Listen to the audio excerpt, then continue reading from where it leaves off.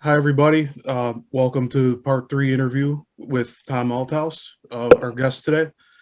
And yeah, we covered a lot of topics so far in the past two interviews, and today we're going to be focusing on the music industry and everything that entails. And a few things I wanted to get out of the way first was there were comments on some of the previous videos that your website had gone down, Yeah, they struck it. and they were trying to figure out another way that they can interact with you if you got anything alternative put up for that for access for the public. We're trying to get the new website up now, switching to the blue pill, which is the actual good pill. So we're changing it around now, trying to work that through. So the intermediate period has lasted a little longer than we hoped, and that's what we're aiming for. So people get really the full dose of what that is and the information that would be on that site, instead of some kind of band-aid approach in the middle. But so I would ask for people just to be patient. We'll get this up. Just realizing this correlated with the resignation of the Warner Brothers top exec that had been there 3 decades in the cover up. And when she resigned without a successor, that's the exact same day they struck the site. So they're trying to close the door on this being known. And it's supposed to stir up some feelings of like, oh, we don't trust the author in the process. But we will have the blue pill site up. So in a sense, we're trying to take what they did and turn it into good. In the meantime, there's the Facebook, with Tom Althouse, that's shadow banned heavily. If you go on there and try to make a comment, a lot of times people aren't even allowed to make a comment. They won't even do it, and they'll say 0 views. So it's a total shadow ban sham. But you can still see some information there, and might be able to message me. So I welcome people to message through, and I'll try to respond. We're kind of got a full platter right now, but with a documentary and everything, which I just talked to the team in like last night. So as far as if you have something really pertinent that you want to share, as far as audience, with content and things like that, or discoveries, yeah, just message through, and I'll even give my phone number where I can't respond to everything, but if there's information that's pertinent, someone can put it through on a cell information. I'll ignore harassments, but I will take to count people that have useful information, and that's 267-893-0847. So I mean, it's tapped anyway. So 267-893-0847 is a way. If you want to message me, you can. And yeah, it'll be fine. I really appreciate that you're as open about talking with others to the point of sharing your personal phone number. I think that just continually adds to your authenticity with everything. So if people want to search for you on Facebook, what should they type into the search bar? Just put in Tom Althouse on Facebook, and if you see the picture of my son on my shoulder on Maui, you'll see the Maui beach, and he's on my shoulder. That would be me. Or there's one, I don't even know what they have now. Let me just take a quick look at this, see if there's something here that shows a icon. It's pretty much maxed out, which is pretty amazing because people get contacted all the time. They're told and said, drop, he's a sham, he's a fraud. And there's been so much of that activity. I can't even get on right now. I can't even get on my site. So, oh well. Okay, no problem. Wait a minute. And did you mention before, do you still have an Instagram handle that people can follow you on there with? I do have an Instagram. I have to even look at what that actually is. It's like crazy. I've been so busy that I haven't even looked at my own platforms. So it's just like this race to get this website up, because that's something they did when they threw the case initially. They had our site struck, and then said, "Oh, he got rid of his site because he had all these things to hide." That was how they twisted it. It's like, no, we actually didn't want our site struck. Instagram right here. I've got. So that's the icon. You see the little right over here. This little face up over there. Oh, geez, Louise. So sorry. Oh, it's all good. I definitely need a secretary again, I'll tell you. So let's go back on that. Oh my God, Tom. All right, anyway. It's so funny. I wrote the piece. There's the little icon guy.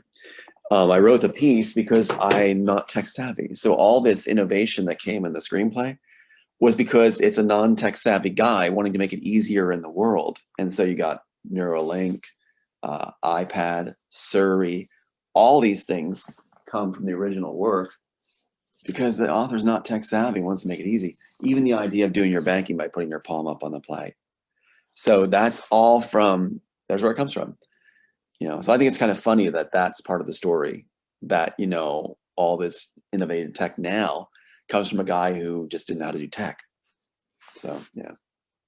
Wow. Yeah. And I mean, even though we have so much access to technology today, it still proves to be difficult for a lot of people to use. And, that's why it's easy for everyone. Yeah. Yeah. So, that's why I'm fortunate enough, or I'm thankful that I'm well versed with video media and that tech side of things, and also dealing with computers and such. But even the rest of us gold. Yeah. Yeah, it's difficult for myself, and I mean, I'm sure many others from time to time. But that's just the way it goes. I mean, stuff's constantly changing. I didn't hop on Instagram until probably like 5 or 7 years after it was launched, because I just didn't want to do anything with that. And I think that my first smartphone was 2017. Mm-hmm. So I was using flip phone and everything until Right. that point. Yeah, just because I didn't want to be connected to the internet constantly. I saw a lot of privacy issues with that, and the iPhone didn't really appeal to me. And yeah, just the concept of apps.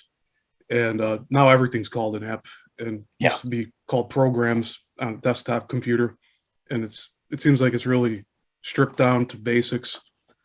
And it's supposed to be easier to use, but it's really gotten more complicated over time. It really has. It really has. The industry just, when they take material or steal tech ideas, they complicate them up. They try to be clever often. Like when you look at Elon Musk's, not a friend of mine, when he took Neuralink from my pages, which is can't be debated, it's ours. And I was telling our documentary team, we're worth a fortune with it proven there. Copyright. I mean, that's gold sealed, copyrighted, everything. But what's interesting is the Neuralink is not called the Neuralink. The Neuralink was originally called the enhancer. An enhancer. That's what it was called. And that's, again, the idea that the original writers or creators are trying to keep things simplified and to the heart. Enhancer. You're enhancing what it can do for your mind and for memory and things like that. An enhanced life. Not a Neuralink. That's garbage. That's just, I don't know. That's just a dumb name.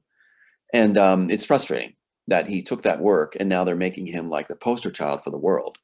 And one of the things they said with Twitter was, oh yeah, he's taking Twitter, he claims, because he loves humanity. No, you're not. You just fired a bunch of poor families, families, and when you took it over right away, carrying a sink, which means you're going to clean house, and you just fired them right away. You are not doing it out of love of humanity. No, and he's part of the World Economic Forum. Definitely. He's approved the one world government type of scenario. And while it does look good from like far away, of somebody taking control of what's considered a corrupt social media site, I'm really concerned for the long-term effects it's going to have. I know there's a lot of people that use Twitter that like to remain anonymous. Yeah. And they might be a part of this new purge of trying to get rid of the bots that are just on there trying to like mix up information and make it seem like there's support for something that really is non-existent. Well, that's part of the rhetoric they used. They said that they were getting rid of the bad elements, the bad families. No, they're not. You're just making it cheaper for them. And it's like in Ukraine, he's working with the Pentagon in Ukraine to be the only game in town. So he's only, again, they spin it as he's some kind of benevolent god. They're going like, oh yeah, I'm not going to charge for this. I'm just going to do that. Yeah, like hell. And so in Ukraine, they'll be controlled. Everything they do will be monitored by the Pentagon and through Elon Musk, if that's his real name. And so they're going to be like, have total control, blanket control over everything there. I mean, anybody with pea of a brain can understand what's going on here. Do you have any insight to what the Starlink program's ultimate goal is? Because I know it's to be like a mobile, like internet hub, and it's supposed to be acting like basically portable satellites, or I mean, Right. more streamlined. It's all connected, and they like Right. if What you've you're going to seen have videos, yeah, they're connected. Like they travel in little dots along the sky, right. but it's really confusing to me. I'm not sure how all I that works, but haven't looked extensively into it, but what I can understand is this. What I understand is that intellectual property is one of the biggest concerns of the FBI, Pentagon, such like that. And it's interesting that in the original piece here that I have, the CIA was what Neo was working for. He was a lower echelon head of the CIA. And CIA becomes central, the Smith agents. They become the one world body governing force. so And why do yeah, you think the Wachowskis flipped that with the roles of Neo and Smith? Since you're saying that your original screenplay, The yeah, Immortals, that you've been showing our audience, like he's like an underground hacker in the Wachowskis yeah, that's ripoff, what they're, and Smith is part basically CIA. So, like, why do you think they swapped those two roles around and didn't go along with what you originally put? I'm just holding this up real quick because that shows that what I'm talking about is there, copyrighted, CIA. Because they are the hackers. They're the hackers, and they're mocking the author by making the character who represents me a hacker. When actually I was groomed to be in the CIA, Central Intelligence Agency. That's why I went to grad school to fulfill the requirements to enter. So I was being groomed to be that, and so my character is that. And so what they do is they reverse it to mock and say, and then they said later in their own article with TMZ, owned by Warner Bros. Attorneys, that Tom Althouse is just a hack. No, nothing hack. And so what they're doing is mocking the author and did that through the article too. So that's why they switched it. It's a much more interesting story if you keep the way it was, where Neo is part of the department that's going to cause all the havoc in the one world society. And also the Smith agent is one of the top officials in the CIA. That's the Oh backstory. wow! So they Yes, actually worked yes, within yes. the same thing. Wow. Yes, right here, and I'll hold that up too. Let me get that real too, because I need to back these all up. So you need to be able to see these, because especially with all the, I mean, everything I say is scrutinized, but I mean, we need to be able to show it and get through all this. So if I get to, we first meet Berenger. Let's see.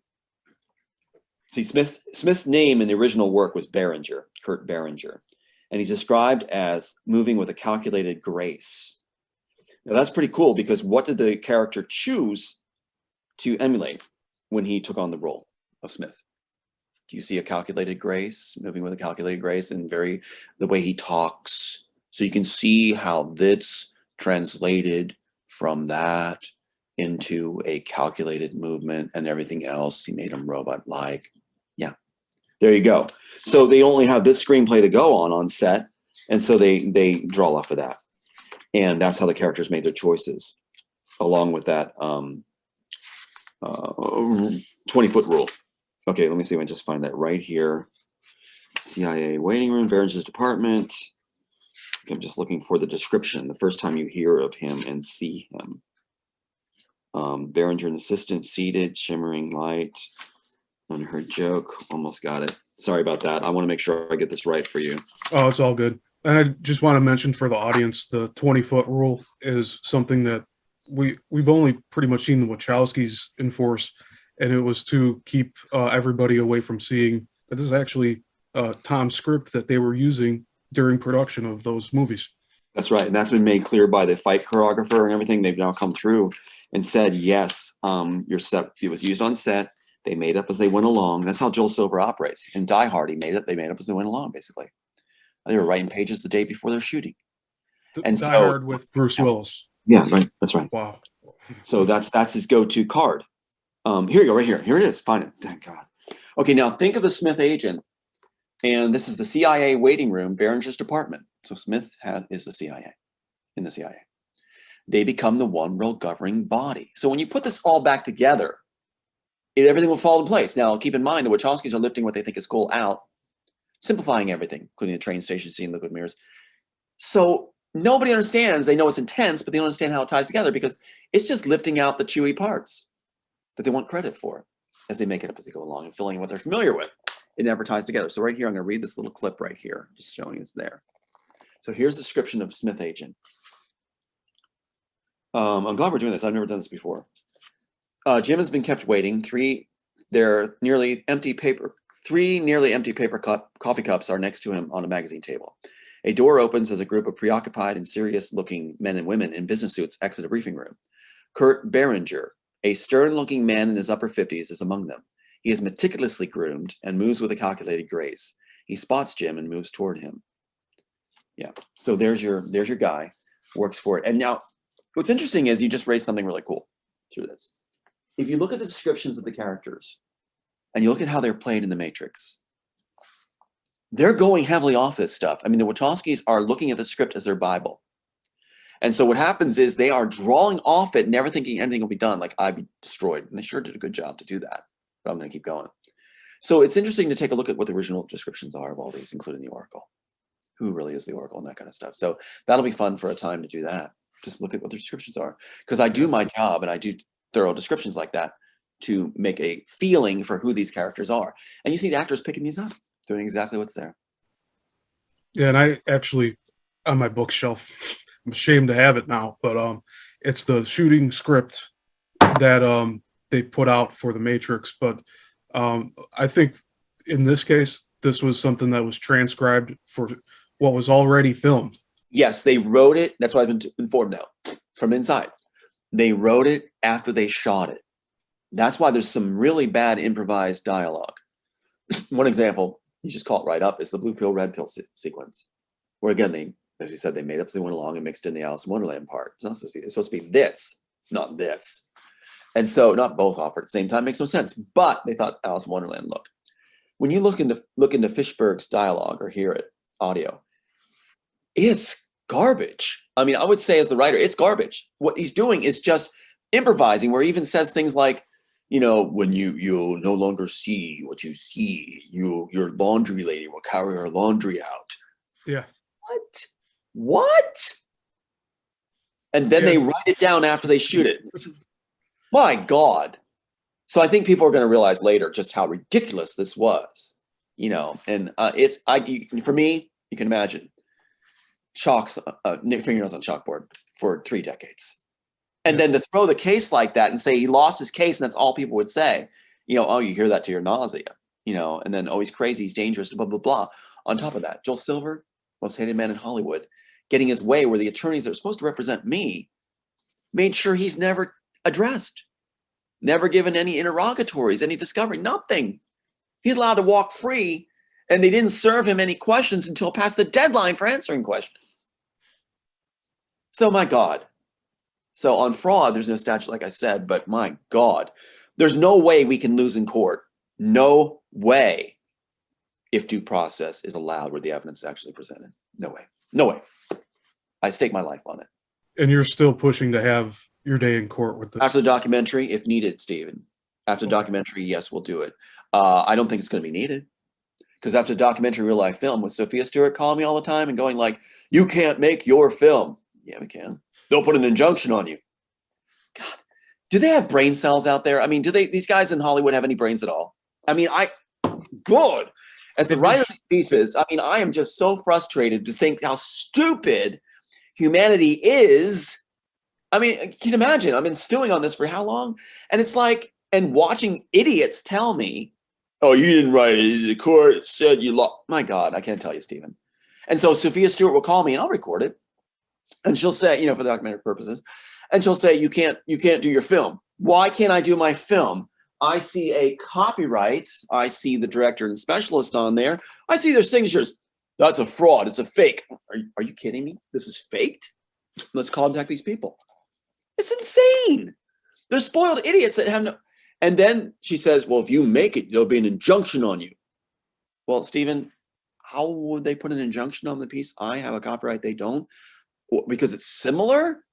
Oh, because the similarities. See in court. Yeah, if they were to put an injunction on you, they would essentially be shooting themselves in their foot. It's over. Yeah. They're that stupid. They think they can intimidate you from doing that. Now, I have 2 dead sons, and they accuse me of not feeling for them. What? That's the accusation now. They'll do anything, throw anything at you they can when I am finishing the job in memory of them and I'm dedicated to do this. And I'll grieve when this is done. I may be down for a month when this is done, but that's no reason to lock me away. You talked about these music industry people and the reasoning that's given in the media for their demise. You know, the reasons that are given are absolutely insane, including the one attributed to George Michael. And why am I holding up the script with George Michael? Let's just take one more peek and I'll just segue for you. Because the last page, again, the last page on this, and I'm getting a pristine copy sent to me. We'll see if there's any alterations, is about George Michael praying for time. End credits. Would have been great credits.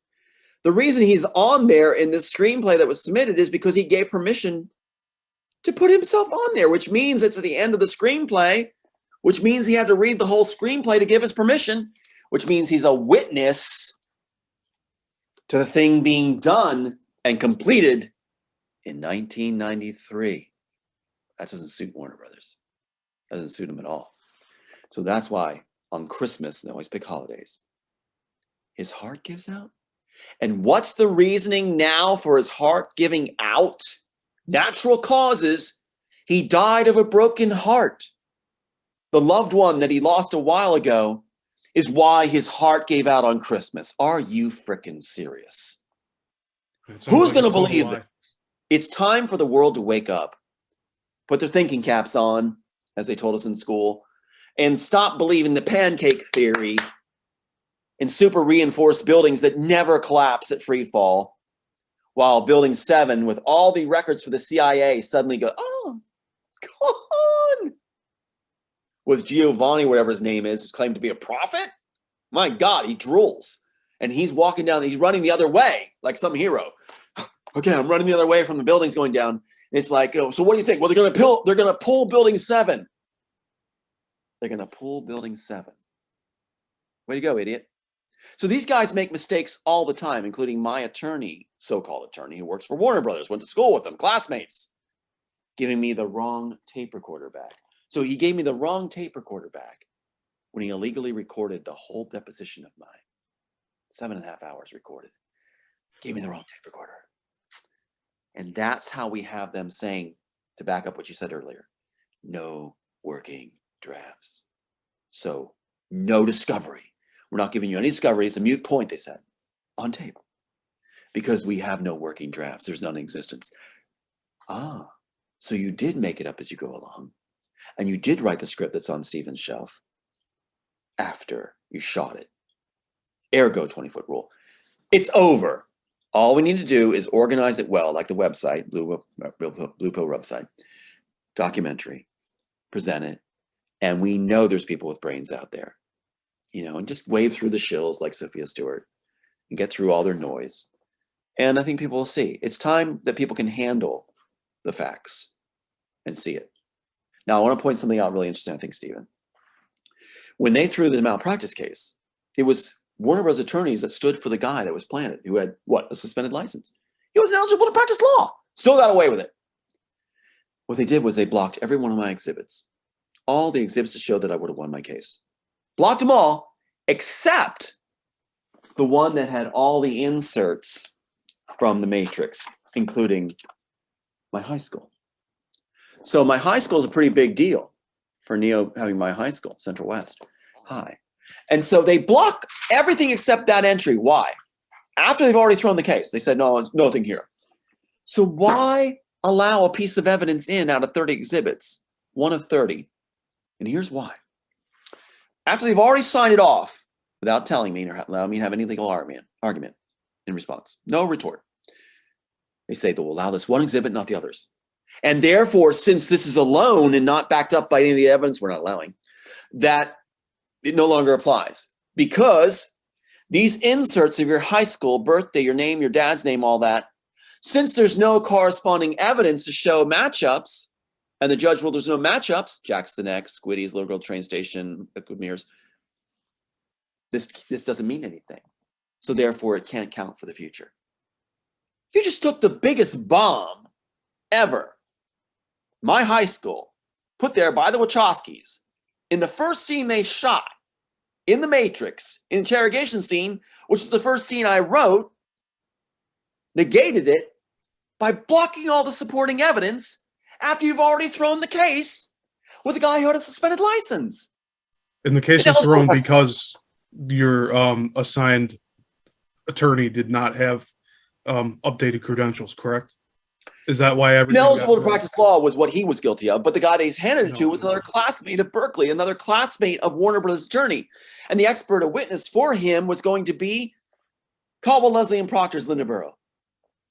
So his expert witness was the guy who had him in her bucket to throw the case for Warner Brothers. He used TMZ, owned by Warner Brothers, to feature the article that said Tom Althouse was a know-nothing hack. So TMZ reported on you too at one point? TMZ's the attorney for Warner Brothers, Linda Burrow, is the attorney for TMZ. Oh, wow. And so they use their own newspaper, Rag Magazine, to destroy the author, featuring the defendants, saying he's known to have their faces and everything. Yeah, that's how they broke the news. And said I didn't respond to calls. They never called me. And they didn't respond to the calls I was making. See, it was a total railroad job. Total railroad job. And all you see is he lost his case, he lost his case, he lost his case. And what year was that happened? I know you told me before. 2014. 2014, okay. And just to refresh the viewing audience here, after the case was thrown, Joel Silver moved forward with several projects that he was planning to also rip off more of your work immediately. Oblivion from Disney. Disney held Oblivion for him. Disney was involved in this from the beginning. The honeypot wife was with Mike Lang of Disney, Harvey Weinstein's boss. On my birthday, July 2nd, he takes her back. It sounds totally implausible. We've got all the evidence. And so what happens is, it is blow away. It is blow away. They said they made this real life story bigger than the movie itself. It's just unbelievable. It's like they're trying to make it that way. And so, yes, Oblivion was held by Disney for Joel Silver. There was no other bidders. As soon as the case was thrown in 2014, boom. And they were going to work on a novel called Oblivion to be plausible source material. It came from this novel. They shelved it. They never finished it. Said they have no plans to ever finish the novel. Not needed now. It's so telling. I mean, God, they left steak crumbs. I mean, it's not breadcrumbs. Do you think they would have finished the novelization if they were still in court with you? They would have needed the source material, plausible source material, just like Ghost in the Shell was used for the Matrix claim. That was in 1994. After I submitted in 1993, they gave all the materials to the Japanese director to come up with, just diagrams. Jacks the neck, genderless people, liquid mirror, all that stuff was from my screenplay, and they just diagrammed it to make it plausible source material. And that's why the attorney for Warner Brothers, posing as mine through the honeypot wife who was the landlord for her, the criminal record, God, he comes and the first thing out of his stupid mouth is, we need to watch Ghost in the Shell. Yeah, because that's what was set up to be the plausible source material. He's not working for you, he's working against you. And his contract said I could never fire him. Otherwise, be penalties off the chart right away. So are you saying that they wanted you to watch Ghost in the Shell? Yeah, with them. Well, we get the idea that, this is done already. Yeah. So later they can say that, oh, well, you're just copying Ghost in the Shell then. That's it. That's why Oblivion, yes, your question was very astute. It's like they would have kept Oblivion as a novel, obviously. They as soon as they announced that they're going to do Oblivion, they scrapped the novel. They didn't need it anymore because the case is thrown. And then he does Altered Carbon. When he does Altered Carbon with Netflix, where the attorneys for Warner Bros. Go over there, that's what's the premise of it. And who's in charge? Joel Silver. And what's he drawing from? University of Southern California. The director's coming from University of Southern California, the Greek director lady. And what's so fascinating is that's where Sophia Stewart came from. Failed writer from there. And what's her claim to fame? We're going to put full male frontal nudity in. Well, that's innovative and amazing and fascinating. Wow, great. That's really, brain cells are firing there. That was done decades ago. Genius. Yeah, seriously. And then what happens is Joel Silver claims, or they claim through Netflix, greatest sci-fi concept ever in the world. Now this hurts. My concept, that's in the story treatment. The rich in the future have immortality. The poor is used as pawns. And suddenly Joel Silver's announcing that. The greatest sci-fi concept ever that we just ripped off from the author, the schmuck. Rich in the future have immortality, poor is used as pawns. But Warner Brothers wanted the action too. So Crunchyroll comes from University of Berkeley. The 3 attorneys that threw our case came from University of Berkeley. Crunchyroll, owned by Sony, also Warner Brothers. And they do Darling in the Franxx. They want to get a piece of it too. So they do Darling in the Franxx with the premise: the rich in the future have immortality. The poor is used as pawns. Good, we got our slice too. Each of them did a take as soon as the case was thrown. The Wachowskis couldn't even wait a week. As soon as the case was thrown, they announced they're doing Sense8. They said it's too big to write down. Okay. I'm speechless. It's too... All right. Pitch session.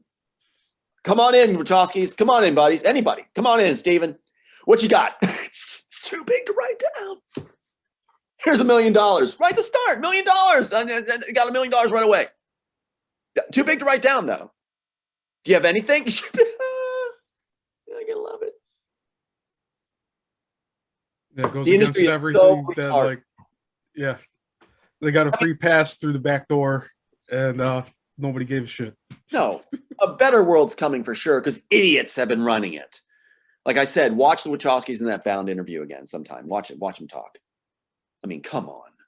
My brother and I, we have a symbiotic relationship where, and the other guys on set, they thought they had a take on what should be written.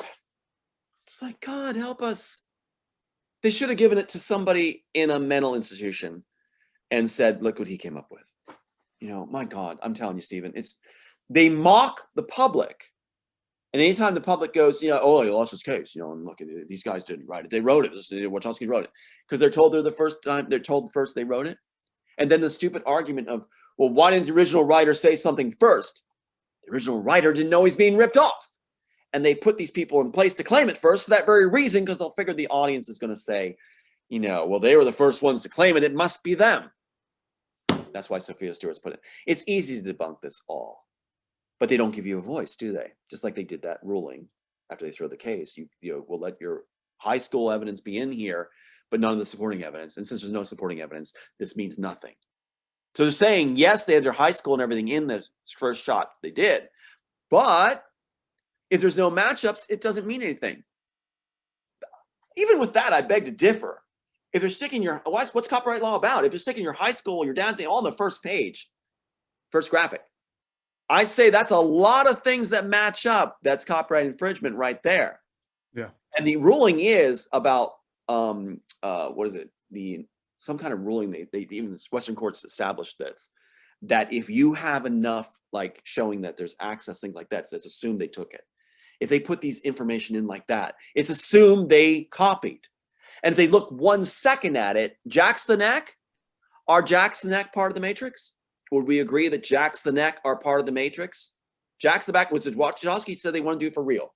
Jacks the Back of the Neck, they said they wanted to do for real after Ghost in the Shell. They claimed off of that. Jacks the Neck are all through this. Now, what do you mean by doing it for real? Like, because they said they're claiming that plausible source material. So they give it to Ghost in the Shell in 1994, that director. He does diagrams. And they go, we want to do that for real. Stephen, if they actually wrote the screenplay, then they don't have to say we want to do that for real. They already have it. But they're saying they want to do what's in Ghost in the Shell for real. Well, in live action film, is that? Yeah, in a film. But that's coming after I already submitted. So what's really wild is, I mean, you look at how they try to play this to the teeth to shut all this down, and all these boner things they've done that are just glaring. I mean, just glaring. That's where it's going to be a laugh fest at the end, when actually all this finally does come palatable forward and people have permission to actually see this, like in documentary form and things like this. They're going to be laughing off their butts because you're going to see how ridiculous the other side's moves were. Yeah. Now, their big tactic is to shout you down. It's like brown shirts in World War II. I mean, you're going to see shills coming all the time. He's a fraud. He's what Sophia Stewart says. Fraud. He's evil one. She even said that. Tom Althouse is evil one. He dyes his hair. He lisps when he talks. And then they'll have people say this all the time. These shills at the end of comment threads, they'll go, I couldn't watch him anymore. I couldn't listen to him anymore. I had to turn him off. that's supposed to encourage other people to turn off what we're talking about. Yeah, they're having cognitive dissonance. Yeah, like they can't handle conflicting ideas in their head. Yeah. So that's the tactics they've used in order to try to steer people like sheep away, but people aren't sheep. There's too many critical thinkers out there that know, and then when you give them facts, that still has weight. That still has weight. And so they're not going to pull this off anymore. And the shills are getting boring and tiring. They're having trouble with their shill list because they know it sounds pretty stupid. They're hit and runs now. They're just to hit and runs, or they make these comments and disappear with these weird like crypto pirate tags. It's like that's all they got left is these like roadkill attempts. In your script, The Immortals, did it feature using phone booths? No. Okay. No, that's the stupidest thing in the world. Okay. If you're the agents, just bug the phone booths. If you control the program, then just do them. Yeah, that's a perfect fly trap.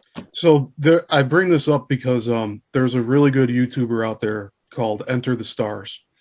And he's been covering this for several years, but the past few months, he's really been knocking it out of the park. And what he's essentially been doing is linking all of these different films, even going back to Batman in the 60s, so I think like 68, where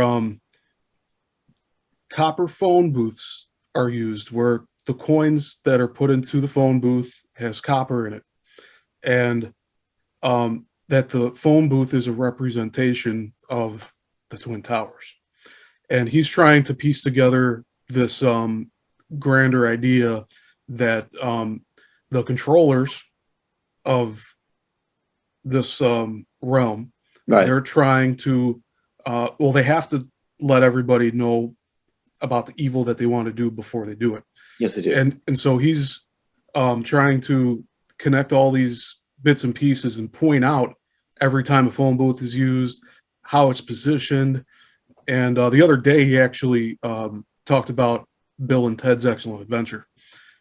And something that just blew my mind with that is there's a scene where their future selves show up in a parking lot and there's two phone booths present. Right. And he's like, look at there's two phone booths. Right. Just like the two towers. Right. And when the phone booth disappears, what does it do? It doesn't spin like Doctor Who. It doesn't fly away. It goes pancakes into the pavement.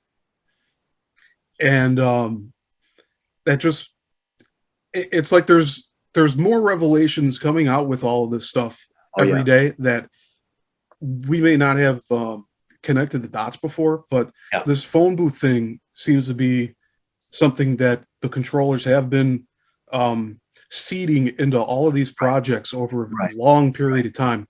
And I don't know, we can probably get into more detail about who was in control before Mike Lang and a few of these other people, and maybe get a broader perspective on this. Right.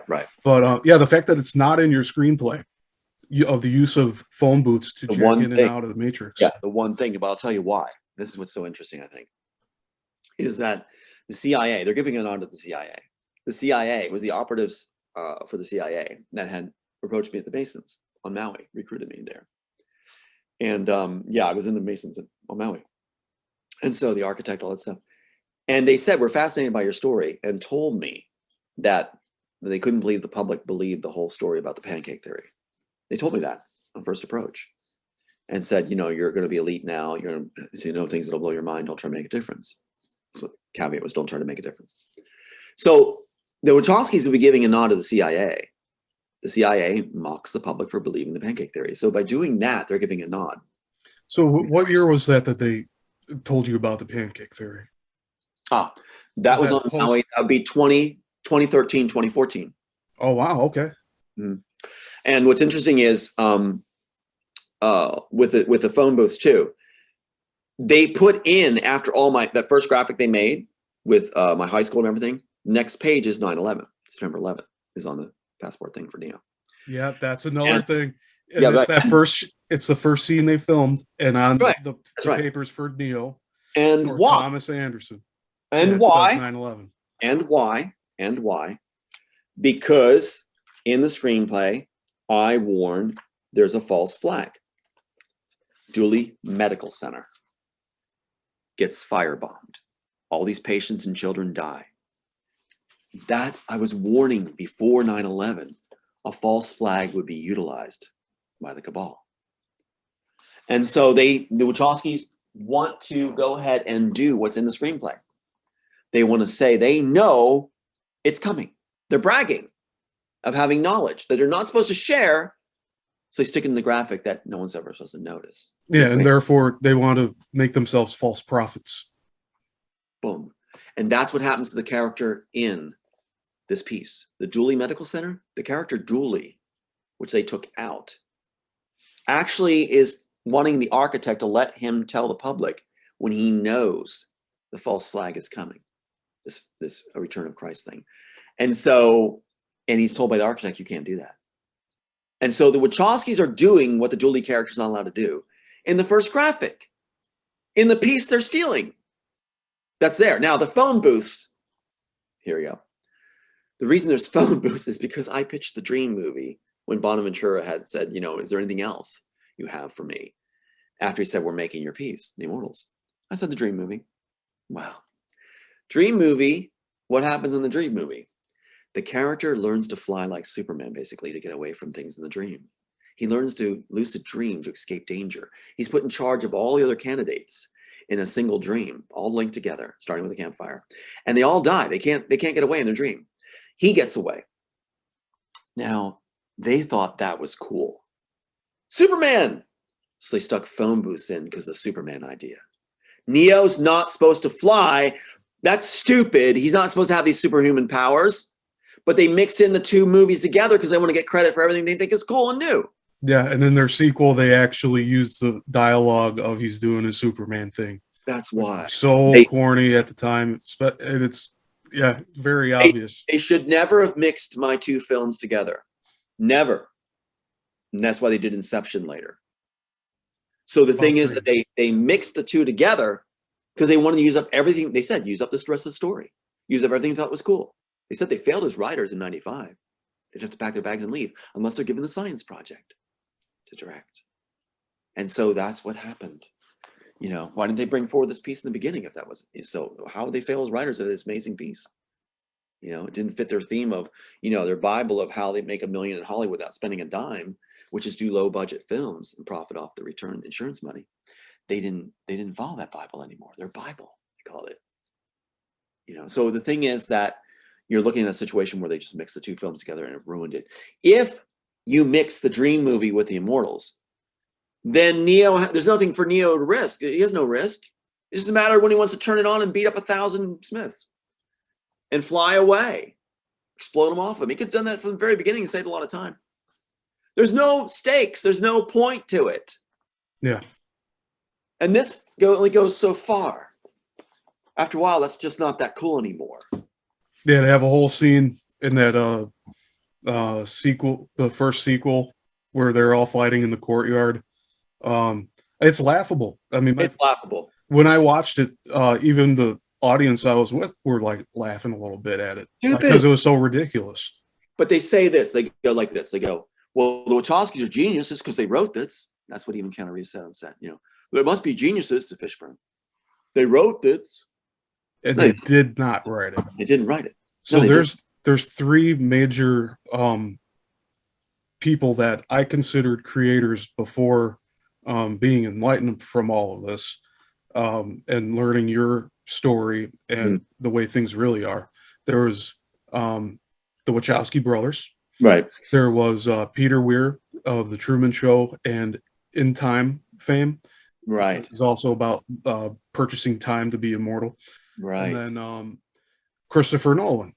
I considered these three creators as authentic and to a certain extent geniuses. And I'm glad that this year my eyes have been opened now to the fact that they are just towing the line for controllers that are handling them. That's exactly right. And it's a very difficult thing to deal with because this is about I want to say almost 30 years of dedication to studying the film industry and how to make movies and how to write scripts and what is considered layered messaging and just the right way to present things so that it's a repeatable to watch. Right. And, like right. you can like film study. You can pick these films apart like I have with these three people who were chosen to direct and take credit for writing all of this content. Right. That they're everybody's been blinded to the fact that these aren't made by the people that it's credited towards. Right. And so everybody's been misled. I know a lot of people share the same viewpoint I did with praising Christopher Nolan. Now I know he's a piece of shit. Yeah. And the same thing goes for the Wachowski brothers, but that was actually more of a thing that I came to realize on my own when they announced Matrix 4. I was so angry. I was on shift at work at the time, and I was so upset with seeing that announcement of the fourth one because, in my opinion, it did not need to happen. It wasn't necessary. No. For something that, with a trilogy that I started projecting my own ideas into to make the films better than what was actually there. Right. I became infatuated and I idolized these people, and I felt betrayed. And Right. really, we've been betrayed this whole time Yeah. by the people who are actually controlling these individuals. And but I vented. I talked about their fake transitioning, their cross-dressing, and I just didn't care anymore at that point. And I was trying to be careful in the past with being politically correct and not really trying to step on anybody's toes. But game on now. Like I really don't care. There's people that have tried to destroy my business with my own small film company that I want to be producing things with. Right. Like they've tried to blacklist me. Right. All because I had a different opinion than them, and I Right. was vocal about it. Right. And I now know that my voice is very powerful with video, and the gifts that I'm able to take video and edit together, and it is an art. It's an art to me, It is. and it's for many others too. And these people, like the Wachowski brothers, they're not artists. No. They ended up, like you said, doing as they were told, and towing the line. And one of those things is them cross-dressing for this whole agenda that's playing out now. That's right. Where I'm watching school board meetings across the U.S. right now. There are so many upset parents about what they're trying to do to these children, and how they're trying to hide it from the parents too. But they've been slowly seeding and introducing these ideas way. I don't know how far back, but it was becoming obvious to me in the early 2000s that something wasn't right with that. And I didn't say anything about it because I was young at the time, and but it's the same message they're pushing now, but like it's 1,000 times worse now, where they're trying to they're forcing acceptance and tolerance and all of that, and the end goal is mandatory acceptance, or be fined or jailed or put away or made disappear. And but it gives me hope that all of these people are speaking out against this stuff right now, and that they're confident enough, along with yourself, to expose what's really going on and how that we're not okay with it, and that we're not going to stand down from it. And it's it, like I said, it's very difficult for me to detach myself from what I really was considering idols in the film industry, and accepting the truth of the matter, which is like I said, these people are not who they say they are, No. and they have not done what they claim to have done. And you're a prime example of showing what the truth really is. Mhm. And yeah, how they flip everything upside down too, Yeah. like the red and blue pill thing. Yeah. That was a hard time from the first time listening to you online when I found you, and you revealed that the blue pill was actually the better option of the two. Mhm. Mhm. That was difficult to digest because I mean, even in current politics, they're talking about red pilling people, Mhm. meaning revealing the truth to others, Mhm. and it's all upside down. It's the heads on the floor, the feet are up in the air. Right. Everything's reversed right now. That's right. That's right. Yeah, the blue is good. I mean, when you put it back in the story the way it's supposed to be, blue pill, red pill, it propels the story along. If the blue pill is the underground pill, where it's the bootleg pill, and it's not perfected, has painful side effects. But if you take that blue pill, you can enter in to make a difference in that red pill society where that's on the blood of the children, this kind of stuff. Then it makes sense. I think it's a more interesting and more powerful storyline element where it's like the blue is your only way in, but it's going to cost you. It's going to be painful, but you do want the truth. And this is the only way we can do it from the outside to go in. I think that's more interesting. That's more stakes higher on the table. So yeah. Yeah, there's more risk involved too. That's right. In that sense. Just like robot-like agents. God, thanks to Joel Silver. Robot-like agents. No, like we said, it's not robots in the program. And the execs on Warner Brothers went round and round with him saying, what do you mean robots in a program? He's like, Bob, you gotta understand, it's robots in the program. No, Joel Silver, you read it wrong. You're too lazy to actually check and see what it really is. And that's the problem. You know, it's right here on page 58. Joel Silver didn't have the patience to actually read the script properly. Robot-like means that you're not allowed to show feelings. Again, go back to the actor's choice who plays Smith. He's reading off these pages, right, Stephen? So robot-like means that you're not allowed to show feelings or you're terminated. You're monitored completely all the time. Anything you see, if you react to it in the wrong way, that's even illustrated in there. In these pages, you see an agent terminated by the Smith agent from the room of monitors because he's showing feelings. He gets himself back under control, and his associate is saying, you know, he's okay now, and he eliminates him, pushes the button, eliminates him from the room of monitors because he dared to show feelings. Now, if that's a robot, Joel Silver, in the program, who the hell cares? But it's an actual person. And we start to think on the layers of it that this person's not allowed to show feelings. What about memories that he cherished? What about those memories? What if he saw something that triggered something from that? And we understand where he's coming from. What if it was us in that situation?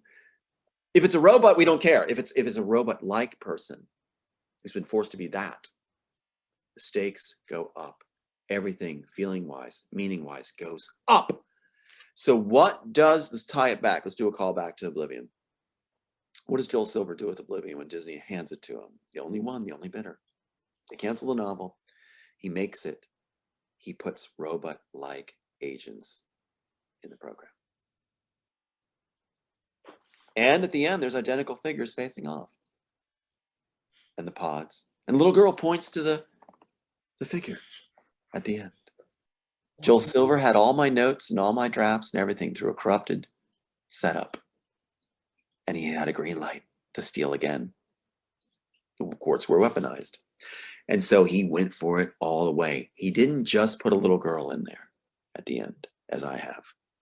He put a little girl that looks exactly like my daughter, to the teeth. Perfect match. Now, she's not screen material. She doesn't have the face of a screen person. That's why they picked this girl that looked, with all the fallibilities, exactly like her. Joel Silver went the full mile. Gotta mock that author. Yeah, they've becoming more emboldened Yes. the longer that they perpetuate the lies of them owning these ideas as their own. Well, it's interesting. You just made me think of something where they kept screaming at me, these different attorneys. But the one supposed to be representing me, that was the landlord for the honeypot wife, who went back to Mike Lang on my birthday, had a criminal record and was in jail for prostitution, ex-con, right? Everything's expunged. Last thing we did. Both sides, the attorneys were screaming at me, you will not go to the judge. You will not talk to the judge. You will not talk to the judge. Screaming at me. Wow. They're concerned that this could all fall apart if the fraud is revealed. And they're talking about how they could go to jail. As if I care. What, I'm going to let my son lose all his inheritance and everything. And having suffered everything he's suffered. Because these poor attorneys might go to jail. It's like, they're that narcissistic? Yeah, and then when you actually care about your son more than these attorneys, then they try to call you heartless and It's like my sister, when my sister called when the death of my son after 2 years of absence, and she's saying, if you don't say you're bipolar, suicidal, and angry, we're talking about music people that were murdered, and it was called suicide. What happens if something happens to me? My sister gets on the air and she'll say, what she's saying now, he called me all the time and said he's suicidal, angry, and bipolar. No, I didn't. She was trying to make me say that. Fortunately, I taped this thing. And in it, you hear her, like I said, what does she say? Just like this other one. She says, if you don't say it, we're going to have a relationship. So it's a strong arming to make me say something that's going to be what she announces on the air when I'm dead. Yeah, she's trying. She was Yeah. recording the phone call most likely too, Yes. so that she can have so-called proof that whatever she wanted to lie about you had validity because of the recording. Joel Silver was afraid he might be pegged for the death of my son. Hit and Run had just occurred. He left the Altered Carbon project right after Hit and Run. Missed on me. I mean, nearly missed. I went down and got some abrasions and got messed up. I got hurt bad for that car racing through. But the thing is, it came up from behind, boom. And then he resigns from the project. So the sister then calls that very time and saying this, and then she says this, if you don't say this to me, back to me, really, verbatim, then you're saying I don't matter. I'm like, well, Julie, if that's parameters, you don't matter. But the thing is, what kind of thinking is that? It's like, Stephen, your sister calls you and goes, Stephen, you got to say you're bipolar, angry, and suicidal. Say it back to me. It's like, when you just had your son murdered that very day, we haven't heard from him in 2 years. Who's going to do that? Yeah, there's no trust there. No. And it's really suspicious too. Yeah, so now the claim is that these 302s that hauled off by SWAT teams is that, he calls me all the time and says it. Show the phone records, but they won't do that. They don't look at the evidence. Show me the phone records if there's all these calls. That's the last person I call in the world. She's a monster. The one that my son doesn't want to ever be near. Why would I call her out of everybody on the planet? What kind of conversation is that? It's like, hey, Julie, it's your brother. I hate you. I know you do. But listen, I just called you because I wanted to tell you that I'm this and this. I'm going to take your son away. Oops. What am I thinking? I'll call you again real soon and say it again. It's insanity. Watch the Wachowskis talk. If you hear my sister talk, she sounds like the Wachowskis. And it's all about rewards and power. That's all it is. With a congressman who's FBI operative, who's the one who destabilized Ukraine in 2014, where they made it a proxy state. And we made our own paramilitary there. And we got rid of those that wanted to remain neutral outside of NATO. But they needed NATO there so they could tweak Putin's nose. And just for YouTube purposes, this is just, we're talking about history and not what is currently going on. That's right. I know you're saying 2014. So 2014. We're reflecting back on what has already happened. That's right. So, 2014. Yeah. When the case is thrown. Yeah. And when did George Michael die? Was it 2016? And when was everything thrown, including any chance to rectify this? 2016. When did my sister get bought? 2016. When did the honeypot wife go back to Mike Lang on her birthday? 2016. It all happened in 2016. And what were the Warner Brothers attorneys concerned about? That the proof would be shown, the witness would show that this was written in 1993, not 1996. That's what's their big concern, because the first title of Matrix on the screenplay is 1996. So they had the attorney get rid of any copies of any scripts that were drafts of 1993 on through 1996. That's what he's doing. Clean our files out, destroying evidence. And what happens is then they had to close the door. In 2016, they don't waste time. They wanted to make sure that that door was shut permanently, so George Michael had to go. He was the best witness in the world to show that the piece was completed in 1993, and I showed you why. Now, what info do you have on George Michael in terms of how he was handled in the film or the music industry? Because I know we keep on touching here and there on, and we'll get to everything today that I want to discuss with that. Sure. But so did you consider George Michael outside of the circle of controllers and influencers? Do you see him as a similar figure in the industry as you? I see him as somebody who maintained a heart. In my interaction with him, I feel like he had a heart. He was somebody who would sit down and listen to what you had to say. He definitely checked the script out and made sure that he approved of it. He didn't just say, take it, you know, and that's why I honored it by putting that entry at the end. So I would say in that sense, he's outside the system.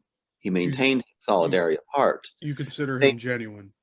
Genuine, yes, I do. At the same time, the way the system works, they offer you the world, party, have a great time, and all that stuff. He did partake of that. That's part of what they offer you, that lifestyle. So he did enjoy that lifestyle. But as far as a heart that's showing through in glimpses of those windows of time, yeah, he had a heart. And so they never took that away from him. So then they claim his heart gave out. You know, so what they did was they murdered him. And they made sure it was on Christmas. The holiday, it's very important that they do it on holidays. When was my son killed? Sean was killed on the Ides of March, when Caesar was killed. That's on there's a purpose for that. There's a reason for that. They like to attach little messages to it so they can rib each other and say, hey, yeah, you know what this, they always say this phrase. Here's the phrase they use. You know what it means. I've been told that a number of times. You know what it means. And that's the way they say it too, with hostility. You know what it means. They're mocking without having, or them thinking that they will not have any repercussions. That's right. Nothing can be tied back to them, and they think they're doing it in a very clever way. That's why my son was killed with a snowplow. And it's more to deflate you and the others that they're trying to suppress, but you didn't let that happen to you. No, I'm not going. I'm very glad that you didn't. Yeah. Well, thank you. I'm going to finish the job. I mean, I've been mocked to tears, mocked to death. Sophia Stewart's jobs do that. The shills that come on will do that, and they'll just be brutal. They try to get everybody to follow them away, usually by the last part of the thread. You know, like I only listened about 10 minutes. I couldn't take it anymore. You know, it's supposed to make people go, oh, I better not listen. You know, it's usually after very sweet comments, and they have to stick that in there. But the thing is, that's their job. I'm told that's their job. You know, they're supposed to take people away. Yeah, they're assigned to do that. And that's their job. And the other players, like I'm doing this for the documentary, they want to know about the strata of different titles and players within the system of the cabal, how they all operate. And you got those that are actually paid. I was told this by a CIA operative. They're paid to take up your time. So what you'll see is, you may get this too, is tons of messages from a certain party that you don't really know. But your phone is loaded with these of nonsense. It's supposed to take up your time. And then they'll harangue you and go like, you know, you're not responding. Almost like the Eminem song with a guy who goes off the bridge with his pregnant wife in the trunk.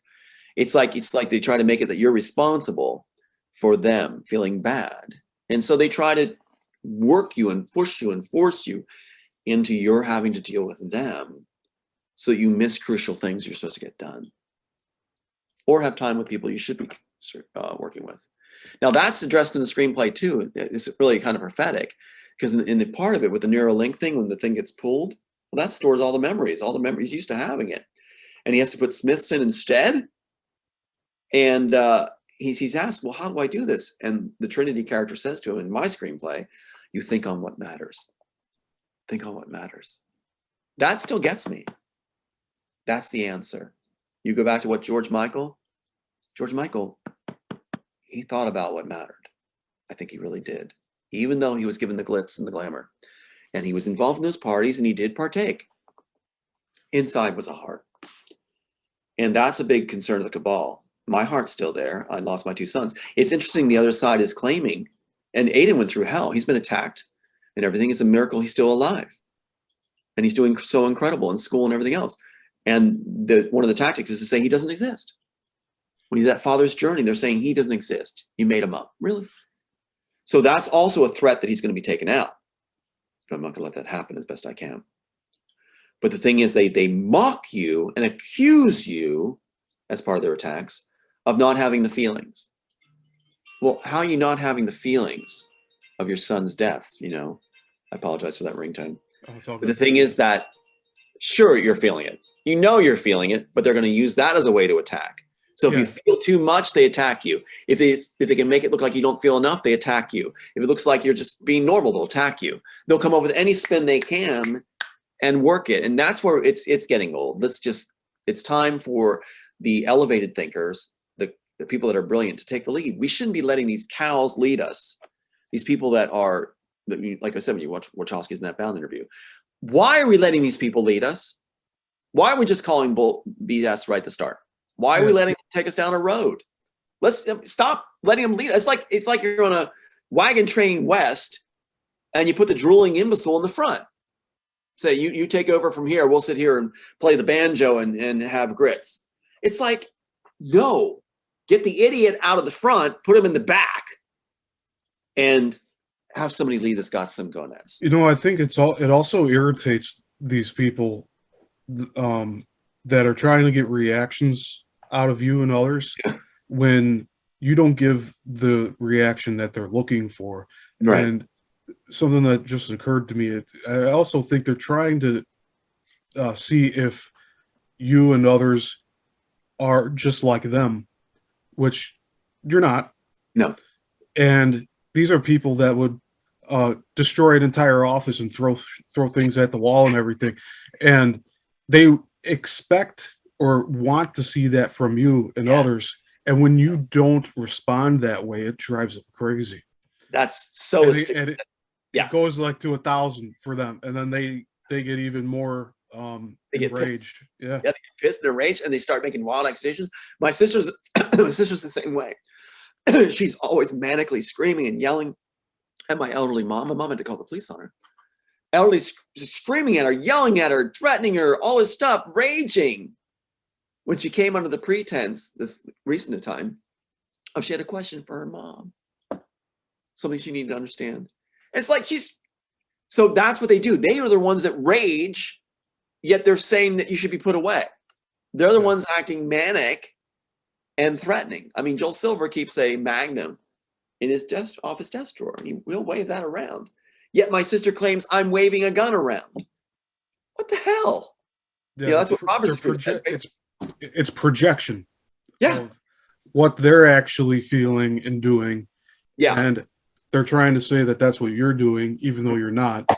No. And then on top of that, it amplifies their own flaws and insecurities. Right. And it's a continuous negative feedback loop, and they're trying to get you caught up into it, but you're not having any of it. And it's great to see. Well, look at that tag. Yeah.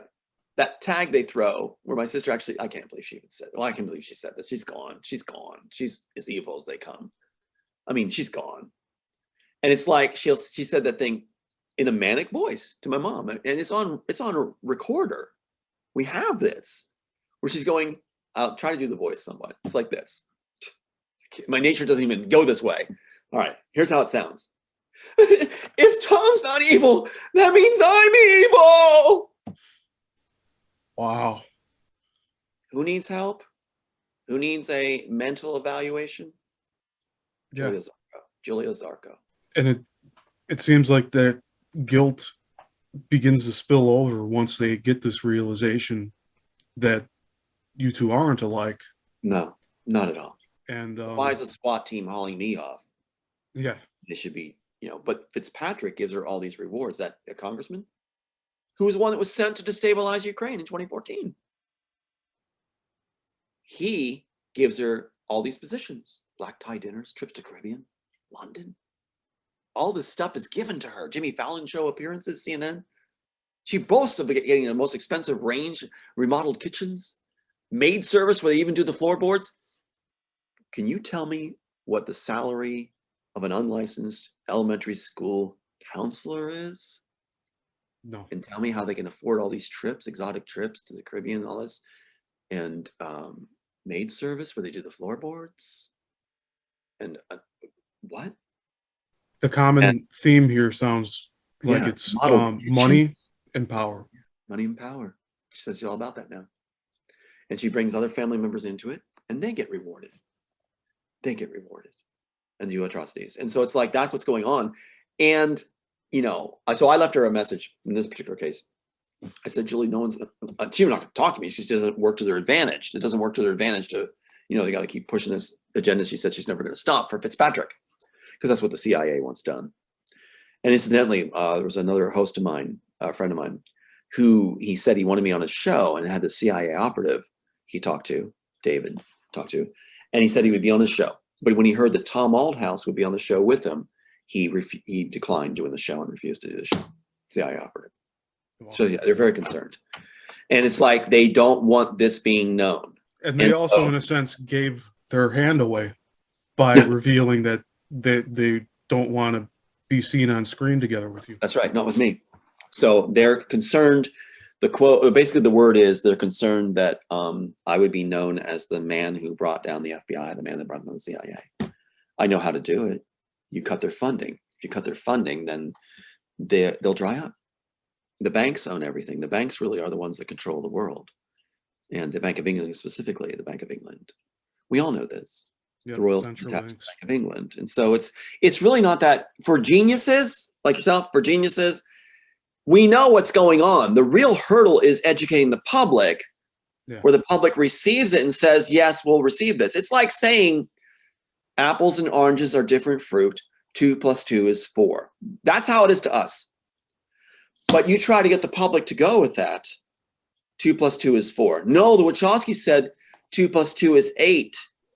And that's a different reality where it's actually a 5. And then they are so smart. Yeah, there you go. I have this book on my desk. Good.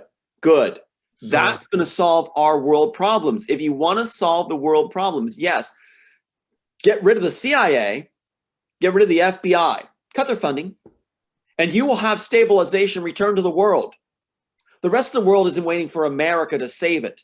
The rest of the world isn't filled with imbeciles going, we can't think for ourselves. Any dictator that comes up, we'll worship him because we're not Americans and we don't think clear. We need Americans to help us. Help us because we can't think clear. We're from Persia. We don't know how to think, even though we have a culture rich as antiquity. We just don't know how to think for ourselves because we're not as smart as Americans.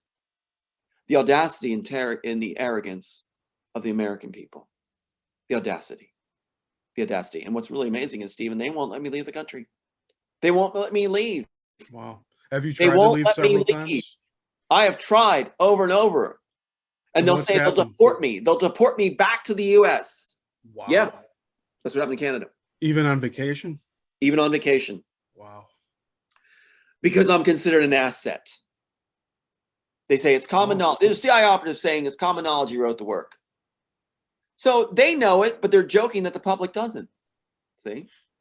So I'm supposed to turn against the American public and the rest of the world because they're telling me they don't get you, Tom. Why? They're not worth saving. Isn't that something? Just take that apart for a second. Just dissect that. Take each piece of that real quick. A couple pieces. So I'm fighting for the people. So they have Elon Musk make the statement. I'm taking Twitter because I love humanity. No, you don't. I do. The people like me do. He wants to replace humanity. That's right. They replicate you. Mm-hmm. Keanu Reeves played my character. The character I wrote, Neo, the character, was what I wrote for myself so I can flesh out the character. So now he wants to be Tom. And they even use the name Jim Reeves. Jim Reeves is now the main character in Terminal List. So that's number one show. Is like Jim Reese is what he was reading on set. So that becomes the thing of terminal list, which I'm on a terminal list. So what you have is I'm being told by the cabal, and I've had about 6 different Illuminati contacts right now. In fact, I can pull the red envelopes and show you. Yeah, if you want to. Okay, here, 1 second. This is what I like about Tom. It's like he's just right into this. Like no censor. It's great. So these are from the main guys, and that just came. I've got 6 different ones courting, saying you're accepted. You're accepted. So Their argument. Can you explain why they're in red envelopes, and then go ahead with what their argument is? They're claiming that the red is all about Lucifer thing. So you're required to wear red or black 3 times a week. Now I didn't know that before. So according to whom? According to the heads of the Illuminati, these different groups. One's in Hollywood, one's in New York, one's These in are London. rules that internally they follow. Right, you have to do this. Okay. So what's interesting about my sister is she's always wearing red. She's always wearing red dresses all the time now, ever since she got into it. So here's the stuff they send you.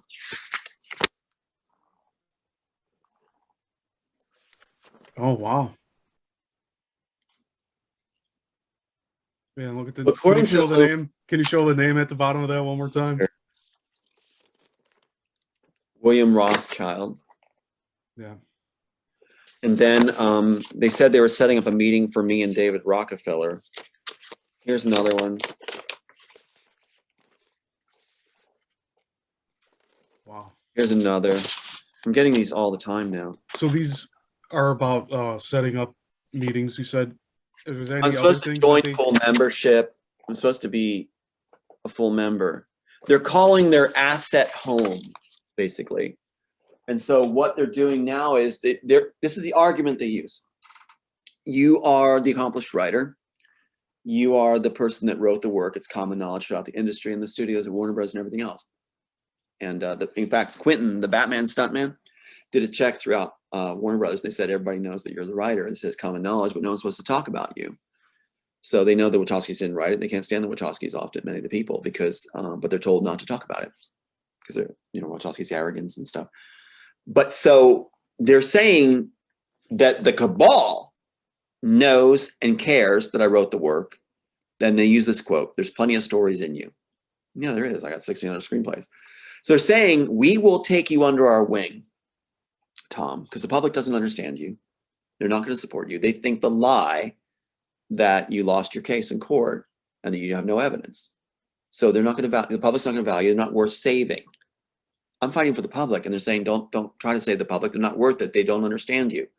They're not standing for you. Yeah, and they don't think that the public is worth saving. They don't think they're very selfish. Yeah. They're trying to prove that the public's dumb. See? And that was pretty effective. I'll tell you, initially that's pretty effective, because what do I feel as a writer who actually has the copyright? When I hold this up, and then they say it's a fake? I mean, Stephen, when I hold this up and people don't get it at that point, and then they say you don't show the work. How many times have I opened this up and showed all these different things? And you can freeze frame these things and take any freeze frame on this. Yeah. So BS. And so there's saying, if people wanted to go down to the copyright office and pull up this copyright, would they be able to do it? Should be able to, yeah.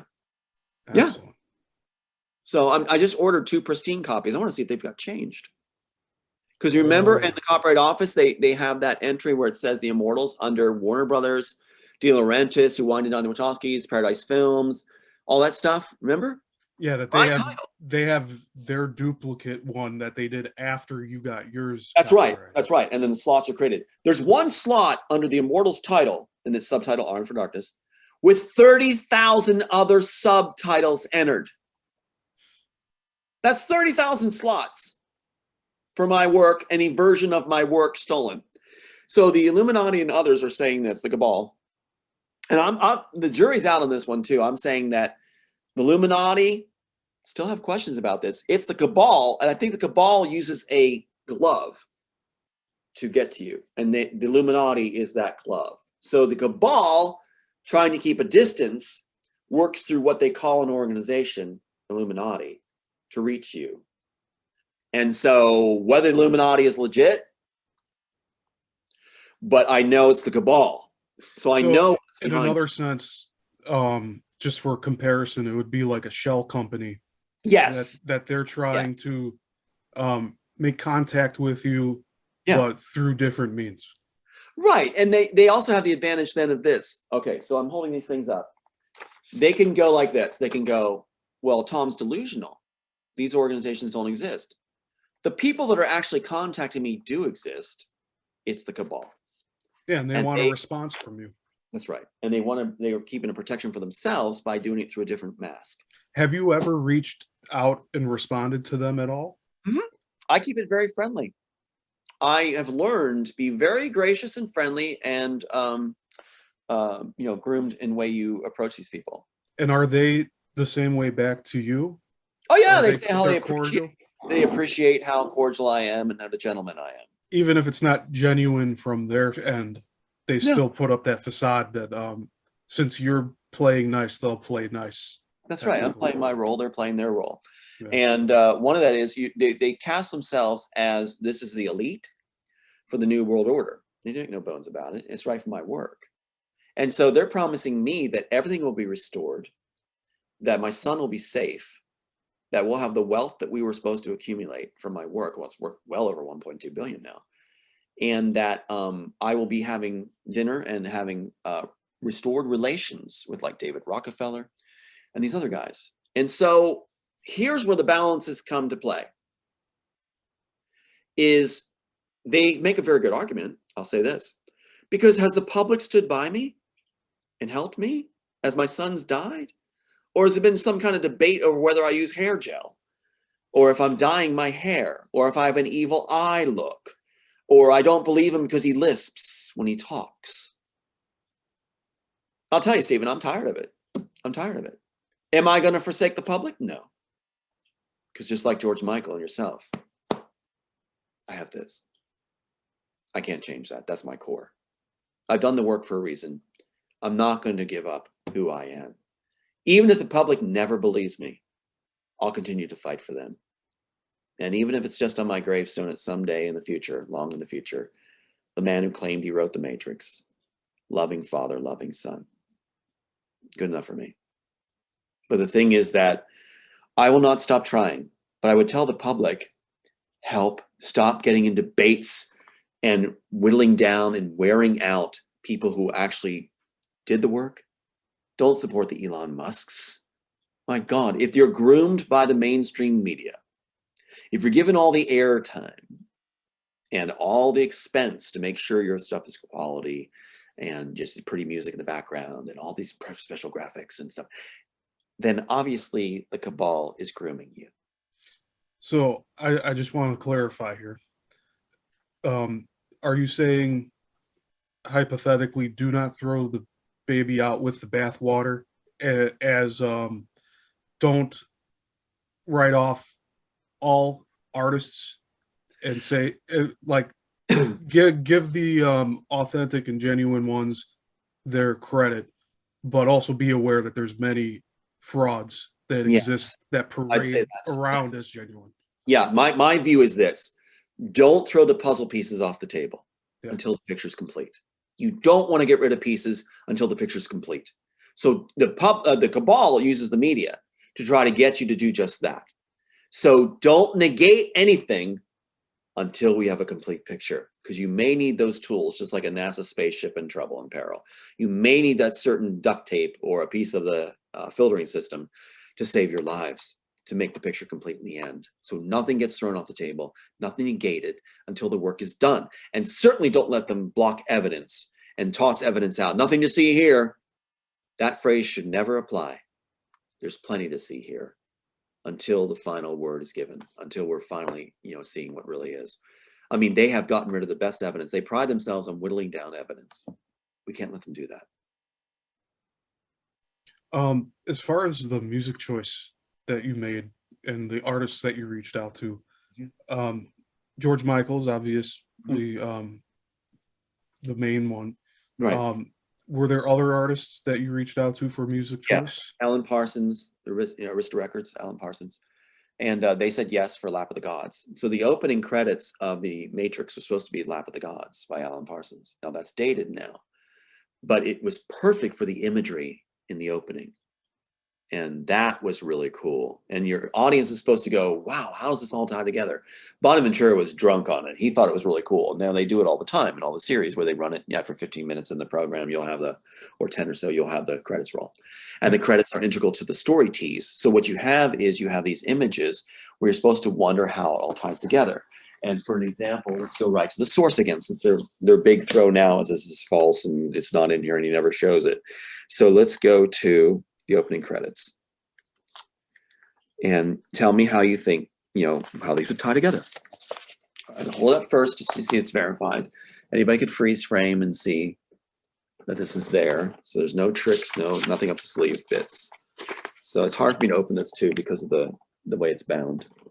Okay, so I'm gonna read now quickly a montage. This is what, now think of Bonaventura hearing this for the first time. So I actually played Alan Parsons' music while I listed off these imagery as the music played where it would fit, and he loved it.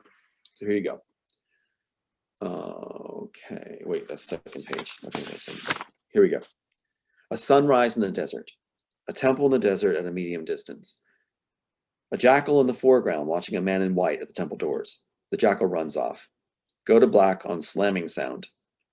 Immortals in large shiny metallic letters in a field of flames. Organ blast on the organ blast.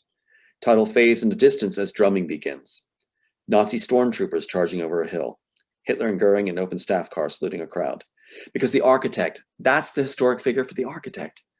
They tried to say it was about Hitler and Christ. No, that's the only figures that make it work for the architect. And what they did was when they stole it, they just made the architect. Because they said, Diane Bellis said, the story department head at the time, no one's gonna be arrested in Hitler. So they took Hitler's name off and just called it the architect. That's not a big change.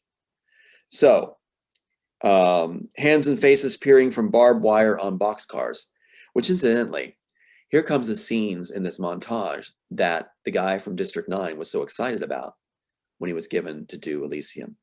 And he says this is why he did it, because this imagery. Well, if that's what made him do it, what screenplay is he talking about? It's right off ours. Jewish citizens being shoved into line by Nazis using guns butts. Starving Holocaust survivors lined up along barbed wire. That's the one he talks about. Lovecraft. You'd think that they'd want to go ahead and make that verbatim too. You know it. Yeah. A little girl wearing a Jewish star clutching a tattered doll and crying hysterically in the mud. Do you know that Steven Spielberg did Schindler's List in 1993, right after I submitted this? So in reality, he did just jump right on that immediately. That's incredible. That's while his number one guy was chewing me out on the phone, his best friend Peter, who took my housemate away, saying, "Don't you ever effing come to Hollywood, you're a dead man." Steven Spielberg's best friend Peter from New York.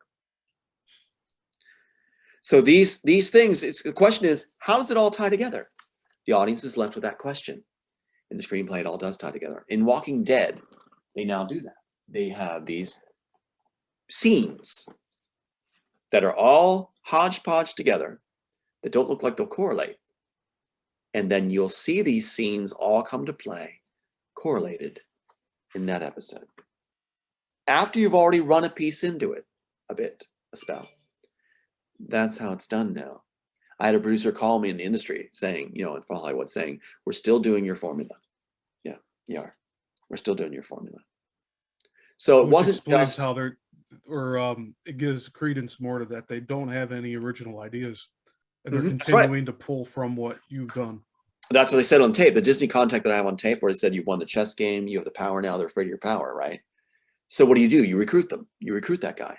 You recruit them so that they're no longer a threat. You control them, put a yoke on them, right? Dangle the carrot. And that's exactly what's going on, or a bunch of carrots in this case. That's what's going on. They say they know that this is my work. It's common knowledge for the studios. So they have to employ me. And they're using the public against themselves. They're saying the public are idiots. They don't get it. They're stupid. They never will. Don't help them. They don't help you. Why are you trying to save them? There's a war coming. And there's going to be a reduction of population. I'm trying to help the very people that are putting me down. Has it been worth it? No. Hasn't been worth it at all. Am I going to stop? No. Because the fact that they're alive makes them matter. The fact that they have life and families makes them worth it. I feel that to the core. So I don't care what they say about me. Humanity matters. Life matters. Because they're alive. That's as simple as it goes for me. So there's nothing they can do to make me stop feeling that way. This public can scourge me, put me away, kill everything I love. I'll still fight for them because I'm fighting for life. And as silly as that sounds, it's got power. The cabal can't beat that, right? And they can't do the suicide thing no matter what they do to me. Because what's the philosophy behind a tremendous empathetic person, or tremendous empathy, as it says in my one report that my sister tore up? Tremendous empathy means I'll never commit suicide, ever. Because that would mean I couldn't help people anymore. That's the key. I can't take my life ever because I would not be able to help others. And you know what runs through my mind? What if somebody needs me? What if I could save like a little girl, little boy? One person. What if I'm not around to help them? That is my Tom Althouse's driving force. And what's interesting is you see the character of the people in the writing. They did reveal themselves, didn't they? Because in The Matrix, you have the Wachowskis spin with their other writers inside helping them, making up as they go along. And it's empty.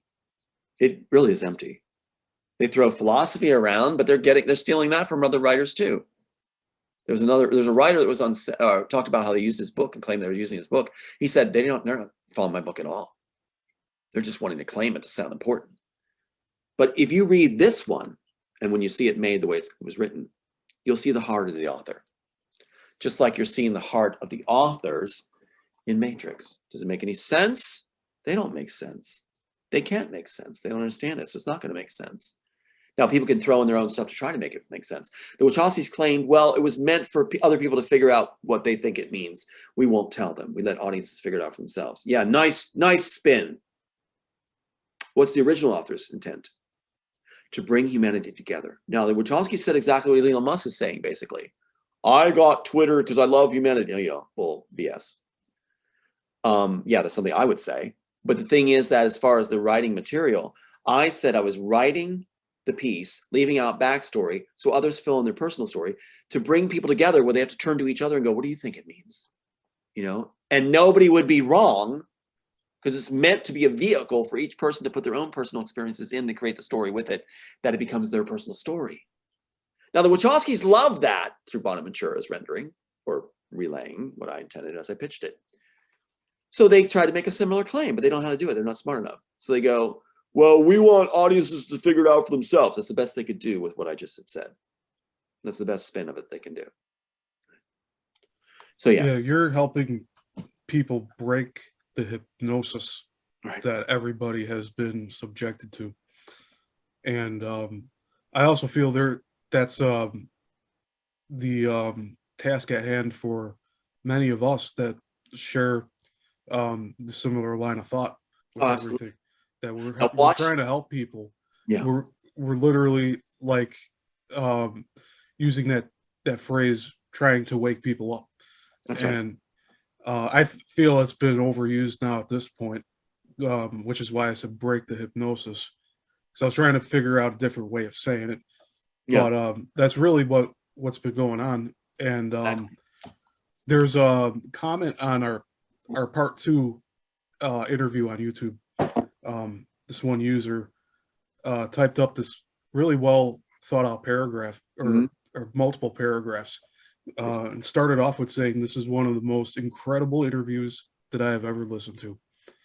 and they went into about how they were deceived by the Wachowskis initially with viewing what they put out as their own work, Right. and how they were suspicious of this at the time, that they couldn't articulate, like you've shared several times already, that they just cannot put thoughts together, and it doesn't match up with the work that's presented as their own. Right.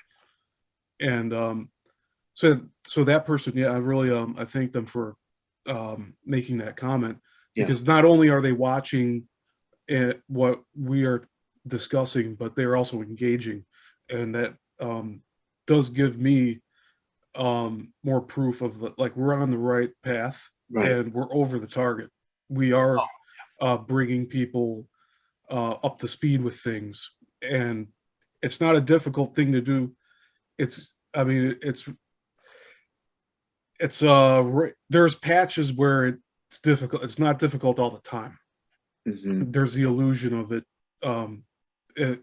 that it may not work out the way that we want, and that's what these controllers want too, is for us to lose hope in that prospect, and then absorb us, bring us in, or destroy us. So so it's like, I appreciate people that actually get involved and make, real thought out, cognitive responses, because that's huge. The other side doesn't want that. What we do is we do what the cabal doesn't want us to do. That really is the clear thing to do. That's the policy that works. Do what they're most afraid of. And what they're most afraid of is the truth coming out. They're afraid of 10 people getting what we're talking about. If 10 people get what they say in Game of Thrones, if 10 people get it, then that is no longer a rumor. It's a story. It's a ripple. It's a fact. It can affect a world. They know that, especially if the evidence is there. And to bring it back around to these musicians, look what happened with Kanye West when he decided to speak up about who controls Hollywood and the media. Right. He's been getting canceled at every turn he makes now. Right. I think his Twitter account got suspended indefinitely. JP Morgan Chase closed his business account, which shortly after that I closed my personal account with them. And there was also several other platforms where Adidas decided to end their business deal with him because of things that he said in an interview on an online show that they didn't agree with, even though he was stating the obvious, just like how I asked you to show the name of that person again. It all connects back with the central banks. That's right. This is common knowledge to us, but the moment that we speak certain words about it, then all of a sudden it's like it's time to squash us out, and they don't want us to reveal the truth to these people. That's right. See, there's a point where you get beyond where what they'll do is they'll suddenly refuse to appear as a host that they agreed to show, like they did with me. My CIA operative does that. But it's like you get to this point where they don't know what to do anymore. You're outside the pages of their playbook. You've left their pages. They don't know what to do. They didn't think anybody would outlast the gauntlet they had set in place that seemed to be proven. And they do a lot of boasting and bragging that no one will survive this. And then you hear that tape that I have with Disney Contact saying you've won the chess game. If a lot of us start winning the chess game, in their terms, from their viewpoint, whatever that means, then they're going to fall apart. It's over. And you know what happens? They turn on their own. There were people that were responsible.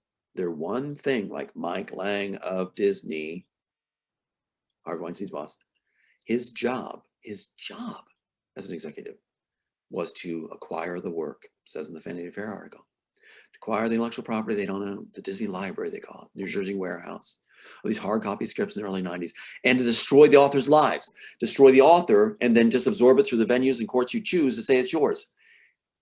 He failed. And he took the wife to bed on the birthday.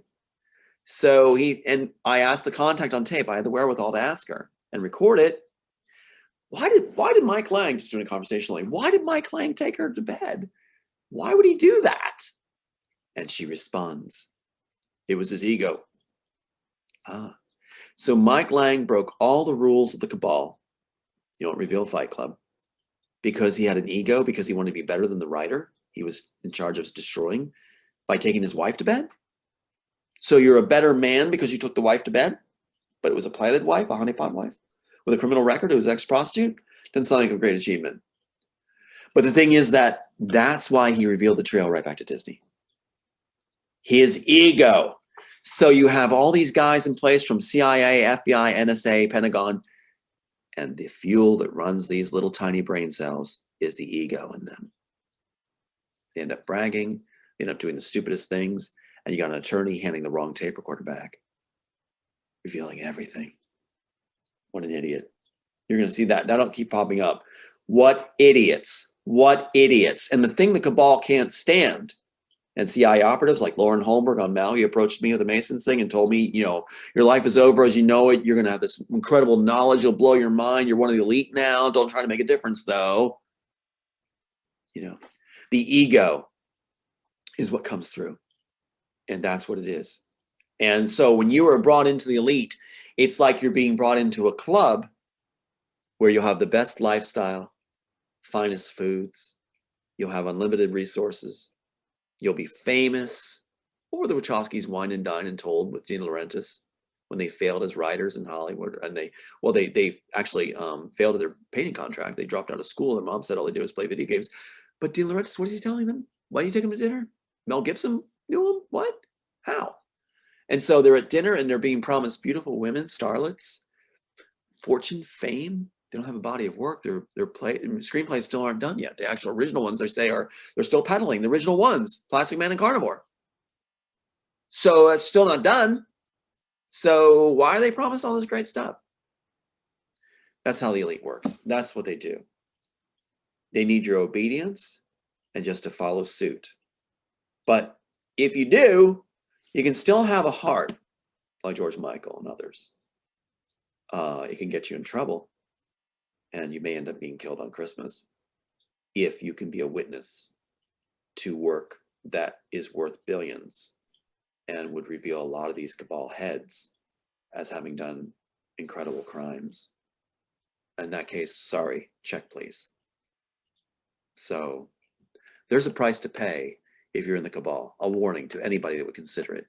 If you get these mailings and things and all the great offers, yeah, my sister took it, my brother took it, my cousins took it. Sure they did. My other sister took it. They all bought in. Bonanza time. A warning. If you do join and it becomes profitable for them to destroy your life and even murder you, and suicide, fake suicide, they will do it.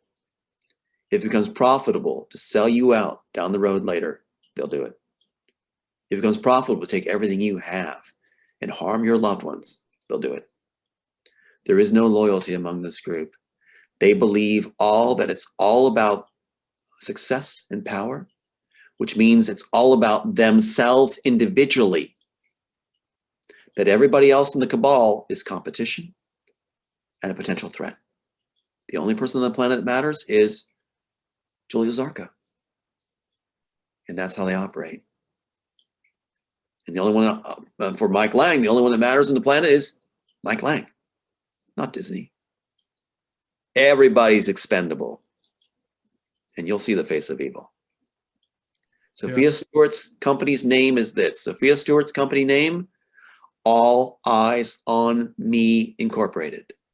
All Eyes on Me. Producer, director, writer. Sophia Stewart. Yeah. So, Chris Cornell is a musician that was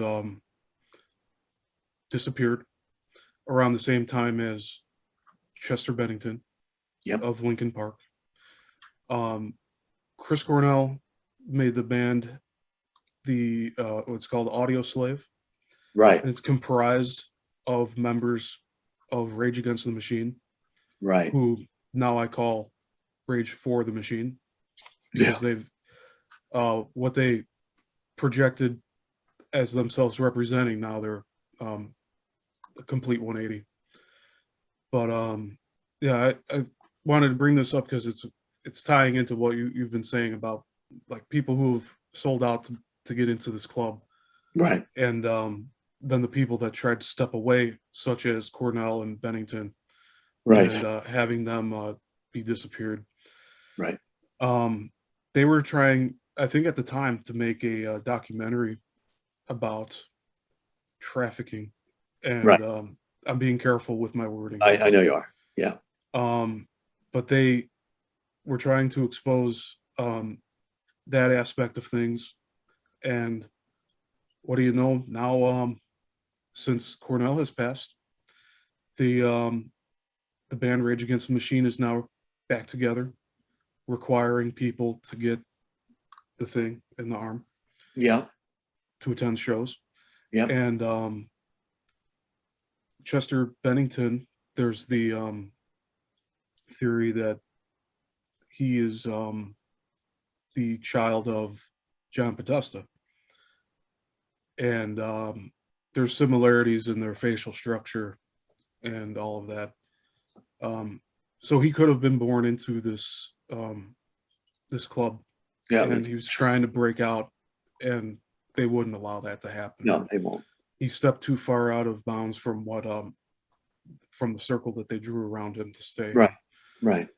But yeah, I wanted to get your thoughts on Chester and Chris and their efforts with trying to expose all this, and then them in a way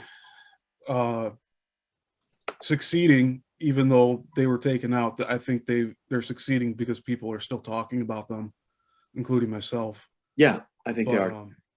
Yeah.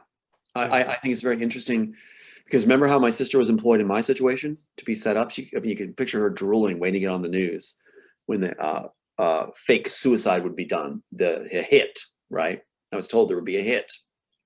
So in my situation, they wanted me to be at a hotel room. They wanted me to be at a hotel room. And they had this contact saying, you need to go to this hotel room. They were trying to set this up, you know? And I'm looking at this thing where he's killed in a hotel room. And it's like, that's exactly what they want. No witnesses, no family around. And in his case, you know, his family seemed absolutely devastated, you know? And they said he was no way suicidal, you know? And so they had to have him singled out. And the death is like a band around the throat. Yeah. Understand correctly? There's more than one case of strangulation, and saying it wasn't suicide. No. It's a bit suspicious. Yeah. That's like somebody did it to him. And it's like the doorknob hangings and things like that. It's like, it's also a signature move to let others know in the industry this was a murder. They do it as a message. Make an example of. They conceal it by mocking their character and saying that it was something related to sexual pleasure. Always they do this. They'll sneak it in there if they can't get away with it. Oh, there's drugs in the system. It wasn't the cause of death. They're sneaking it in there to say, look, he was on drugs. You can picture what they're doing and how they're orchestrating this for the public mind. Oh, well, he was on drugs. Well, he was this. Well, he's in a hotel room. Sure, I can see that. Okay, pass. What's on TV for the next show? Like the Truman Show. Yeah. You know, it's exactly what they do. They tell me they do this. So it's like the other guy, great singer, both of them, you know, great singers. And the thing is, I see his family with Chester going with the narrative. This is what Julie would do and is prepared to do and made it clear she's ready to do it. She's desperate for it. She wants the rewards.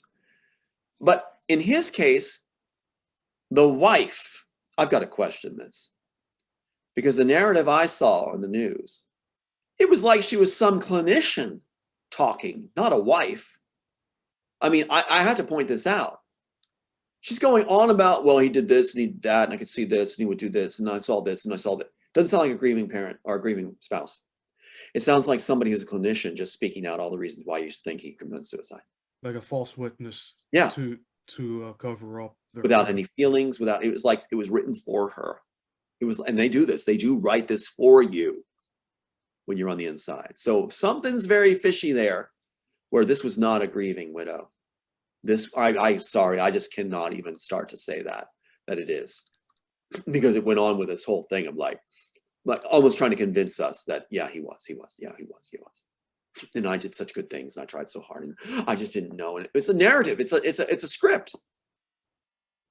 And so it was very, very disheartening to see that. I feel bad for the man so much that that's how his spouse would behave. Yeah.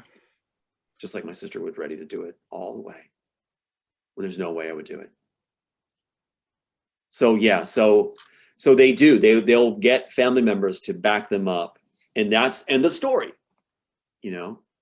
And so for me, I've been warned so many times, they went so far as to kill George Michael. So they need me out of the way, and they need Aiden out of the way. So originally they were saying that I was going to mass murder Aiden. No way. Never. My God. I'm going to make sure he has a wonderful life and finish my job for sure. But see, they get rid of both the problems, the witness to his dad being good, and also the dad, the writer. So nothing, Wachowski never looked over the shoulder again. I was supposed to be dead before Matrix 4 was released. Oh, wow. But Joel Silver missed with his car. So he killed my son and had Julie call right then to try to set up that's why Tom would die. And they had the guy that I was staying with, the couple, say, you go to a hotel room. You need to go to a hotel room. Seriously, go to a hotel room. Why? What year was that with the car?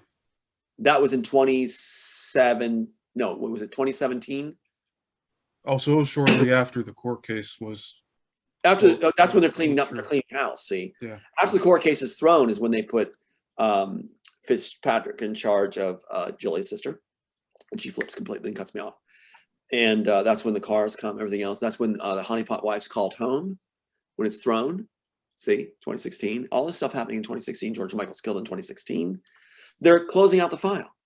See, wrapping all the loose ends in 2016. And then 2017 and 2018. So, and that's why they even released the Good Place on Amazon, I think it was. The Good Place in that same time frame, where it shows my exact son's birthday, October 14, 1982, as the birthday of the lead character. And the architect and the main guy over him is Shawn Michael. And my son's name was Shawn Michael, born in October 14, 1982.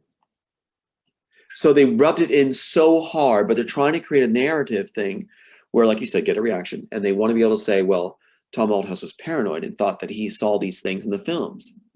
Well, when you're putting it so blatantly and tell me it's there, it's not a mystery. It's not like, you know, that is my son's exact birthday. They'll get their shills to come on board, like the Scripto Pirate guy I mentioned, and come on and go, October 14 is used all over the place.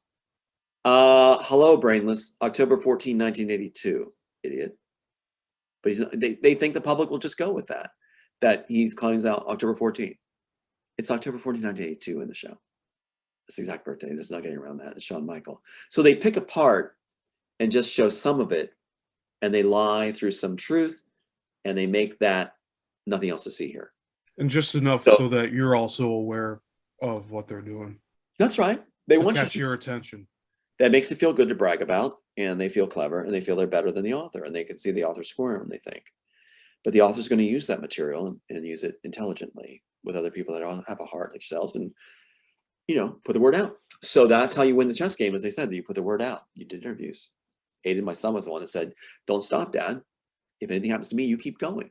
I think that's quite a young man, quite character, quite a heart he has. So yeah, so the nick and pick comes every which way at you. You know, nit and pick everything you say, anything you do, and even the way you say it, or try to get people to get on board that, you know, you look a certain way, you have an evil look in the eye, you dress a certain way, you know, anything they can throw, it's a distraction game. But really what it comes down to is the evidence. And when I hold this up, there's no way in hell or heaven to deny this. They're trying. I'll give it to them. They're trying. But this is dated 1 year before, right before The Matrix is shot. Yeah, there it is. Does it make sense this is used on set? Wouldn't it make sense? There's no copyright for The Matrix, but here's this. And then they copyright the title The Immortals. The same people in Matrix are copyrighting the title Immortals with all the subtitles, but no body of work. And we just found something really interesting, Stephen. There's a copyright entries. We did some more research. On the Immortals title, get this. This raises a question. When I went to California, my mentor was supposed to be Tom Hanks and Ron Howard. That's who I was told would be my mentor, handle me in Hollywood. So what we find in the Copyright Office, the Immortals title, right? I showed you the Immortals title. That's the title of the work. Dean Laurentiis puts his name on the title of his work. He's with the Wachowskis on Assassins. Wine and dine him. The Immortals title of the Copyright Office is under an entry that says Tom Hanks is commissioned to write it. Tom Hanks, the one that was to be my mentor, is the one to be commissioned to write my story, my piece, The Immortals, by Warner Brothers. Also, we did find the entry again of Wendy Wasserstein, the lady who wrote the Heidi Chronicles. She's a playwright, not a screenwriter. There's a big difference between writing plays for Broadway and writing screenplays. Totally different world. Well, she's listed again in the copyright. Just after that Tom Hanks one, it says Wendy Wasserstein, commissioned by Warner Brothers to write The Immortals. So on this copyright, there's no body of work. There's a statement of being commissioning her to write The Immortals. Almost like a footnote to save for later, in case Exactly. they wanted to pursue that. Exactly. I want to point out something here too. So Ron Howard created, or allegedly created, the TV show Arrested Development, and character on that show is named George Michael. Oh God. So there's another connection there. See, this is mocking. It mocks, and it is cruel, and they do it all the time. Just like October 14, 1982, Shawn Michael. Yeah. Just like Spielberg did in Minority Report, which has nothing to do with Philip K. Dick's novel. There's nothing about a son Sean being murdered. And there is no Captain Rank, which was the rank of my dad. Yeah, it made Captain John, my dad's name. It made the entire focus of the story around that too, about the death of the son. Nothing about Philip K. Dick's novel has that in it, right? No. And the thing is that Philip K. Dick said he didn't want his work altered. Mm-hmm. In Man in the High Castle. When did Philip K. Dick pass away? Was it? I think it was like 1962 or something. I think it was somewhere around the way back. So like over 30 years before they actually went ahead and made that. And their strategy, right? And their strategy is that once an author dies, do whatever you want. You own the courts. The courts are weaponized. You own the courts. You own the venues. That is Mike Lang's strategy. The reason Mike Lang took my wife to bed on my birthday, although a harlot, and letting me know it, I have Mike Lang on tape. I have him on tape. They don't like that. The reason he's letting me know it is supposed to create despair. See, I'm better than you. Create despair. Justify a suicide. Because Mike Lang's job is done if the author's dead. But this author just won't die. And I'm never going to do that. I'm not going to do it by my own hand ever. I never will. And that's why my sister's in place by Fitzpatrick. We're working with Mike Lang in Hollywood to make sure that this is what the sister says. She can't wait for the fame to do it. She can't wait. The same sister that says she remembers me coming up with the ideas, that she'd be with me there on that she heard me coming up with it long before the Wachowskis thing, that how I talked about the screenplay way back when she was little. So I want to talk about Leonardo DiCaprio. How does he play into all of this, or does he not? He's like, is he part? He plays it. He plays it. He is a yes man. He'll do whatever they say for the fame and fortune. And the image you see on the public, the image you see on the cameras is not him. No, I wouldn't want to see who he really is behind the scenes. I probably wouldn't care for an iota, a moment, even to see who he is. So it'd be very. I want to get a book to show you real quick. So I'll be right back. All right.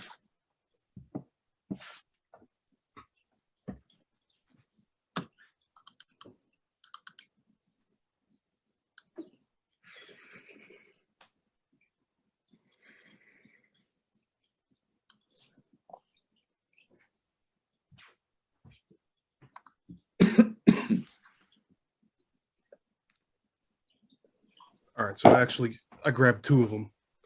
But the first one, Leonardo DiCaprio went ahead and bought the rights to make this book. It's fiction, but it's covering real events that happened at the 1893 Chicago World's Fair. Wow. So, guess who they had originally cast to play the serial killer in this story? Keanu Reeves. Yes. And recently, he backed out of the project. Like, I think like a week ago. So this is, wow, interesting. yeah, He this knows is- the heat's on him. He knows the heat's on him right now. and they didn't give an explanation for why he left the project. Sure. No, of But course. they talked about how Scorsese and DiCaprio were on board with creating this. And I remember when he bought the rights to this book, because I had already read it at the time. And this was actually part of a Chicago history class that I took at Columbia College, Chicago. That's so fascinating because Scorsese is the one that was sent my way. I was told I'd be traveling the country, staying in the best hotels, writing with this other writer that was with the Hollywood Disney Group for Scorsese. The Scorsese had requested it. And So I worked for Scorsese, yeah. so I have a second book that I actually consider more historically accurate. And I met the author of this, the writer of this book. But it's let's see if I can show it here. John Borowski, Yeah. and edited by Demas Estrada. But yeah, so this covers this guy who killed a bunch of people back in the 1890s. But yeah, there's a serial killer obsession going on right now. There and is. also with that new Netflix show with what I'm blanking on his name. Because he really shouldn't be remembered anyway. No. But yeah, there's this fascination with serial killers, and but what stuck out to me in this book was the architect, which is a weird coincidence. Daniel J. Burnham. So he's responsible for building a lot of or designing blueprints for cities, including Chicago. And he designed the World's Fair, and so this novella follows that, and it jumps back and forth between his experiences and then, I guess, personifying the serial killer as the other part of the story. Mhm. But yeah, I wanted to bring that up to you just because with Keanu. Wanting to actually work with you on the Immortals and then backing out of that to do Matrix 4. And now he was signed on to Devil in the White City, and then now he's backed out of that project as well. And he knows the pressure's on. I mean, Warner Bros. Exec resigning is a huge blow for Keanu Reeves. So why would he do that though? Like, why would he? Like, what kind of pressure do you think he's under right now? Lay low, under the lay low. He needs to lay low. Oh, okay. They always say that in the the spotlight. yeah, like lay low until this passes. Lay low until we remove the threat. So they do that. It's it's like protective move when there's what they perceive as a threat. So the truth out is a big threat to him. He doesn't want that. He could have done the right thing. He chose not to. Took the easy route. Yeah. So, but this whole thing about serial killers makes sense too. The whole psyche of them is they want to kill off anybody who knows the truth. So you can imagine the pikes aimed at me right now and others, because I got through the gauntlet. I survived. I know what they want. I played their game. I know exactly what they are concerned about. And I'm working from that aspect and understanding. So I know they're interested in the last screenplays I've had. They made that very clear, and I've taped those conversations. They know I've done my homework. Now, granted, they've destroyed a lot of evidence, but I got a ton more that turned up that I've got this. So they know that. They know I'm not going to change, and they know I can't be bought. And so, I mean, after 6 times of these Illuminati mailings, and yeah, I've been polite. I always do that. So it's hard to deal with somebody like that. How do you make them out to be crazy and dangerous? So it's like, and if anything ever does happen to me, it wasn't me. Just let it be known. I'll clip this. It wasn't me. It is impossible for me to ever take my life. I will never, ever take my life. My nature doesn't allow it. And I would say this: if I ever did, may I be damned forever, and my name be damned forever. I will never do it. And if I am claimed to have taken my life, please find the people responsible and don't let them harm others. Don't take their words in the media as the final word. Don't take that sister's word. Find out who's responsible, and let's end this horror so others don't suffer it. And that means my life mattered more.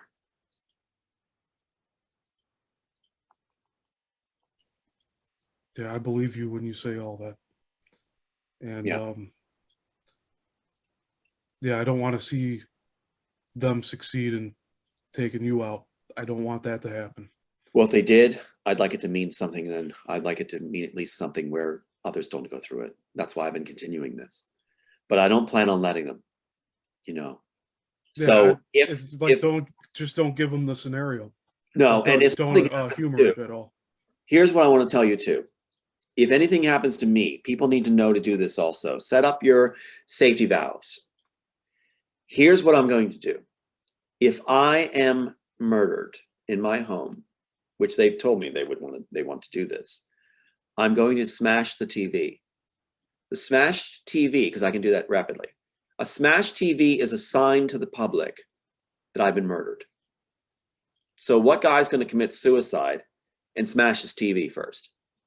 So I will smash the TV if I have a chance. If they're breaking in, that will be the clue that I was murdered, not suicide. So you have to have a sign. You have to have that spinning top. Yeah. That they put in Inception, like when they took my work. And they want your work, which is the main reason why they haven't tried it yet. That's right. Right. When I'm dead, they'll just railed it through the courts saying, look, he lost his case and this is actually our work. They actually have a plan in place to claim that my brother created it. He's not a brother at all. He works for Disney and Spielberg. He's married into Spielberg's regime. Ben Burt being the cousin of his wife, Diane Groves. So he's married into the Spielberg regime, and he only gets those small contracts with Sheraton at Disney. They throw him a little bone. He's a failed architect. He sent my parents a message in the past saying, if I don't get $40,000, my life is over. I fail. I can't pay taxes on my summer home. He's a sham and a pedophile. Has pictures of underage girls on these news trips he takes, and they're in their bikinis or through the shrubs. He takes pictures of these preteens. And so what happens is they're going to claim that he wrote the Immortals. So they're going to claim that Jack Althouse, and he pictures himself as Indiana Jones. He shows pictures of him like on a camel with Indiana Jones hats, and he's like some great explorer. Oh my God, nerd. But the thing is, they're going to claim that he wrote this, that I stole it from him, and that he intended for Warner Brothers to have it, and Disney to have it. Nice spin. Jack couldn't write anything. That's why they have him with these novels, and this is interesting.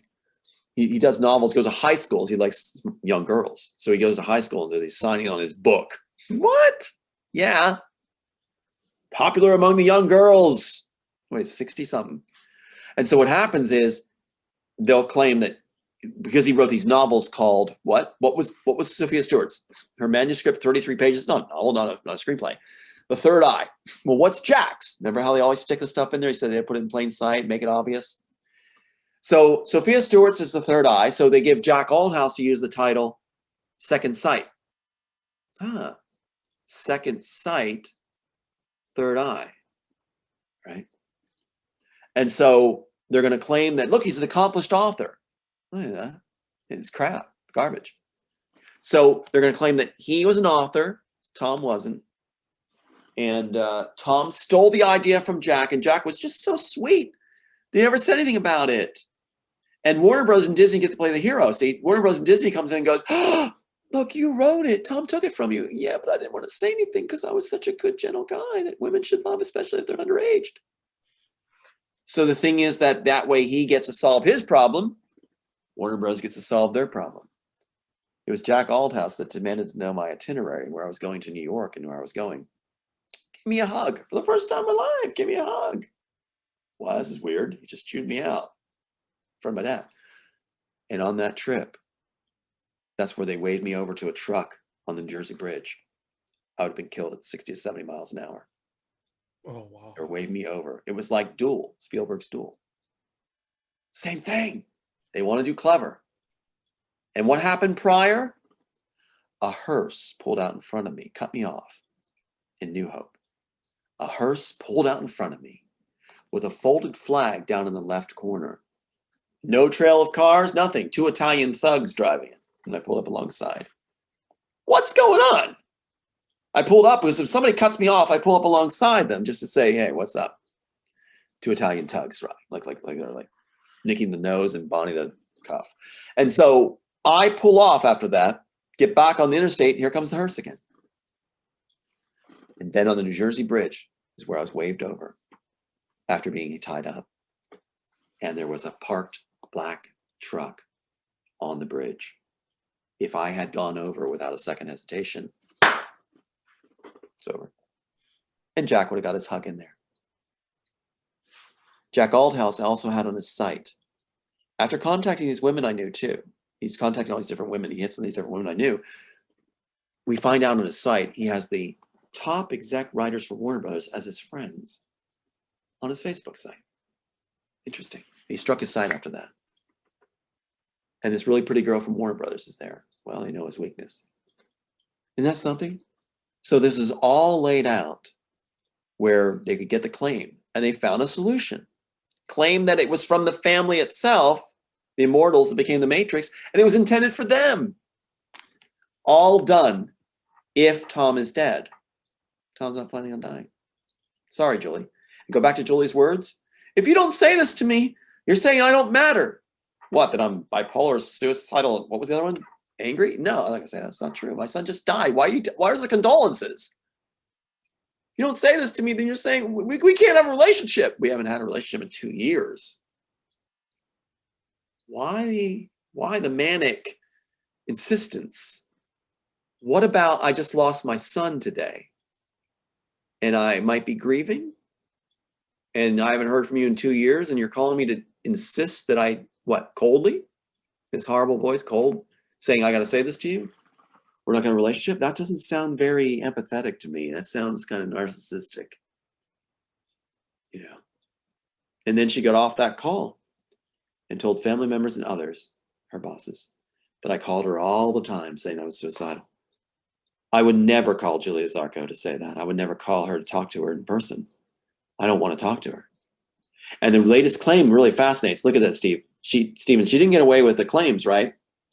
So what's the latest one that she sent the SWAT team for?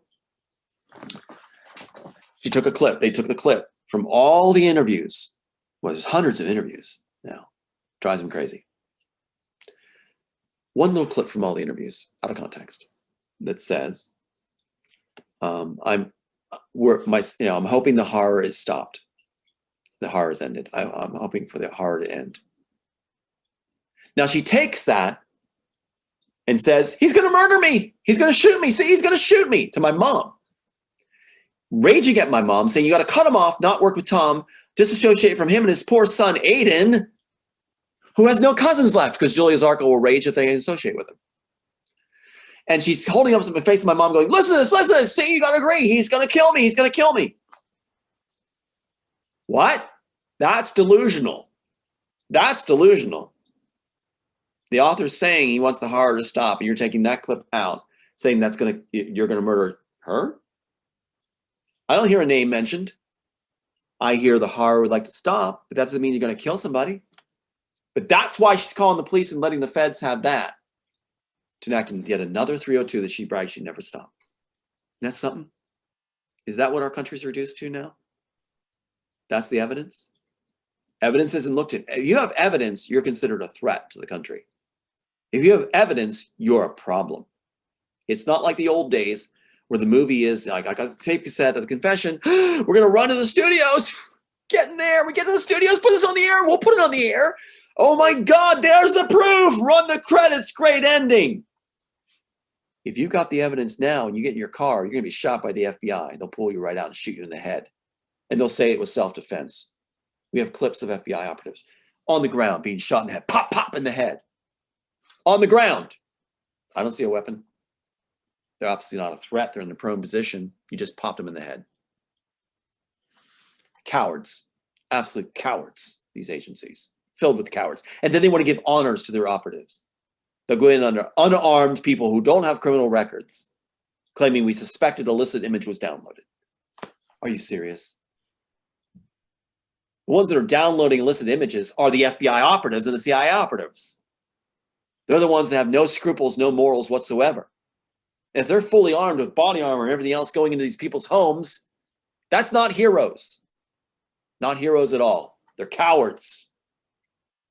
Any FBI or CIA operative that dies in the line of duty on infiltrating a person's home with full body armor and everything, you're a coward. You are a coward. And you're hurting US citizens. On assumptions, I'm sorry, something's wrong in Oz. Something's very wrong in Oz. And why is it intellectuals and engineers and things like that that are being killed? They did that in World War II.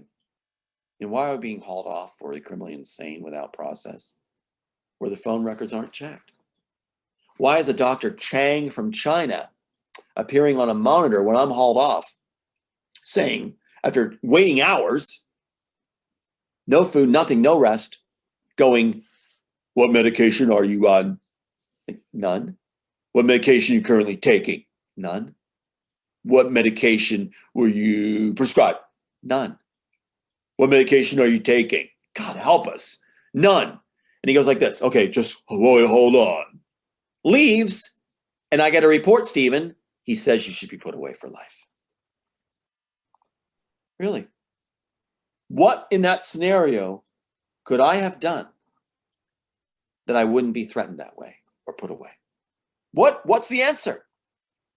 I want people to put themselves in those shoes, my shoes, or hospital slippers. Ask yourselves, what could you have done? What happens when a doctor comes in the next day, you have had no sleep, and has a ream of allegations falsely put, where the FBI has bought these people through your sister too, and says that there's a ream of allegations, you're not getting out of here. I can tell you that. You're never getting out of here. You're going to lose your son, everything. You are finished, no due process. And you ask, may I have at least maybe 10 minutes to explain what's going on here? You are trying to save the life of your son, yourself, finish your work, and you have 10 minutes to do it with no sleep, falsely accused, with Secret Service that your sister bragged would come, having bragged in front of your cell that they're going to make sure you're put away for life. And just spent the time with that doctor before she sees you. She's late to see you because they were with her. She comes in all haggard. And you get to explain. And here's what she said to me. After I explain and show the evidence, like I'm showing you, she goes, okay, get out of here now. Just go. Just get out of here now. Go. She was told that I was never supposed to go. So that's one of the scenes for the documentary, is me leaving that building with my mom. I never thought I'd see the outside again. I'll tell you what, I was told I wouldn't. What am I accused of? He thinks he wrote The Matrix. My God. How recent was that? That particular event, that event was in 2019. Christmas, around Christmas. Same time they're killing George Michael. Christmas. For some reason, Christmas is a big one. They figure that causes the most despair. So it was well orchestrated. Well orchestrated. And they have their own police that work for the FBI. And that's the go-to local groups. They do highway kills through local police that are employed by the FBI.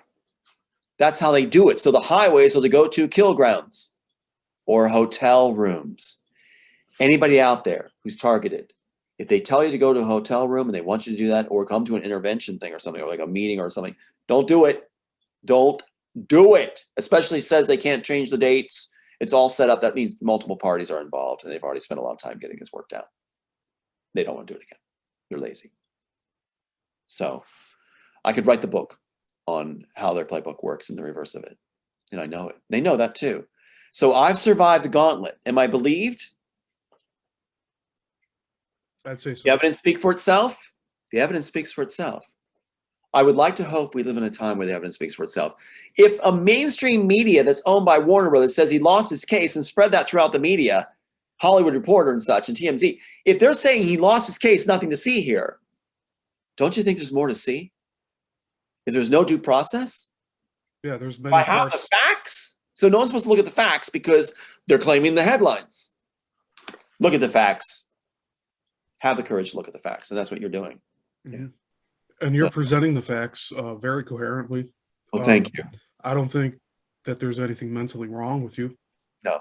And all of these names that you bring up, they're verifiable. You can find all of these people that you're talking about. Anybody can go search up these people's names and find out, yes, they were at this place, head of this organization at this time. Right. And what I do did I that have myself for Mike Lang. And what do I have to gain? What do I have to gain pursuing this? Unless there's legitimacy. The only way I gain something if there's legitimacy to what I say. Mhm. And I have a fair day in court, or the documentary makes it clear. The documentary team vetted me over and over. They've been approached totally times. Don't do this, don't do this, don't do this. They've been approached so many times. Fraud. They said, we vetted him. We have the evidence here. We have the screenplay here. We know it all.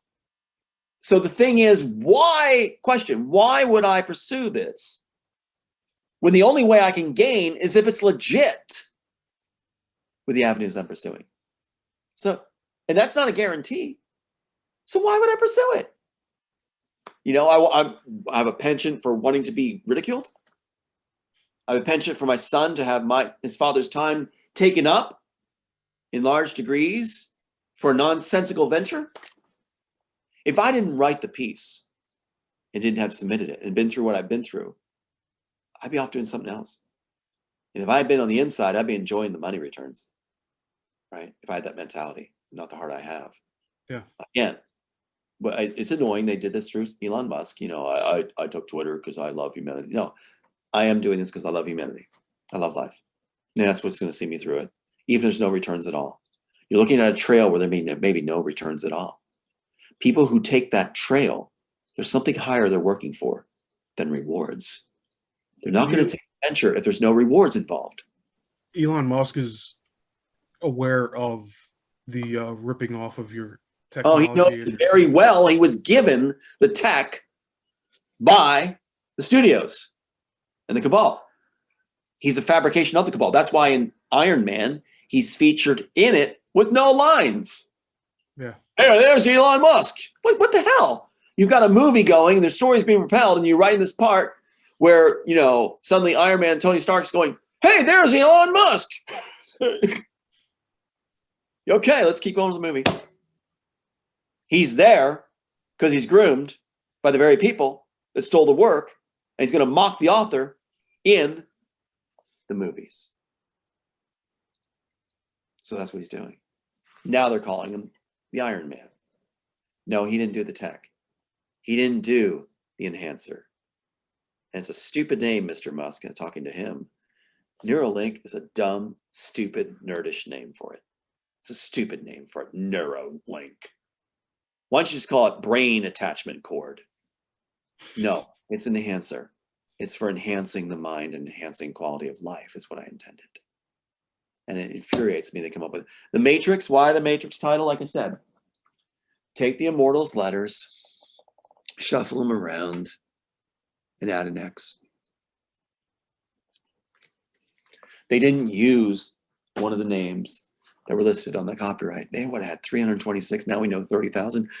They didn't use one of those names that made a slot at the Copyright Office for the work to be stolen. They didn't use that.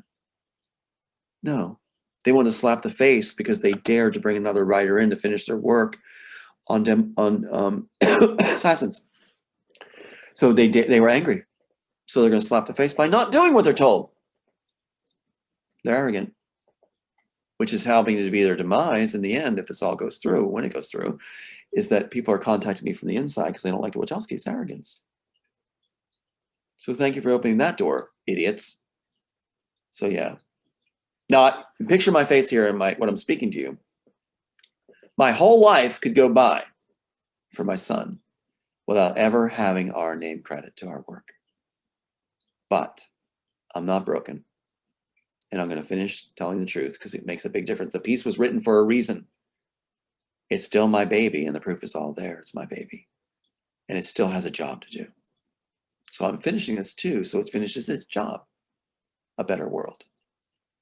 So when you see Elaine Musk, whatever, making his statements, because I'm sure he'll get transgender soon too. The thing is that for their agenda, the thing is that when he speaks these things, just keep in mind he's a puppet, a very willing puppet. He needs to be the savior of the world, basically. And they're going to keep growing that way. It almost seemed like earlier this year when they first announced that he was going to bid for Twitter, it almost seemed like it was him jumping the gun too soon. Yeah. That they didn't want him to do that in there, and he kind of just did it anyway. That's it. That's how the Wachowskis did it. They did Matrix 4 and they weren't supposed to. The hit and run was a result of the Wachowskis wanting to do Matrix 4. They had merchandise on the shelf, and after the hit and run failed, they pulled all the merchandise off the shelf and suspended it indefinitely, blaming it on the manufactured sickness. The thing is that they were going to do it. And then the hit and run failed. My son's killed right after that, and they pulled the plans indefinitely for Matrix 4. Then Matrix 4 resurfaces, and when I'm destroyed, basically, they feel I'm destroyed. And Keanu Reeves is going to do it. And I don't know what his Lily, whatever, I'm not going to use it.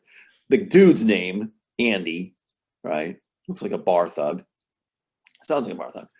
Not to pick on bar people. But the thing is that he wasn't going to do the project either, and didn't do the project. And the Keanu Reeves wasn't going to do it either. They knew it was a bold, brash, egocentric move to do Matrix 4. And Larry wanted to show the world that he could do the work on his own.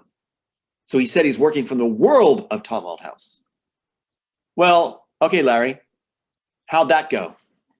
So you're going to do better than the author you stole from by creating from his world you're stealing from, and you're going to do it yourself. How'd that go? He ends up just whining about himself and one of his wet dreams and stuff, video games, things like this. He's just sticking all kind of things, Larry, in there, which is going to reveal who he really is. It was a stupid move. It's an ego move that reveals who Larry really is. When you dissect it and look at it, really, it doesn't take too much to do it. You see the real Larry mentality. It's like somebody who hasn't been trained in public speaking, going, I'm going to do it. I'm going to do it. Gets up there, and then you're speaking and realize you're not trained in public speaking. You don't know what you're doing. But your ego sent you up there because your ego's going, you could do it. You could do it. Till you're up at the podium. That's too late. Yeah, from what I was told about what that fourth film was about, they're mocking what they consider their own work. They're mocking my work. Yeah. That's what they said. They said they're mocking. They had mocked it on set in Matrix 1. So they want to mock it in case I succeed. And something else happened too with Marvel and She-Hulk. I heard that the finale of that show had no conclusion. Yeah. And it went to a very meta place where they ended up in a screenwriter room. A round table. Like, that's the last episode. They thought that was clever. That was clever. Well, notes on the wall and everything. Like, they don't know how to end it. They don't know how to. That's what happened in Matrix 1. They didn't know how to end it. They didn't know how to end it. And it seems to be a very common theme here. They don't know how to end it. And that's a Joel Silver thing. Joel Silver didn't know what to do with Die Hard. It was the brought in writer who corrected the writer's work that with the blowing up. Joel Silver, I want the top of the building to blow up. I want the top of the building to blow up. So Joel Silver, who's parodied by Tom Cruise in Tropic Thunder. Take a look at how he's parodied. That's him. That's the guy that was, taking the stuff. Would he take it? Yeah. I don't make art, I acquire art. Well, they did not end it, so the author had a great idea where he saw a fire hose on the roof, and he thought, that's how we'll do it, the fire hose, escaping the blast. So brilliant. But it wasn't pre-planned. So that's their go-to, that's their MO, that's their calling card. That's what they do. They make it up as they go along. So they had a real problem with a full script here. A full script is fleshed out. And what did the Wachowskis say on set, Stephen? What did the Wachowskis say on set? We're going to keep the same ending, the exact same ending. When everybody's saying blow it up. We're going to keep the exact same ending. Really? Yeah?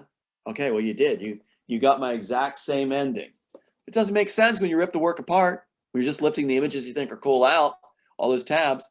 If you lift it all out, that doesn't make a Shakespeare's work. You don't have as you like it when you rip all the things out and just punch them in there. It doesn't work. We'll take the graveyard scene. We'll take this. We'll take Ophelia from Hamlet. We'll take this. And it'll be Shakespeare's work. It'll be great. It'll tie together because it's all the best of it. Oh, yeah, it's all the best of it. It doesn't work. And they kept saying, they're so stupid. They kept saying to the media, we hope when it's done, it'll all tie together. We hope when we watch Joel Silver. We hope when we watch the rushes, it'll all tie together. The original script ties together. If you have an original script cleared for millions of dollars of investors' money and also union wage people on set ready to shoot, I think you know if it's going to tie together or how'd you pitch it in the first place. I mean, could you imagine the pitch session? We're not sure if it's going to tie together, but we hope after we shoot it, it will. Oh, there's a couple million right there. There's $1 billion. Oh my God, let's invest in this, John. Put that money on the table. And who do you have writing it? How can you meet them? We have a symbiotic relationship. And God, let's invest in this project. Why did Will Smith say no? What did Will Smith say? Larry showing up? Did Larry have a script? No. One of the reasons Will Smith said no. There's no script. But Larry was doing this. Oh, it's going to be amazing. There's going to be a lot of explosions and it'll be really amazing. It's going to be great. And Will says no. Then they have Will Smith told to come around and make it like he made a mistake by saying no. No, Will Smith, you did the right thing. If there's nothing there, if you're not shown a script. And what happened during Inception, or I think it was, or at least no script shown. No script shown, just a visual storyboard. So the other writers ripping off the work with all the slots, the Copyright Office and their Immortals, aren't shown a script either. They're only shown a visual storyboard. And what the Wachowskis do, make a visual storyboard of this with all these tabs and more in a visual storyboard. And that's what they showed the actors. Yeah. The question the actors should have asked is, where's the real work? Surely you've written something.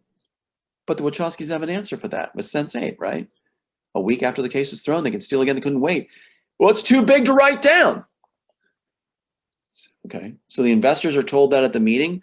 They're told that they hope it will tie together as they're done shooting it. They show the Wachowskis that simply drool brains. They don't have any brains and they make no sense at all, like Will Smith said. And then they're told what? That it's just visuals. There's no script, just a visual storyboard, but it's going to be cool. And what, put money on that. And what did that interview show with the investing suits when they're supposed to, Joel Silver's trying to push the Wachowskis to direct the piece, science project, they called it. They're told that, was it, like they're sitting at the table and they're like, we know we have something cool, but we don't know what it is. That's what the suits of Warner Brothers said. We know we have something cool, but we don't understand it. We don't know what it is. Well, why not talk to the original author? And then Bonaventura puts in on the net. What does Bonaventura say? Bonaventura says that he's one of the few people that understands the work. Why? Because I pitched it in length to him. I told him exactly what it means. That's why he's one of the few that understands the work. It's insane. It's just unbelievable. The trail's so... The Wachowskis saying they failed as writers. Would have to leave Hollywood, pack their bags. It all centers around stolen work that they're profiting off of. And they're trying to cover that trail. And it doesn't work.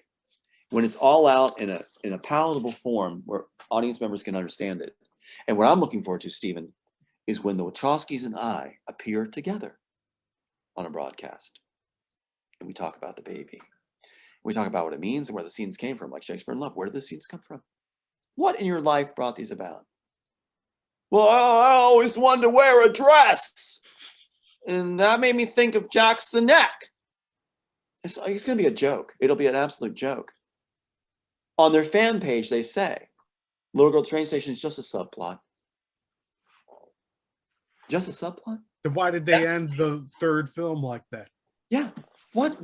Why was the... But they said they're going to... They dissected the core of the story out, and they expected to have the same Make a result and satisfying effect. ending. And the thing is, that the exact ending of my story, they said they'll keep the same ending. There's a little girl at the end. Even kept in the pointing thing too. Yes. And it seemed so out of place because I watched that in the theater, and Dialogue. it felt so contrived and corny. Well, And there was a disconnect, like it was not relatable to the audience. It felt very robotic. it was like slap your face and the mumbling between the architect and the oracle. It's not supposed to be the oracle there. It's Neo there with a little girl because they have a relationship. Yeah, and that makes it a whole lot more cohesive. Like it makes more sense that way. That's right. But they needed somebody to replace the Christ figures. They put Neo in it. And they have identical figures that's in there. Identical figures. Pulse wave coming out. They got that. Earth greening. They got that. The machines trailing from the sky. They got that. It's all there. They said, we're going to keep the exact ending. Everybody else said, blow it up. You should have blown it up, Wachowskis. So in the end, it's going to be ridiculous. We see how laughable it is. And I want audiences to ask themselves, how could we have believed them? How could we have believed this snow job? You know? But I hope some would extend an apology to a father who lost 2 sons, that showed his evidence and has the copyright, that endured for all life. That, yeah, shouldn't happen to you. Shouldn't happen to any of us. I hope somebody would do that. You know, it would mean a lot. Yeah. It's a lot to bear. I think Watching just work- over the years, the way that media has transformed from physical print and the way that we consume it now on the internet. But like before I was born, back in the 70s, 60s, 50s, TV was and newsprint was pretty much the way people got information. And it was even slower back in the 1800s. Right, very slow. There'd take like weeks before people would get letters and stuff. Right. So like the instantaneous exchange of information now, I think is also helping peel back the veil of what's really happening. And I think there will be a period where people will feel like fools for falling for all of this.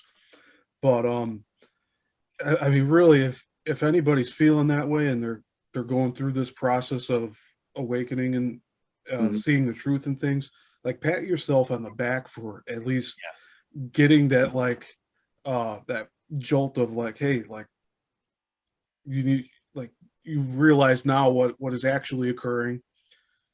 And even though you were fooled in the past about it, at least now you can grow from learning what's really going on.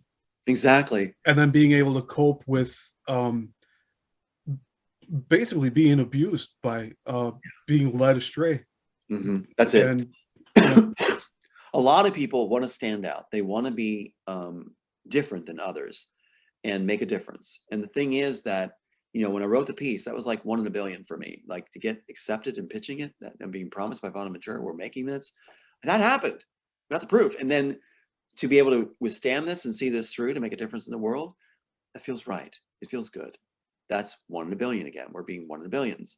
And so I think a lot of people, if they realize that if they come on board and fight for what's right and hold up the evidence and withstand the barrage of shills and negative, stupid comments and twists and turns they throw. The evidence is the evidence. And when the media says you lost your case, that's not evidence.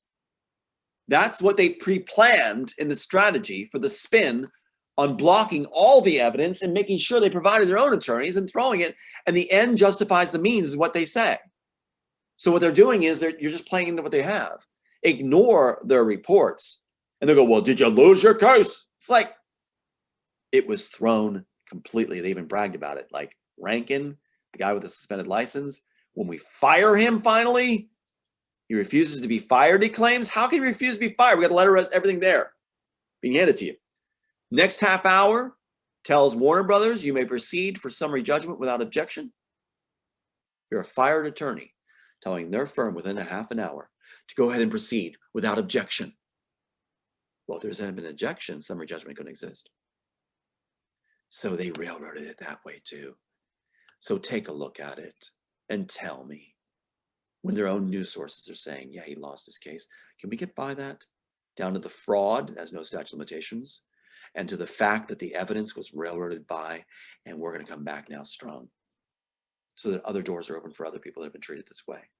Thank God the Wachowskis put the high school in the first graphic ever shot. The high school, my dad's name, my birthday, everything else. Thank God they put my birthday on the phone. You know, it's like so many messages here. From 7 the to Matrix. 9. Thank God that's on there. Wachowskis are that arrogant, egotistical, that they did that.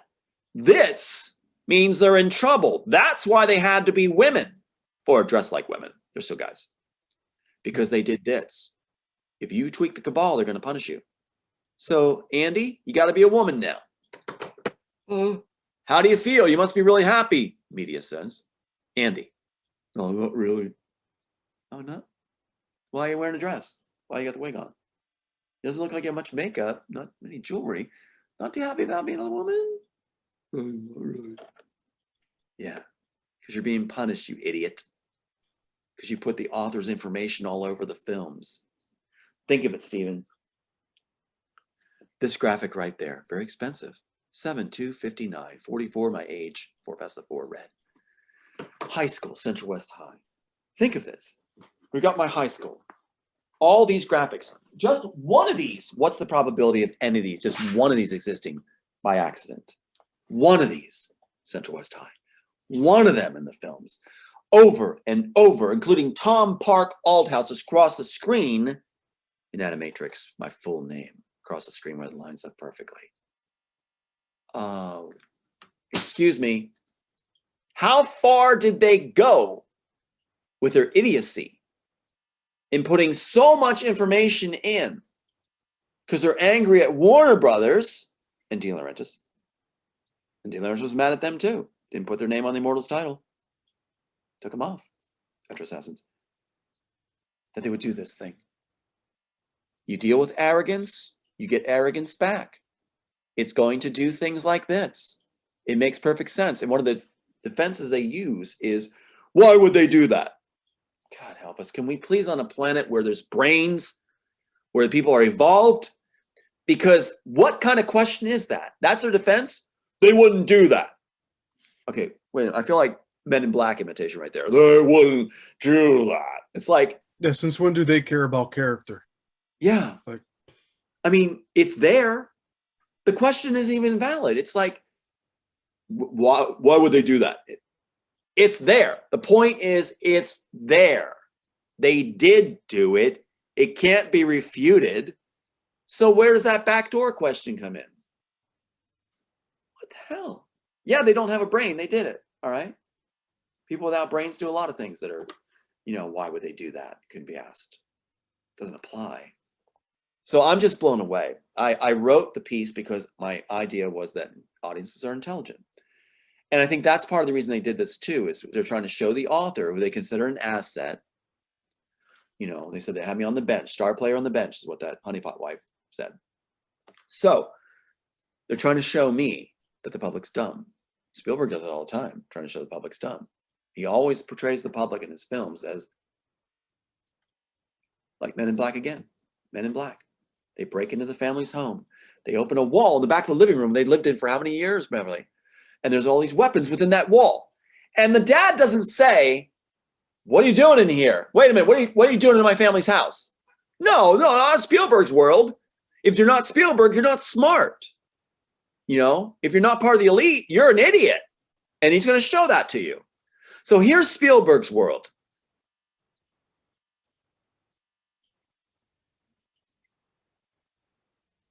The dad never says a word. yeah, just non-reaction. He's an idiot. He's a moron. He wants us to know we're morons. That is how Hollywood feels. Watch how they do their movies and constructs them. They don't want to treat audiences smart. I was trying to change that. It's the one innovation that out of all the things that the producers would call and talk about, that wasn't really absorbed. They were too afraid to jump into what I was trying to offer in that aspect, which was treat the audience as smart. Don't give away all the backstory. Let them make the connections. Let them. They were too afraid to do it. Too afraid. So these 15 other screenplays will do that. These 15 other screenplays will treat them as intelligent. Audiences will see things that treat them as intelligent. I hope they get to see it, because if anything happens to My Last Son, they'll never see it. And I made sure of that. And that's what they're yelling at me on the tape about. You can't do that. I'm like, yeah, I can. If anything happens to Aiden, I'm destroying this work. You'll never, well, actually, I don't have to do anything. It's buried. They'll never find it. I just never have to dig it up. Never disclose where it is. Plastic trash bag. You're not going to find it with a metal detector. And at some point, you do want to make these projects. If name credit is restored, I will contribute to the world these other stories that are better than The Matrix. And boy, they're good. They are good. Way beyond Hollywood. And keep in mind, Hollywood's still using this work as the template for all these different things. They're still trying to catch up, including Christopher Nolan. So, yeah. And I say again, when you first told me about Interstellar, when you first told me about that library of memories thing, like you said, as the puzzle pieces come together, you start seeing the bigger picture of what they're up to, and watch how they mock ridiculousness of it, and watch how they're mocking it. Watch how they mock it. Christopher Nolan is mocking the idea of the library of memories and the visuals he uses, but he still wants credit for it. Yeah, and it is a mockery. It is a mockery. And that scene, I think he intended to destroy the scene. He just wanted to use it up, like Joel Silver said, use up the story. So they want to use up the story so that they claim that way through Sophia Stewart that no one will watch the original piece. They say no one's going to watch this work because it's already used up. That was the goal, right? And so by that Interstellar scene with a little girl aged and he's not, they didn't care about making it good. They just want to use it up so no one's going to see the way the real scene works. The real scene, when you look at it, it's good. It was the one I told my friend when he was working on the battle sequences, you're going to cry. You watch, you're going to cry. And he did. And I want to hold this up for you. Here is, let me show you how big this is. All right, here we go. Here's the original scene that was used in Interstellar. The little girl. Neo's brought back by the smith. The architect brings him back in our time. He's told he can't see any family members. His little girl that he had left when she was 6 years old and cryogenically preserved is now 76 years old with the mind of a 6-year-old. So she has Alzheimer's. So he's basically has the mind that when he left her, but she's burn scars, everything else, things have happened to her. We can imagine as an audience, layers are there where we feel like we know what she's gone through. Now, Christopher Nolan struck that away. You've got to have this moments where the audience goes, I can't imagine what she went through. Oh my God, you don't have any of that. No, you see this lady going like, hey, your dad's here. Like, I'm busy here. Busy. And so he's actually, I remember he's standing in the doorway and she's talking to other people like he's not even there for like she doesn't recognize that he's there. Why the scene? No attachments, no stakes, nothing. That's what you're going to see more and more. No stakes. Now here, I'll turn some pages. This scene goes on. It was the heart of the piece. Wachowskis didn't want it. They didn't want the relationships. And so Christopher Nolan decides he's going to use it. He's going to destroy it and use it up. And that's what he does. Look how long that goes. And I'll tell you what. Oh my God. When you see the scenes, like, can I just read something really quick from the original Interstellar scene? Yeah. It's like this. Here you go. Think of a dad who's been away from his daughter and she's lived 70 years without him. He comes back and had promised to be at her birthday. And she's like, now, never gave up hope. She's got Alzheimer's. I mean, already I'm feeling it again. He says, okay, he goes he's looking for Brittany's room. He stops at 107. Brittany's room. Brittany is laying face up on the bed. She is now in her 70s and very frail. Jim enters and closes the door behind him. He walks slowly to her. Jim, which is Neo. Brittany, honey. He strokes her hair gently from her eyes. Brittany wearily opens her eyes. Does Christopher Nolan have any of this? They are glassy and red. She sees Jim and smiles. There are burn scars on her face. In ours, he had just been a scene where he was going to be assimilated in the program, didn't know what it would mean, and taken out. And he was told that his family the house had been firebombed. The one friend's house had been firebombed. So now he's finding out that his house had been firebombed too. She went through that. So an audience goes, oh my God, what she went through. Brittany says, after he brushes her hair back, Daddy, this is a 76-year-old woman. Jim says, I'm here, honey. Brittany, I knew you'd come back. I don't feel good. I don't feel so good. That gets me. That's how she would talk. So much she wants to say. Jim sits on her bed and lifts her to him in an embrace. I know, sweetheart, I know. Brittany, I missed you so much. Jim starts to cry as he rocks her. See the author being affected? The author has to feel it if the audience is going to feel it. If you're ripping it off, the author doesn't feel it. The audience is going to get what you get in Interstellar. So back again. Jim sits on the bed and lifts her to him in an embrace. I know, sweetheart, I know.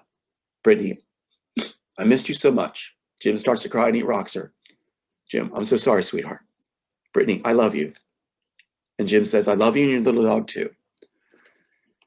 There's always some kind of quirky thing or a connection between characters where he did this Wizard of Oz thing with her when she's growing up. He'd read a bedtime story for her in the piece and say, I love you and your little dog too. And that was their piece they would say before lights out. And so he says this to his 76-year-old woman. And Jim, I love you and your little dog too. Brittany starts to cry. I can't even get through it. Jim strokes her hair, letting her talk. Mommy said to go to my room. Then the house got on fire and I got hurt. A man carried me out of the fire. That's setting up our ending. Neo thinks that the Smith agent at least saved his daughter. It was the Christ figure. That's what we learn in the audience needs, that all moment at the end. Now the Wachowskis imagine him on set again saying, we're going to keep the same ending. Why? You ruined it for audiences. There's no reveal. There's no now I get it. When the little girls, remember how they're supposed to improvise their lines? The little girl's not good at improvising her lines, obviously. She's a young kid. So instead of going, when the oracle's making it up, going like, did you make that?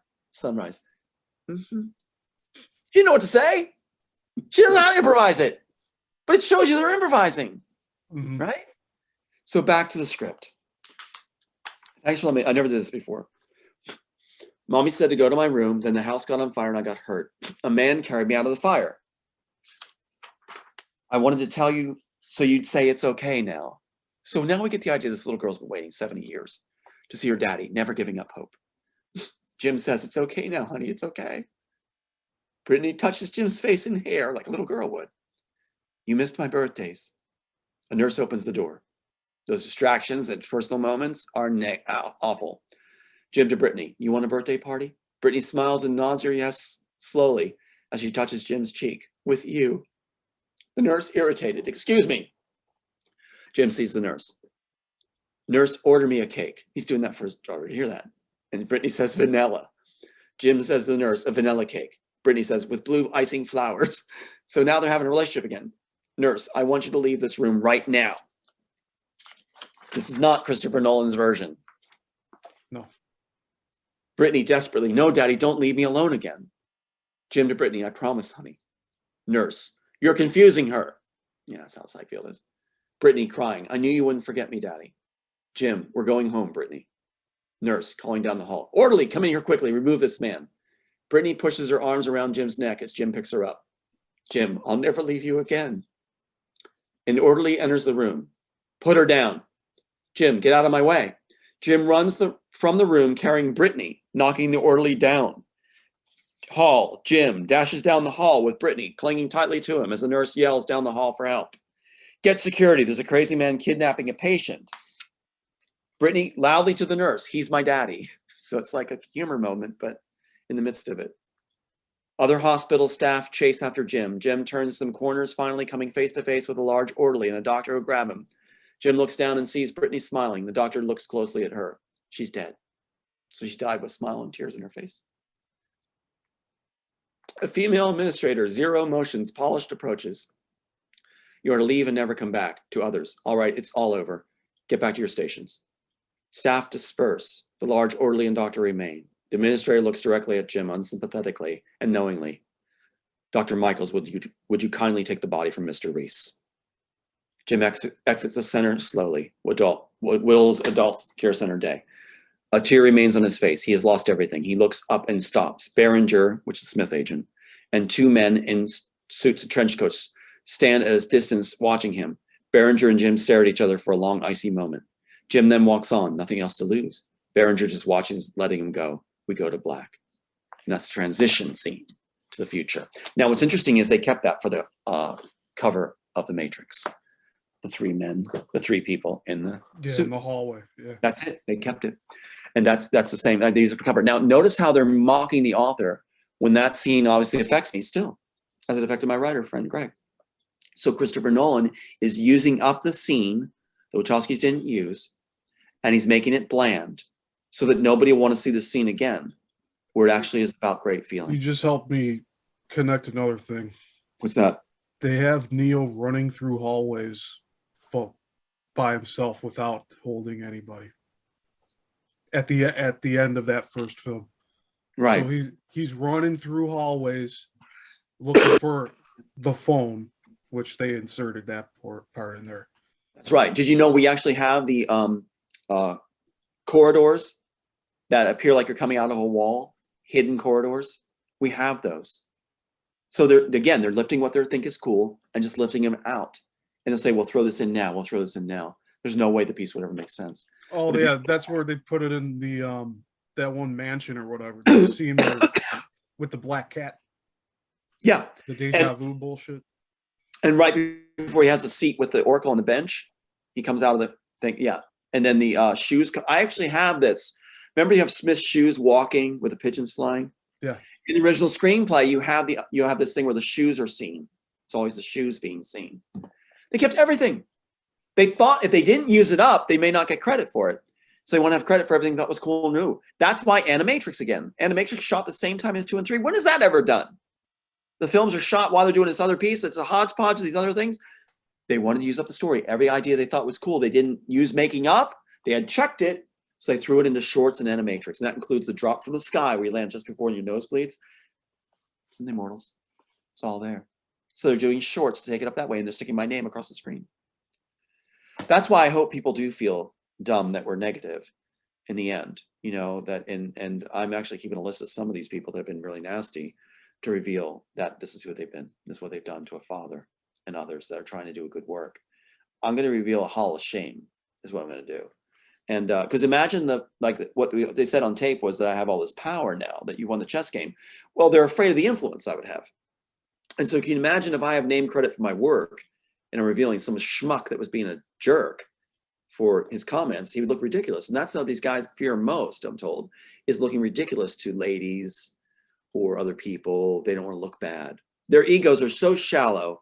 That's all that really concerns them. They don't care about their family or loved ones. They care about looking bad. They don't want to be laughed at. So I'm going to return the favor where these people, I'm going to make an example of how the industry works. I'll let them be laughed at. Have you considered publishing privately a book covering all of these bad players? Yeah. They're saying the real life story is what's really the real story. And that's what even Hollywood attorneys said. They said the real story is the real life story, bigger than the Matrix. I said, but the way that they would explain it would be contrived. It wouldn't even be the truth if they were to try to use the real story. That's right. That's right. So it's like, and that's why Disney had done those negotiations too with Bob Iger and such, just before he got fired. He was negotiating. He wanted to negotiate. The idea was if Disney made the film, the real life story, they would cleanse their side out, cleanse their wrongdoing out. Yeah. And then they make a profit where the others are the bad guys. And you're seeing the industry start to turn on the CIA and FBI now. So they're scrambling. And that's why these offers come in the fold. They would rather have me under their control, as they said, the star player on the bench and, under their control. And they continue sending you the letters and whatnot. And I'm supposed to help other writers create work and make great stuff for them. So that's the best thing is they put a yoke on me in their viewpoint, and I won't do it. So, I know my work, and they really, really, really want these other screenplays, and they're good. They're very good, very good. And it really raises the bar on what's in the industry. Of course they do.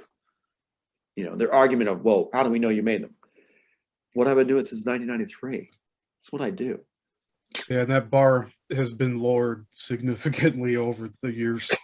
Absolutely. I don't even keep up with watching anything that's recently put out. No, Just no way.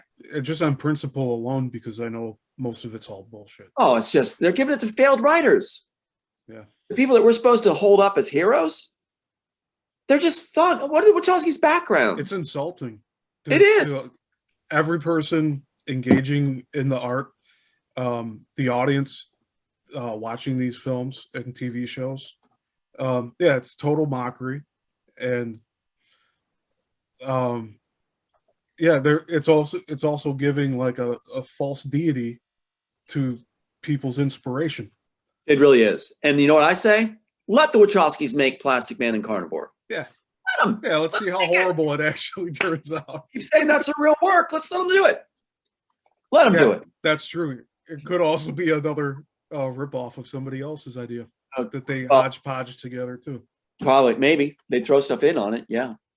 Or it actually is something that they were able to squeak out, but they don't have all the gears in place to actually be coherent with telling a story.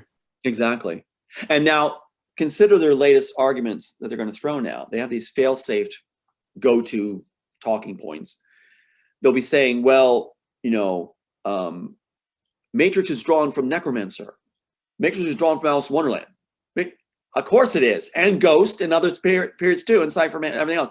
Yes, it's drawn from these pieces because the Wachowskis say they're on set making up as they go along, sticking to what they're familiar with.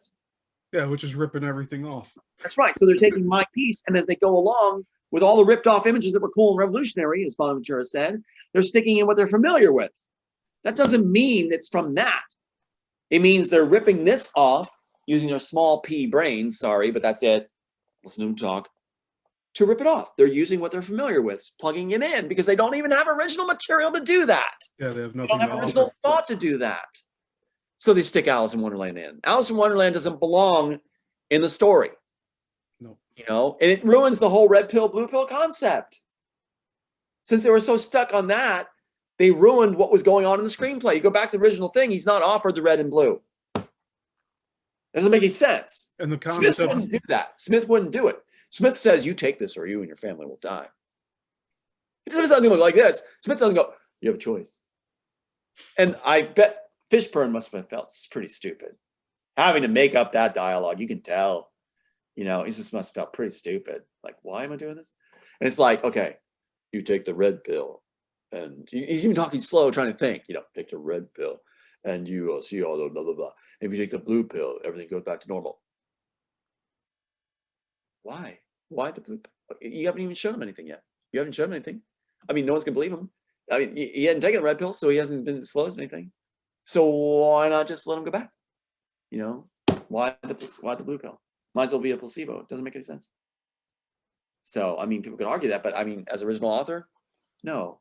The blue pill has a more powerful impact if it's revealed later as a painful alternative or only method that you're going to be able to stop these guys that have the red pill that is derived off the blood of the children. I think the imagery is pretty cool, pretty clear. You know, blue good, red bad. And then those that steal it turn that around. They're very afraid of that. Blue is a calming color, and red is, I guess, for danger. Lack of a better word, like an angry color too. Yeah, like danger. It's inciting. Yeah. Yeah, yeah. It makes sense to a child. You ask a child, which one's good, the blue or the red? They say the blue. Large blue. That was my favorite color growing up. Look, I'm wearing a blue shirt too now. So. Yeah, this is just insane. I could see them do it the right way, but they wanted to do the slap in the face and twist it again. But I could see Morpheus, if they want to rip it off that way, they could go, you take the blue pill and everything turns out right. Take the red pill, you're back in hell. You know, it's just doesn't make sense, does it? No. Yeah, offering the choice when the whole concept of the pills were to not have a choice. That's right. That's like either do something point. Like, yeah, you're either gonna go to hell or you're gonna like I don't know. I don't know where I was going with that. Like, it's either you're permanently gonna go one way or you can temporarily go and come back. That's right. That type of thing. Well, I want to show you something. Since this has been great, Stephen. You're doing great. It's like In the original piece also, I hate when I hold it up, I'm going to keep doing it. In the original piece, this proves it all. It proves a win in court too. We actually have a fair venue without supplied attorneys that has suspended license and eligible to practice law, that when they're fired, they proceed to summary judgment, allow it a half hour after they're fired with no objection. Right there, they threw it. We actually had won our case and he wouldn't file that win and allowed them to correct the mistake. So that's how they do it. But in this, you have a thing where Neo has to use the the enhancer, I don't want to say this thing, from Smith to download his memories, which they used in Elysium, cut it out, use it. And interesting enough is that in this piece, you have it pulled out of Smith, right? Cut out with a shard of glass, which they did in Elysium. Yeah, and this is all involving sacrifice. That's right. I think that's what I was trying to get towards. Like, it's not a choice of one thing or the other, but you are sacrificing something to move like the character along as a like a growth option almost. Right. And even though it could be torturing to the character, no matter which one they choose, like wherever you want the story to go as the author, it's going to help develop them into a better person overall. Their arc. Yeah. Develops their arc. And that's the thing. How many times now they use the shard of glass now? They've been rehashing all the time. So now they rehash it all the time of the shard of glass. You know, I see the shard of glass, I'll use that to defend myself. The shard of glass, I'll use this. And so what happens is they try to get the public to go, well, that was done in 1933. That was done when Panda meets Boo Boo. It's like they keep trying to do this stuff to derail all this stuff. It's working so hard rather than actually looking at the truth of the matter. And so Smith gets it cut out. And what they're not showing you is there's actually, in this original piece, these agents see that Smith's signal's been interrupted. That means you're supposed to be terminated. Remember I told you about the scene where the guy showed emotion? He was calmed down and the guy's begging, you know, he's okay now. And the Smith agent terminates him anyway from the room monitors. And so now Smith is in the same circumstance. Jacked out, which means you're supposed to be terminated. As soon as that link's cut, you're terminated. Motions shown or link cut. So nothing, you can't have an enhancer fall into the wrong hands, right? And that's what they do in Elysium. They do the same thing I have where they download the memories. They put a big box on the back of his head. They want to make it bigger because it's not their original idea. Use up the rest of the story. It's so stupid. That's not being very covert, a big box hanging out the back of your neck. What's the, that's nothing. It's just a big pimple that looks like a big black box. But it looks cool. Yeah. God, they're so stupid. Stupid industry. Stupid industry. I'm ashamed of Hollywood and the garbage they put out and how they don't understand how to even wipe their butts. Joel Silver and the rest of them, when their era comes to an end, Mike Lang, Harvey Weinstein, when their era comes to an end, God will have great material because they won't be acquiring art anymore. Yeah, but in the original work, time it's more like an assembly line than ground for original development and creativity. Where it's like this. Oh, we just throw this in, throw this in. Okay, we'll throw this in. We'll throw this in. Yeah, put this in. That's how they do it. That's not how this was created. So they're given a full shooting script with shooting directions and everything in it. And also the humiliation rituals of the people involved, all the actors being forced to do things they don't want to do. That's right. And it's like, it's not in the script and then they just change it on the fly and during production. That's right. And if they don't comply, then they get banned from that society. Well, keep in mind too, they don't get work, they get blacklisted. That's right. Oh yeah, it's a big go-to card. All the shooting directions in here. So they had to use it on set. They had it so easy, handed on a platter, right? Bonaventura saying, this is revolutionary, we're going to make this. Bonaventura, the guy who still says he shepherded and discovered it. They want to prove the world is stupid. If they get away with this, they did that. They did it. They achieved it. They know it. Everything's focused on this. But in that scene, the Smith agent has it removed. And the agents are told not to terminate him. Not remotely terminate him. Because it's Smith. Now in, what happens? In Matrix, right? Get this. Wachowski's using everything they think is cool. All the tabs. Everything they're cool. We got to use it. And we'll use Animatrix in the end to use it up if we didn't. In the original shooting. In the scene, you have Morpheus being interrogated by Smith, getting the trash beat out of him. They wanted to go S&M all the way. And so in it, Smith detaches his hookup. Earpiece, detaches it. That's in my work. He's attached. And how do the Wachowskis handle the rule that you're not supposed to be detached? Oh, Wachowskis, you geniuses. You absolute phenomenal God gift to the world geniuses. They have 3 agents come to the door. And get this. Okay. Mind of a 2-year-old. Not to insult 2-year-olds. The agent goes like this. To Smith.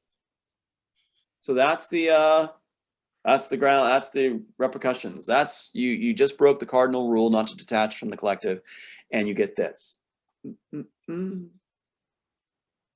Please, please, God help us. God help us. Do they need to show their idiocy anymore? No, I think they put it on full display. Full display. And it's just taking time for people to catch on to it and remove themselves from the illusion of what they've presented to the public. Would we get by this whole he lost his case garbage and actually look at the facts that they're trying to cover up through it? Then we're going to have a new world. It's going to change everything because they put all their eggs in this basket. They really did. They're very concerned about the number of people that will be affected and revealed, because I'm not just talking about these issues. I'm also talking about trafficking and everything else in the piece. Yeah. And they're really writing the power and the cabal. It's all there. And the CIA, it's all there. If you want to change the world, name credit back for this piece. Make the piece as written. Producers invest in it, whatever, make it, and you will have changed the world. Do what they fear most. This is what they fear most. And so their counter to this, Stephen, is to say, oh, he thinks it's all about him. What?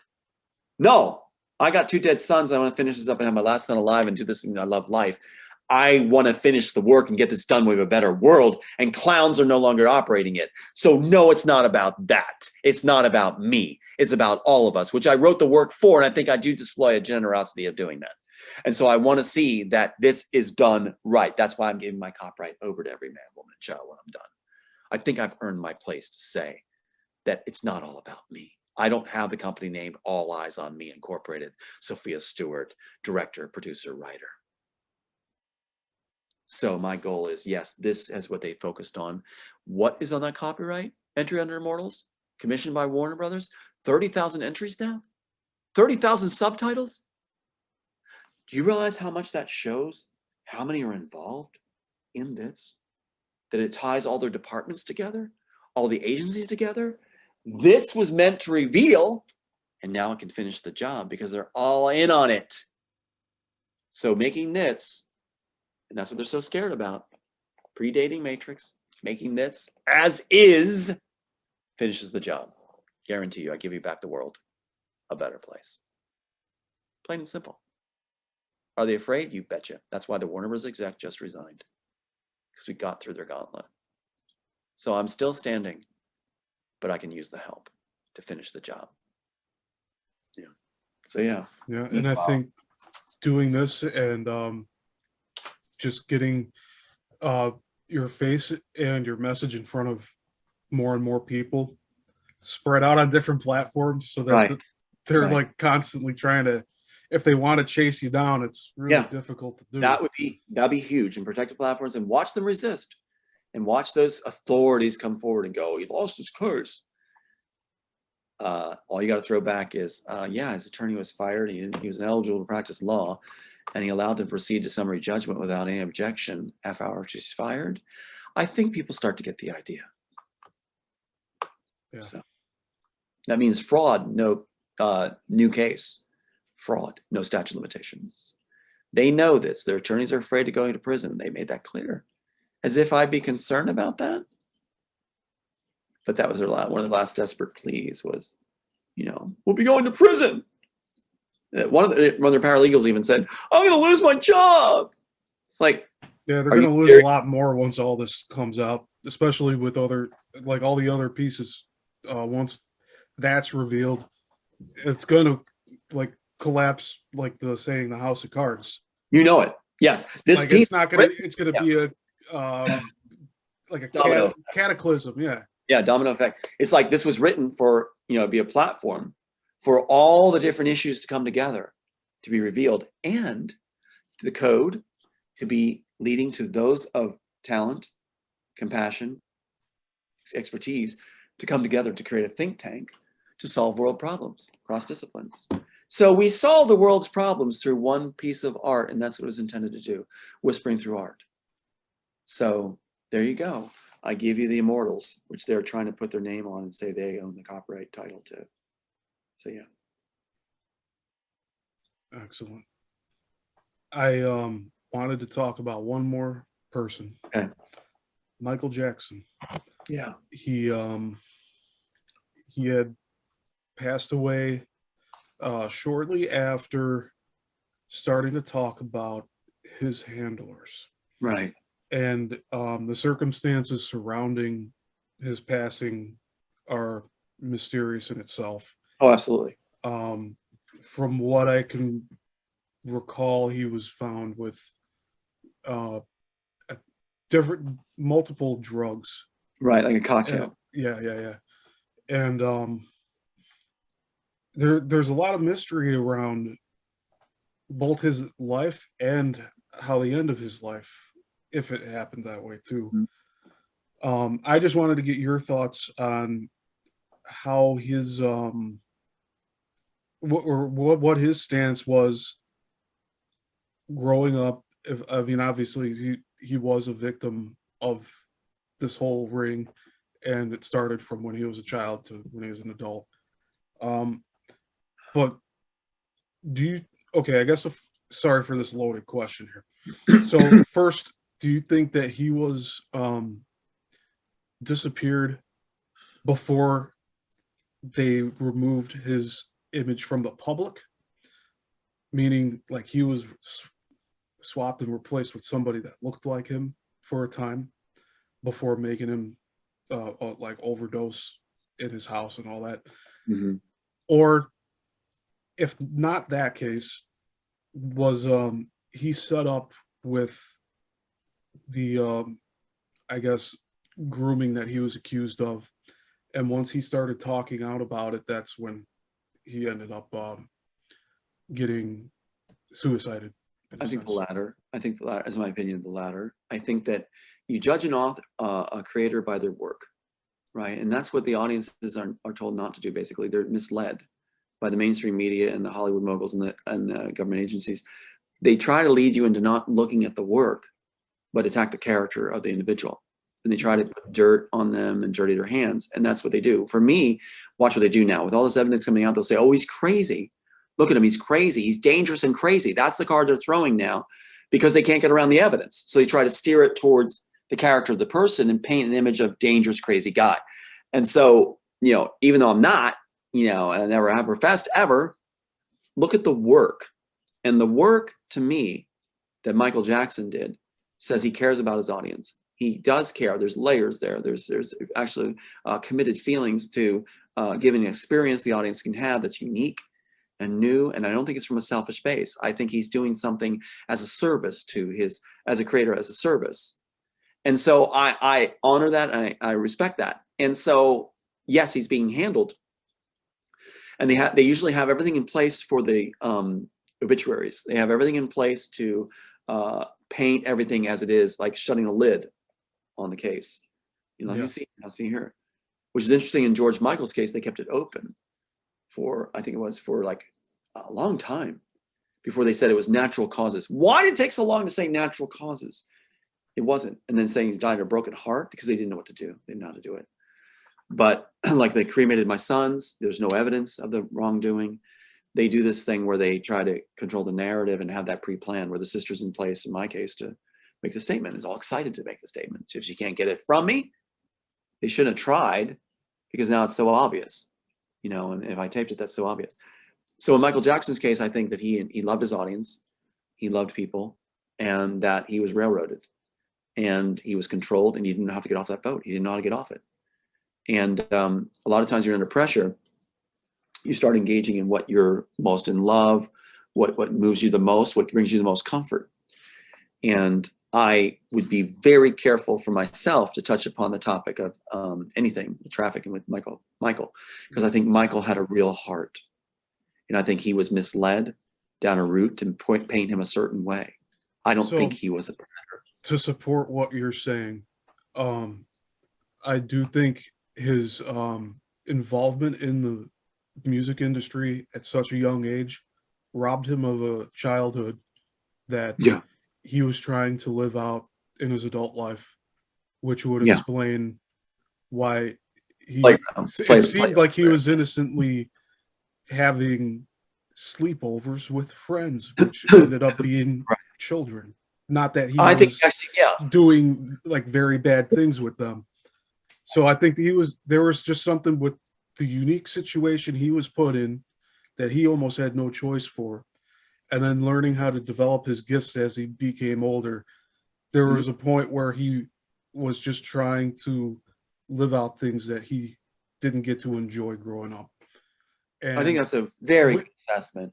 And when he ended up started to speak out against the cabal and everything, that's when they're like, all right, we're gonna make this a cold case, just a using of kids, because he was I think the last thing he was doing was like this major tour that he was putting together, and I guess there was like dance numbers and everything that he was very passionate about, and he was like saying this is going to help like unite the world in a way, and it was supposed to be his biggest production ever for live music. Not when you exit. That's not when you exit. It sounded like it was his his masterpiece he was working on, and then he just all of a sudden he's gone. That's not going to happen. Yeah, that's not going to happen. So there's that to factor into, like, to consider. That's right. That was going on too at the time when he was being accused and everything, and just showing him smiling and happy all the time, and then them painting it in a different light, like, why is he so happy? What's wrong with it? He must be doing something with these little children and all that. Yeah, they do. They spin it that way. They absolutely do. I was accused of doing witch cult activity on children. That was David Rockefeller's group at Colonial Williamsburg. Yeah, Diane Landon, these other people, Diane Elliott, she became. They actually went to my talent agent, Marsha Wolf at the time, and said he's doing witch cult activities on children. And he's outside the church. The church won't touch him. And so they do this kind of rhetoric stuff, even with the people that you work with. And then Marsha Wolf, my talent agent, broke off from me after I had national commercials and stuff lined up. She broke off because they were pushing this agenda of Tom's pure evil.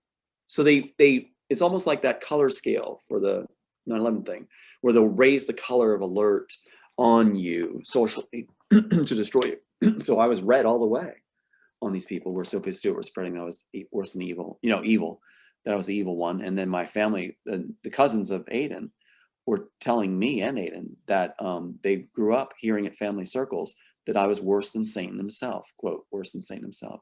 That's a sick family that lets their kids hear that and are part of that.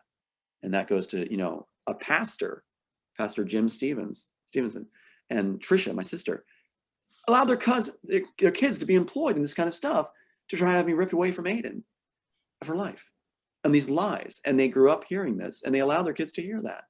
And that's a pastor in Oklahoma that allowed this to go on and they broke all contact with Aiden. He has no connection with any family. That's real pastorly. And then allowed my mom to be chewed out by his wife and yelled at and screamed at and cut off from all grandchildren because she's associated with Aiden and I. This is how the Hollywood circuit and FBI and CIA work. And if there's any questions, the FBI are involved and Spielberg involved. Look at Brian Fitzpatrick and Julia Zarco. Tell me if they're not working together all the time. And all the rewards she gets, she didn't earn them. So yeah, she's unlicensed. But that's what goes on. And so I can see the same playbook at work here. And that's what they're afraid of, is the playbook's being illustrated now, being revealed. And you see it all the time, right? From Martin Luther King, Ernest Hemingway. All these guys went through the same treatment by these government agencies. These government agencies aren't for the country. They're not for the populace. They're not for citizens. They're not for the safety of our country.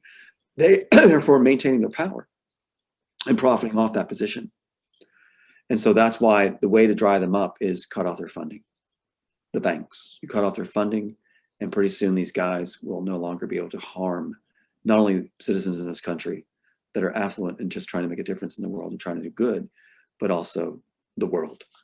where we're no longer sending FBI operatives to Ukraine to destroy it and hurt their populace and put an actor in charge, where we have a proxy state controlled by the Pentagon and the FBI, where they are also using their whole internet system is only under one person, Elon Musk, who's working for the Pentagon, he says in the articles. So they can monitor everything they say. And when they do that, they also control intellectual property flow. They can they understand any flow of ideas, anything else, and they'll claim it. They just pop it right to the Hollywood circuits, claim it, and they'll be first claimants. And you'll see these things popping up, and what writers will be wondering, how'd they get my work? You made a phone call. You talked about it in your room in front of your computer. So you typed it on your computer, and they took it before you got a chance to. They're waiting, and your operators are standing by to take your work. Yeah. That's why I like having physical paper and writing down a lot of my own thoughts instead of physically doing it. That's the way to go. That's why there's 15 screenplays without staples in them in a plastic trash bag. And it's upset Disney very, very much. And you'll watch for more resignations out of Warner Brothers and Disney. Watch for it. Very soon, Disney and Sony. Yeah. Wow. Hey, how do you feel? How are you holding up right now? It's been like 3 hours. I've been sick. I've been sick with, you can tell my throat and everything, but from the spray overs, I got sick from the spray overs really, really bad. But I'm determined never to stop. And I think it sends a message that even if I'm sick, there's no way I'm going to stop. My son's like that. Aiden's like that too. He'll get a fever and he'll still go work out soccer. He's just unstoppable. He's got the same nature. So yeah. So no, I'm whatever you need. Awesome. Yeah, because I mean, this whole interview today, I mean, it's been really awesome that we're just able to flow and go back and forth with this for hours on end. Oh yeah, this has been fantastic. This is like documentary material too. It's really, really good. So I love that you do this. And it depends on the host too. The host is the one that's able to bring out the information in a certain way it flows from the interviewee. And you do that so well. You make it very easy to disclose it. And it comes out differently than what any other program. So it's really, really cool. So yeah, so not that the evidence is different. It's just that it allows it to flow. Like reading that scene with the that Christopher Nolan ripped off from Interstellar, that I'm so glad I got to do that. Thank you for allowing me to read that. And you saw how I get choked up. I mean, it still hits me. If it's well written, it's going to last. It's going to have lasting quality that generations on generations may enjoy that and be moved by that. It's supposed to also make you think about the elderly and how, look at them as a small child, that they have dreams still. They still feel, have dreams, thoughts, and they're worth, attending to rather than just discarding.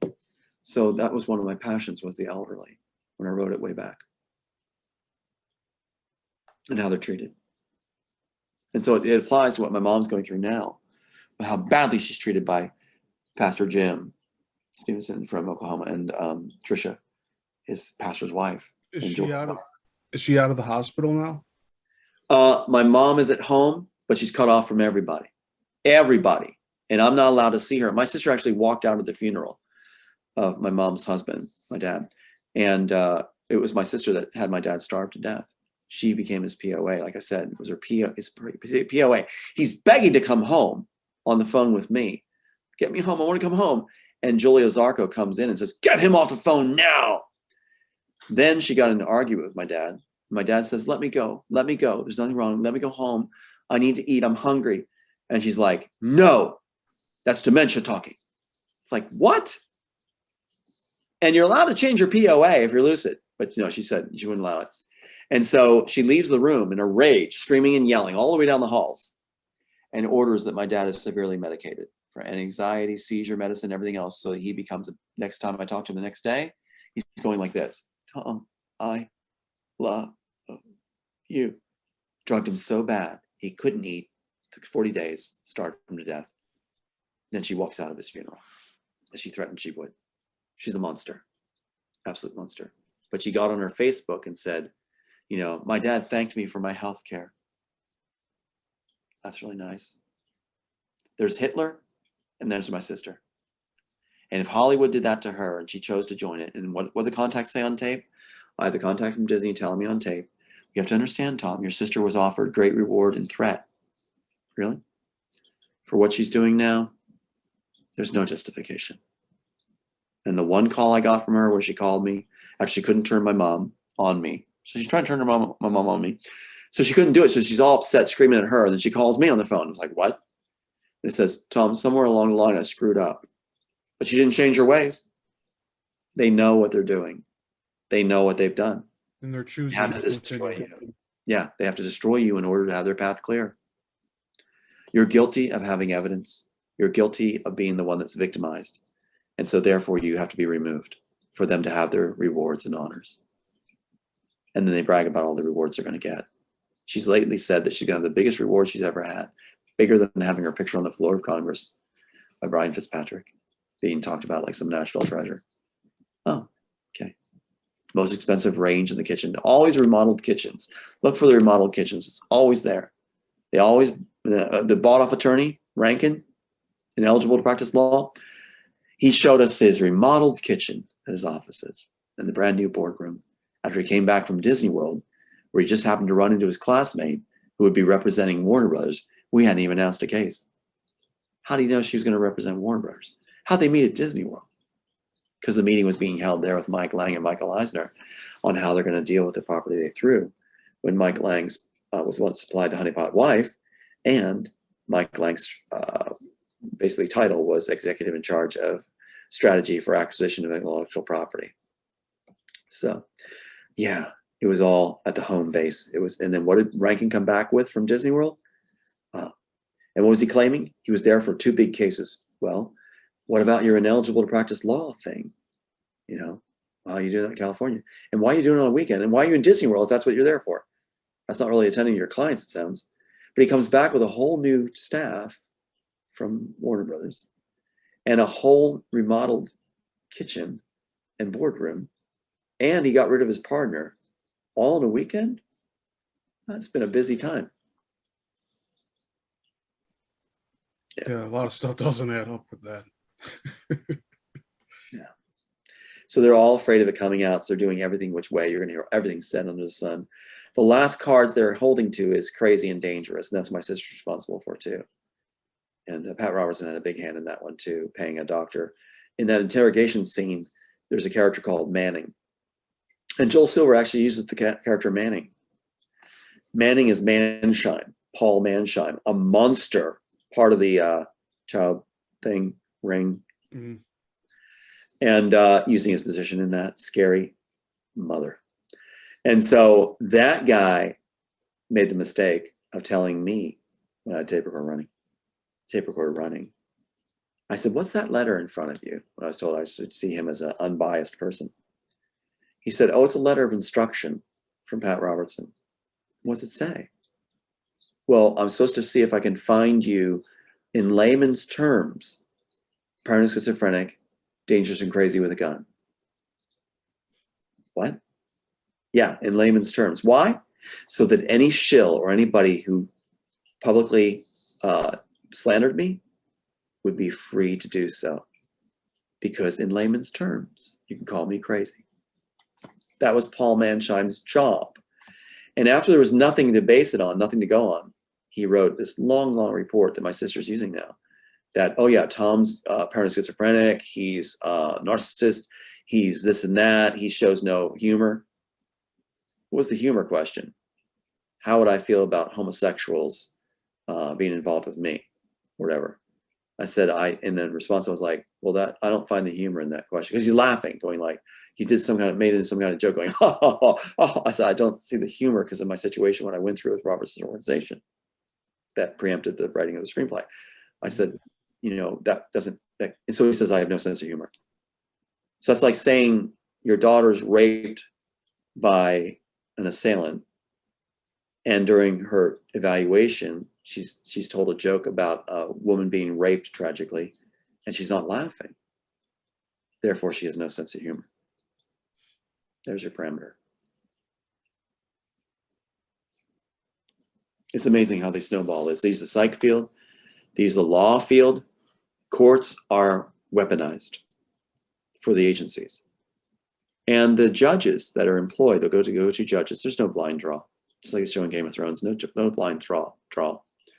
Yeah, it's a pick and choose type of system. They pick the best ones they want to do the job that will be willing to do it. It's really the case. That's what Robertson said with the Law and Justice Center, to put judges in place that'll rule the way he wants them to. So he's no longer a second-class citizen. And that's why you see a lot of this where the judges are swapped out of the cases. Yes, that's happened in mine too. They swapped them out. Yeah, there's like 5 or 6 different judges for some of these things. That happened in a malpractice case. Yep, they do that all the time. That's what you're right. They did an Avatar, and then these judges are given all these rewards.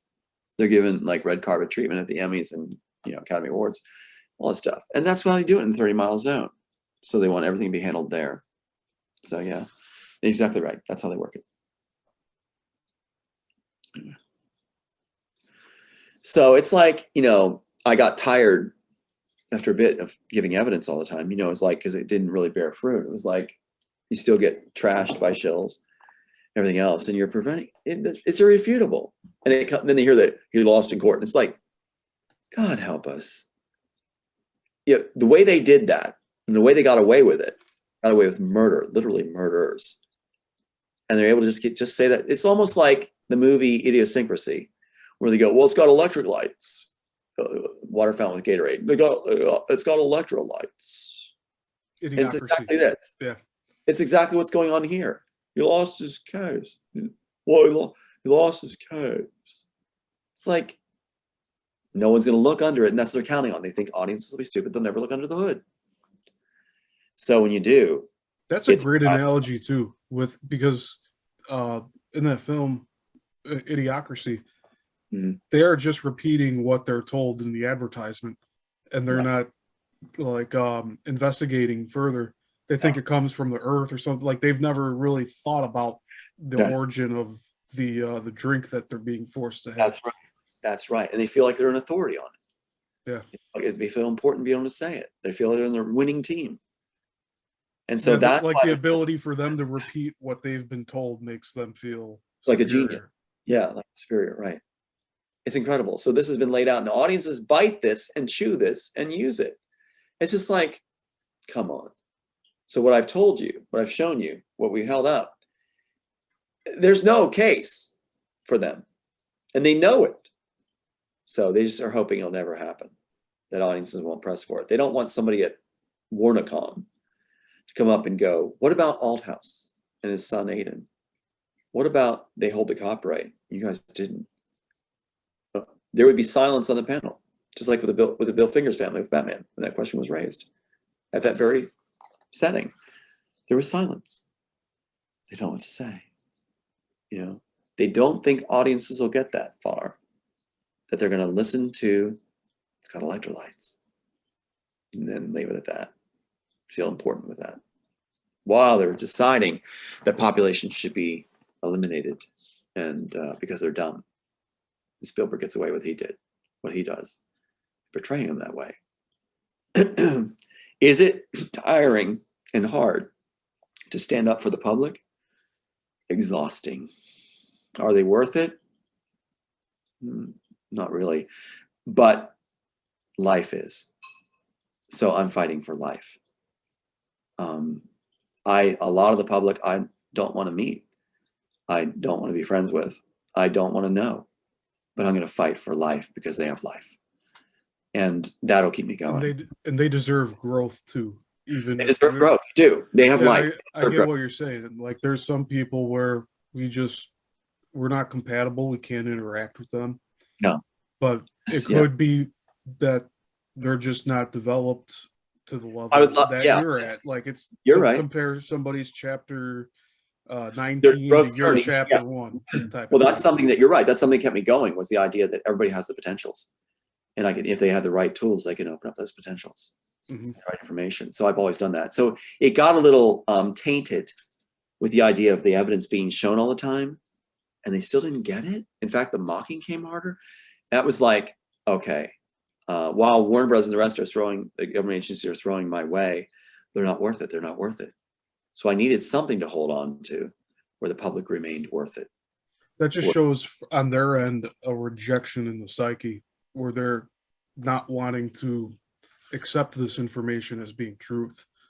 And instead they, like you said, they laugh and they write it off as just being a joke for That's right. like a cry for attention in a way.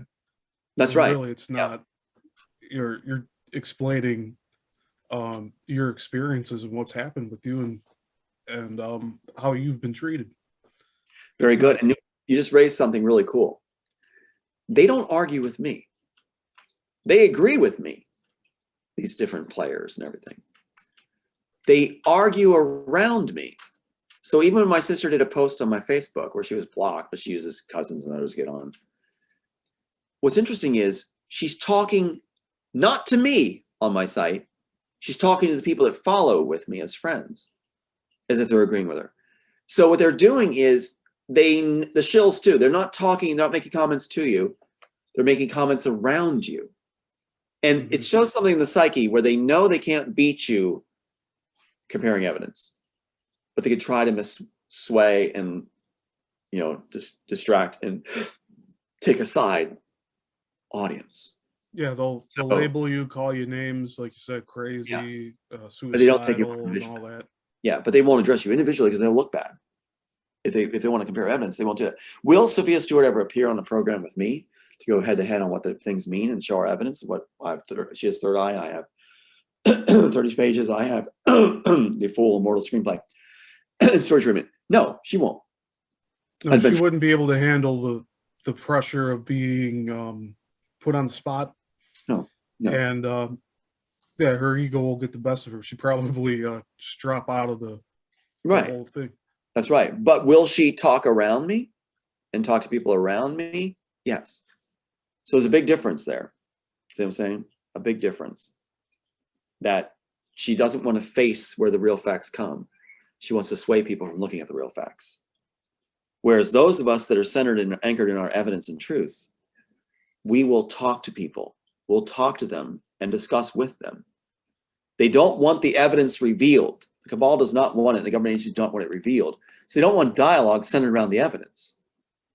They want dialogue centered around the character of the person they're trying to destroy. And they want to control that narrative. And they want to act like audiences are with them. It's interesting, they're trying to get audiences to destroy themselves by destroying those that are fighting for them. Think of it. That's mind-blowing to me. And you could have your hand up saying, look, I'm here for you. I'm fighting for you. I got the irrefutable proofs. Well, it's got electrolytes. That's why I'm the way I'm now. I'm like, okay, guys, good try proving your point. But I think largely the public is comprised of people that have been conditioned not to show their thinking. Otherwise, they're going to get trashed and put down, or they're fearful for their lives, their family, and their welfare and their being. This is not a country anymore where life, liberty, pursuit of happiness.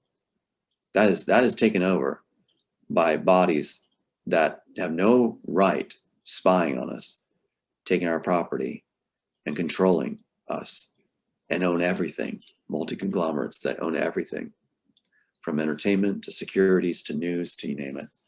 They own it. Banking, they own it all.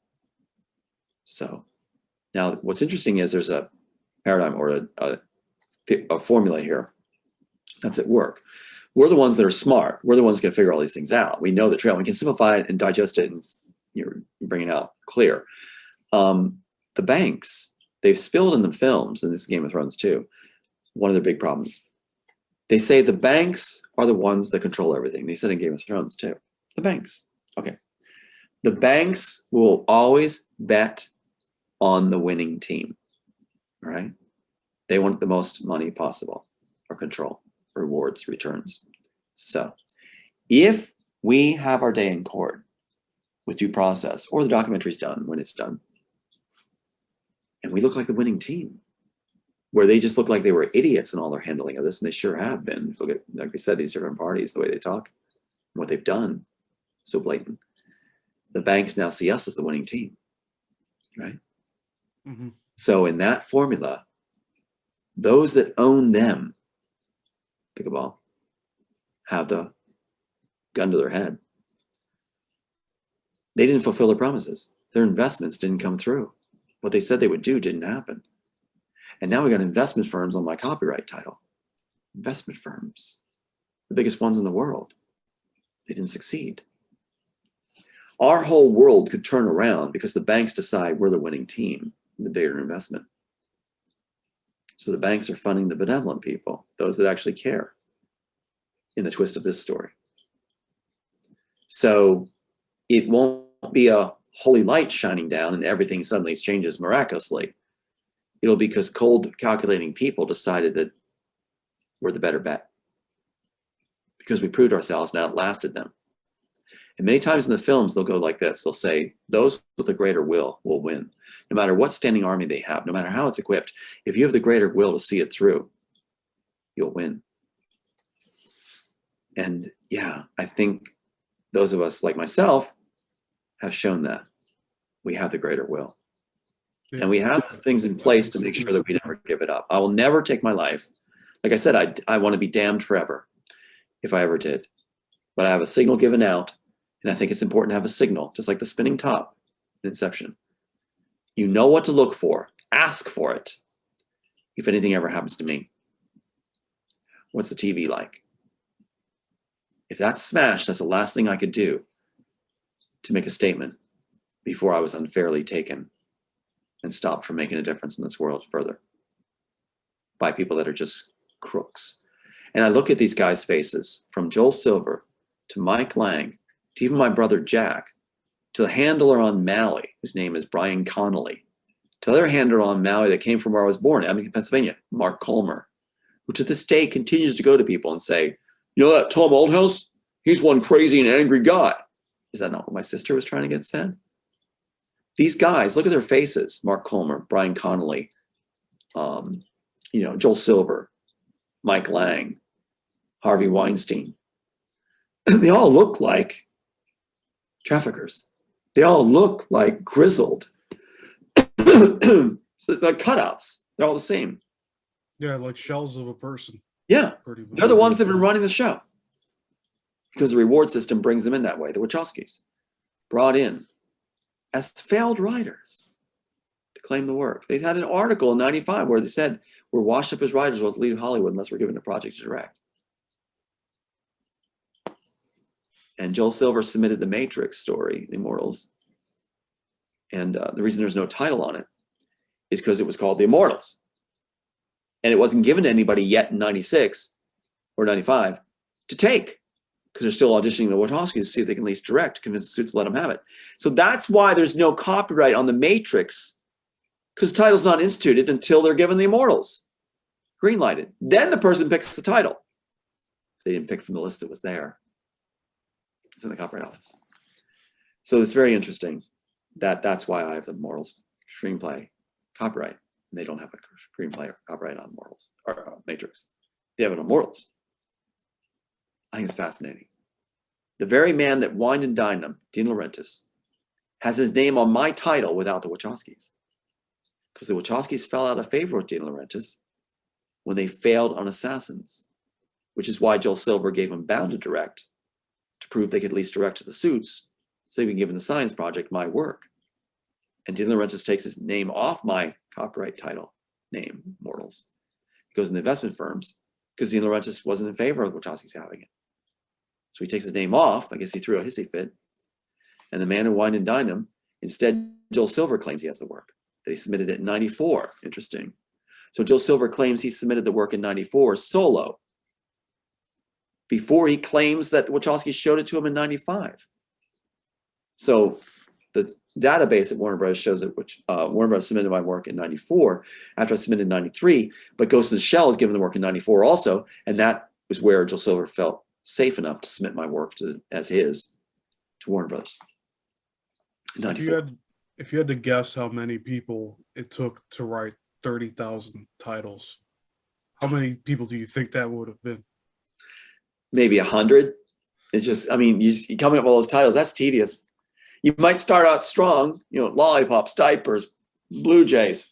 Yeah, after 20 or 30 of them, it starts to get kind of worn out. Yeah. It's pretty old. And then you got to check and see if you already did it, like that game, don't repeat the word. That's insane. It's insane. And what's interesting, you just raised something. On the copyright title of Immortals that they take, they keep listing Army of Darkness.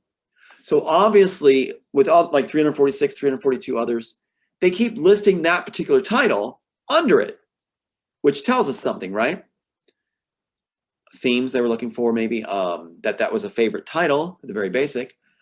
Somebody really wanted that one, and they really wanted to make that piece with that title. But there goes to different levels with this. I think it's pretty revealing. Why Army of Darkness? What was Hitler's army called and referred to in World War II? What does Spielberg refer to it as in Raiders of the Lost Ark? It's the Army of Darkness. So Spielberg gets his little lick in there. He's saying the Immortals, which is about, he claims Hitler and Christ. No, it's not. It's in there as the only plausible historic characters that match up the roles of the architect and what would come back that we would give our free will over to. So I just gave them names that historically match. That's showing homework and dedication. Mm-hmm. Where if they're just calling it the architect and the oracle, then they have shortcutted it. They've cheapened it. They're saying, don't worry about it. We're not going to give you any information on it. So how am I the bad guy? You know? So if mine's all about Christ and Hitler, which it's not, it's only making it plausible to how it's tied and historically and feasible. Theirs is about nothing. Nothing and nothing. You know, and we're supposed to buy that. Was any loose ends tied up in the Matrix? Was anything resolved? Was anything tied in? Was anything like, oh, now I get it? They claimed that it was just supposed to be Matrix 1 only. Then they claimed that 2 and 3 was supposed to be all separate from it, all different pieces.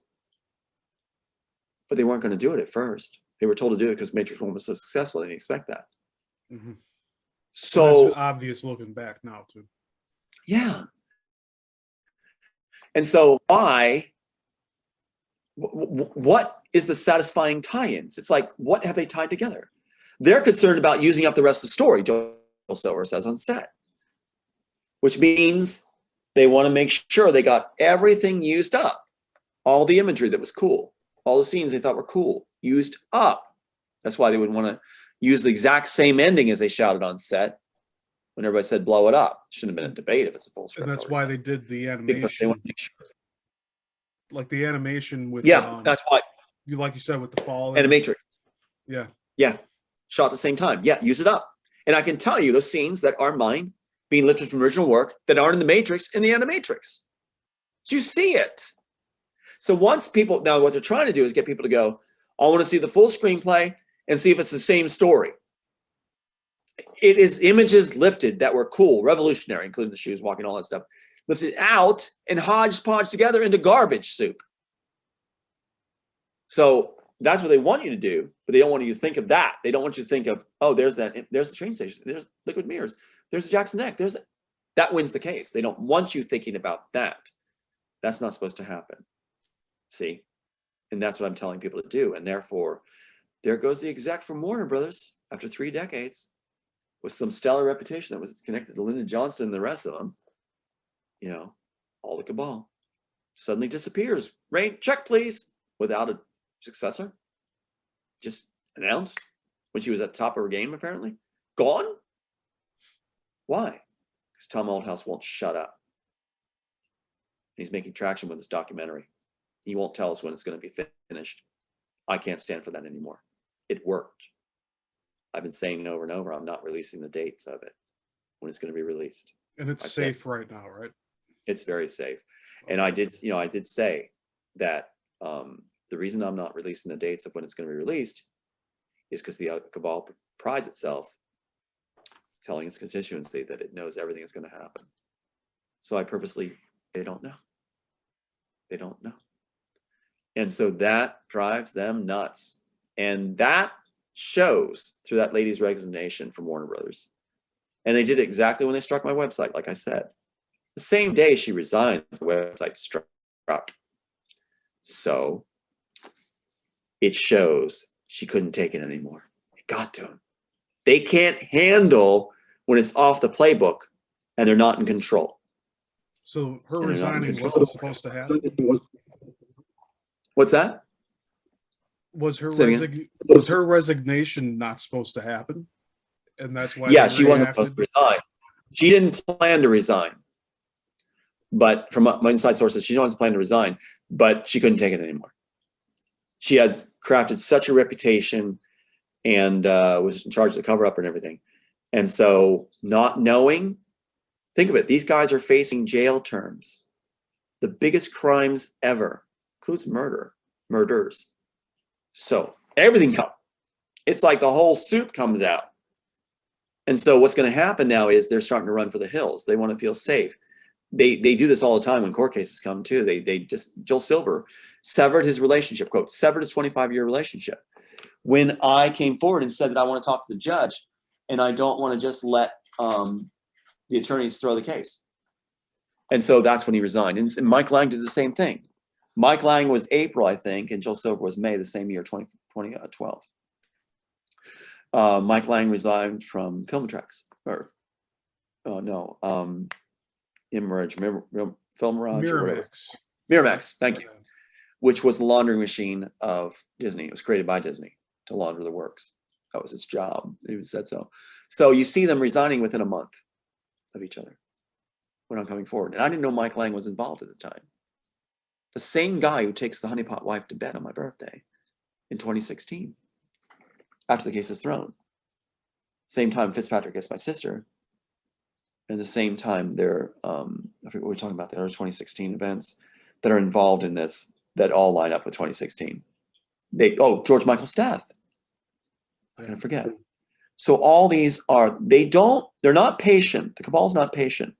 They react immediately. And that's why what happened within a week after the case was thrown in 2014, April 2014, they're announcing what?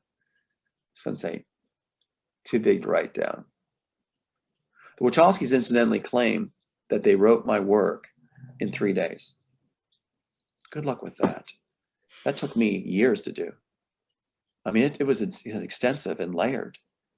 3 weeks. Oh, the question is, if it took them 3 days to do that, Plastic Man and Carnivore, compare Plastic Man and Carnivore to my screenplay. You know, as far as value and cost and everything else, and layered the thoughts and how it's connected. You can't I couldn't rip a sentence out of that work without disheveling the whole piece. It was that tight. It was that tight. I tried at times, I couldn't move anything. It was too tight. So they were caught at the very beginning. As soon as they started moving things around. When they lifted the train station scene, liquid mirrors out of the train station scene, they already were unraveling the story. It has to be back at the train station. And so what they do, they have Neo running down the corridors, getting lost like he's an Escher print, coming back on him. God help us. Oh my God. We live in a stupid world.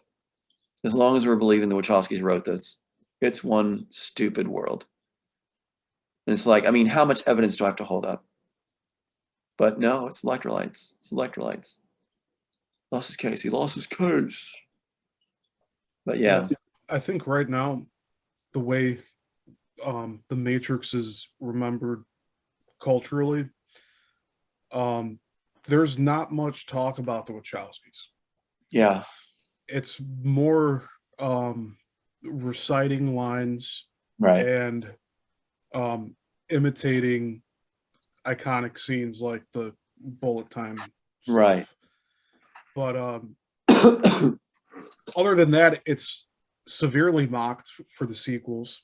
Yes. For its lack of consistency and logic and reasoning, because a lot of it's just not there. Like you said, it's all hodgepodge together. Right. And people have caught on to that portion, but I don't think they've fully come to terms with it yet, where they want to admit that, like, yes, you're right. These people did not make this work. They stole it from yours. Yeah, they don't want to. Yeah, so it's after like worshiping the film industry for so long, I can understand how people reject the idea of walking away from that and accepting the truth of how creators are being used up and worn down and being used, basically. Yeah, I don't Right. know. No, I hear you totally. It's interesting because bullet time actually comes from the original piece, and it says bullets zip by. So it's about the rainforest canopy, which they took the original start of this and ripped it off for the insurance films of Forever Young with Mel Gibson, who claims he found the Wachowskis. That's a cover story, and Outbreak. So they did these things where they ripped it off. Outbreak is the beginning of the Immortal story. And you have the rainforest being ripped apart. It says bullets zip by, and branches, leaves, array of dead creatures, snakes, birds, sloth, monkeys fall to the ground from high above. Forest canopy begins to open up from the bullets tear through it, causing beams of light to enter in a contrasting beauty to the ghastly shower of debris. So that was to be shot in slow motion, and that's where your bullet time comes from. And so they got it. Again, the Wachowskis don't have a brain. They got everything from the original work. They just got it from, they're just reading it from the pages. So geniuses, they're reading it. It's like taking Shakespeare's book, folio, and just opening it and reading from the pages and saying, I'm a genius, and then destroying Shakespeare if he was still around. And then with them having friends that will give them an unlimited supply of money to rip these projects off. That's right. Where are they going to think twice about it? That's right. Now imagine they're that egocentric. They're not going to. Imagine Shakespeare, never been seen by the public, and they take it and they make it up as they go along, sticking in whatever they wanted. Can you imagine the performance? Can you imagine King? Oh, hey, you froze up for the first time. Lear? King Lear with Necromancer in it. Because they're making it up as they go along, sticking in what they think is cool. They can look cooler. Yeah. Your feed just froze up as you were talking about King Lear. I didn't think they'd like this one because it makes too much sense. I'm telling you, I was expecting it. I was expecting it because this one makes too much sense. We've been talking for 4 hours and no interruptions until right now. So yep, because this is the one that makes sense, doesn't it? I want to say it again. If we get a chance, let's just do this little bit. Yeah, go ahead. You just said your internet connection's unstable. So let's look at, and I want you to point out too that they interrupted it at this particular point because it makes too much sense, doesn't it? I want this to be caught by the public. Mm-hmm. All right, so you're recording? Yeah, everything's recording still. Okay, so I actually thought that would be interrupted. I thought. So save that. Because that would be good to be able to see. This is the first time you brought up Shakespeare in detail too today. So yeah, because I did Shakespeare national tours and stuff, and so you were saying did some calling. Imagine if Romeo and Juliet, here's what I said, Hamlet. And they don't like it. It makes too much sense. I was saying, imagine Shakespeare's King Lear.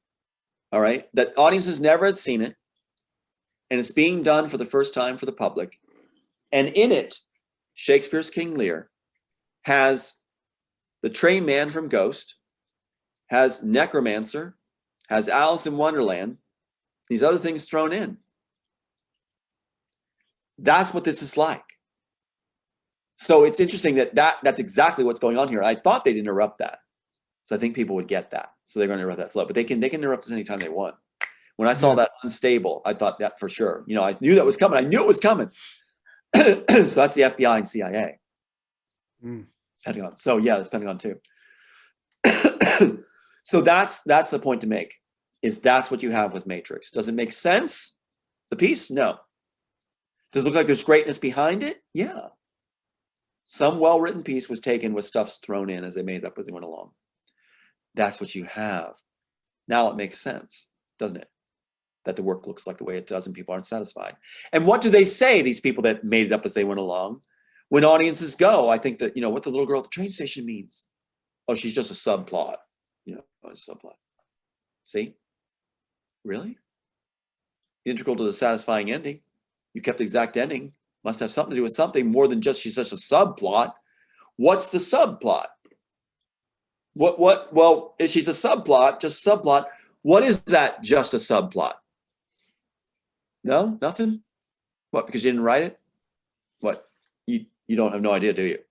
You don't have any idea, Wachowskis? Okay. It's really simple if we ever get a face-to-face. Can you imagine? If we ever really get to do a show where the Wachowskis are on, Andy wouldn't show up. But Larry's arrogant enough he'd try. He'd convince a small little pea brain that he could pull it off. Yeah, he goes to this Music Box Theater in Chicago from time to time. I actually almost went there to call him out. Yeah. And call him by his first name. Yeah. But I would love to see a piece done where we get to talk. Yeah, just to sit down. We can all be friendly, right? Absolutely. Andy, I'd like be a to go little to tolerant of Tom here. Let's talk. Yeah, let's go. Let's go. Oh my God. And I love the way they end up talking in the end anyway, because they go like, they talk like they're so deep. But if you hear Sophia Stewart, she does the same thing. These are failed writers. And so they'll go like this, like, well, it's from another dimension where we have to explore, and they're reading off a script while they say these things. They're not making any sense. I actually made sense trying to imitate them. I can't help it. I'll make sense. They don't. They end up and what they actually do, and this is proven on camera, they start talking about their genitalia. Both Sophia Stewart and Larry Wachowski end up talking about their genitalia. Sophia Stewart just did that. It's pointed out to me by this host named Johnny. Sent me the clip. She's saying that Frankenstein is all about penises. I'm like, what? Is she supposed to be proving she wrote The Matrix? And she's talking about Frankenstein's all about the penis. She says this. It's all about the penis. So yeah. And she's wearing these large black glasses that look like goggles, like she's some kind of big celebrity. So you got these big, this is how big they are, across her face while she's going, it's about the penises. No. These people are hopeless. Hopeless. And now I'm being told by the inside, some of their insiders, that their job is done to discredit me, that they're not needed anymore. That now the public's supposed to believe that she actually wrote it, and some will believe that she wrote it, and some believe that she doesn't. And that serves their purposes as long as everyone's believing it's one or the other. Warner Bros. Is one. It doesn't seem like they stick with one idea for too long. They kind of just scramble throw around. that out there and then they move on. Like Sophia Stewart, I remember initially first hearing about her and then nothing, no follow-up or anything on it. And normally if this was a true case, you'd see more coming out in later years. Right. Follow-ups. I don't really see interviews of her, although I also haven't tried to search recently. Yeah. But if she's just another assigned person, it makes sense that like, yeah, she played her role and now they played her role. When they made her claim, else. when they made her claim that she won the trademark on Matrix title, I wouldn't even do that. I wouldn't pick the Matrix title, and I wouldn't claim I came up with the Matrix title. I think it's stupid. Like, is there video of Sophia Stewart like getting emotional on camera about her work being stolen? Never. No, she's always cold-hearted about how great she is and skirts around it. In fact, when she got a BBC correspondent to interview me and her, when she first was handling me, she came and said that you're the missing link, Tom. You're only supposed to claim 2 and 3, and I'll claim 1. Let's just throw the case. She was working for the other firms. And so I got on this BBC interview late. It was really early morning in Maui at the time, like 4 a.m. for BBC time. And when we talked about the inserts being discovered, because I've been told by Inside Warner Bros. That they were there. When I talked about my high school and everything that was just revealed to me by Inside Warner Bros. It was there. Sophia Stewart lost it, got very upset. And the lady said, I want to hear more about, she just started talking, hogging the mic. And the correspondent, BBC correspondent said, lady said, I want to hear more about Tom with these insert things. And Sophia Stewart just laughed and just kept talking about herself. And it was like, that's what was going on, was this whole move. She was doing her job. I didn't realize at the time, her job to make sure that no one thought about these inserts. And that's why they threw it the way they did later, where they said all this evidence is blocked and just my one was in, saying there's nothing to it, therefore it doesn't count anymore. Unbelievable. But that's how they handle it. Sophia Stewart lost it after that interview too, and said, there's no way they would do it, using the phrase. There's no way they would do that. They wouldn't do that. Then she accused me of being on set with Matrix, and that's why my stuff was in there. She couldn't get around it. Wachowskis couldn't get around it either. Yeah, technically you were on set because they had your script in their lap. Good point. That's a good point. You were there in spirit in a way. Yeah, so they couldn't get around it. And my point was, well, show me the money. If I was on set, where's the money? She said, you thought you're gonna be famous for this. You're on set, and they you're so foolish. They tricked you. So yeah. Anyway, the inserted material, they're very afraid of. That's why they railroaded it in the court situation. Last thing they would do. And if they could, they would doctor every single Matrix film there is to take that out. But it's the first thing they shot. It can't be denied. It's on every DVD. I'm actually surprised they haven't tried that yet. Yeah, because with everything being manipulated and edited and modified, and like there's deep fake. You've heard about deep fake AI video where they take somebody's face. They take like thousands of images of somebody's face, like a celebrity or something, and they slap it onto somebody else's video interview or something like that. They've done this with there's an independent YouTuber that's putting these pictures through a whole thing.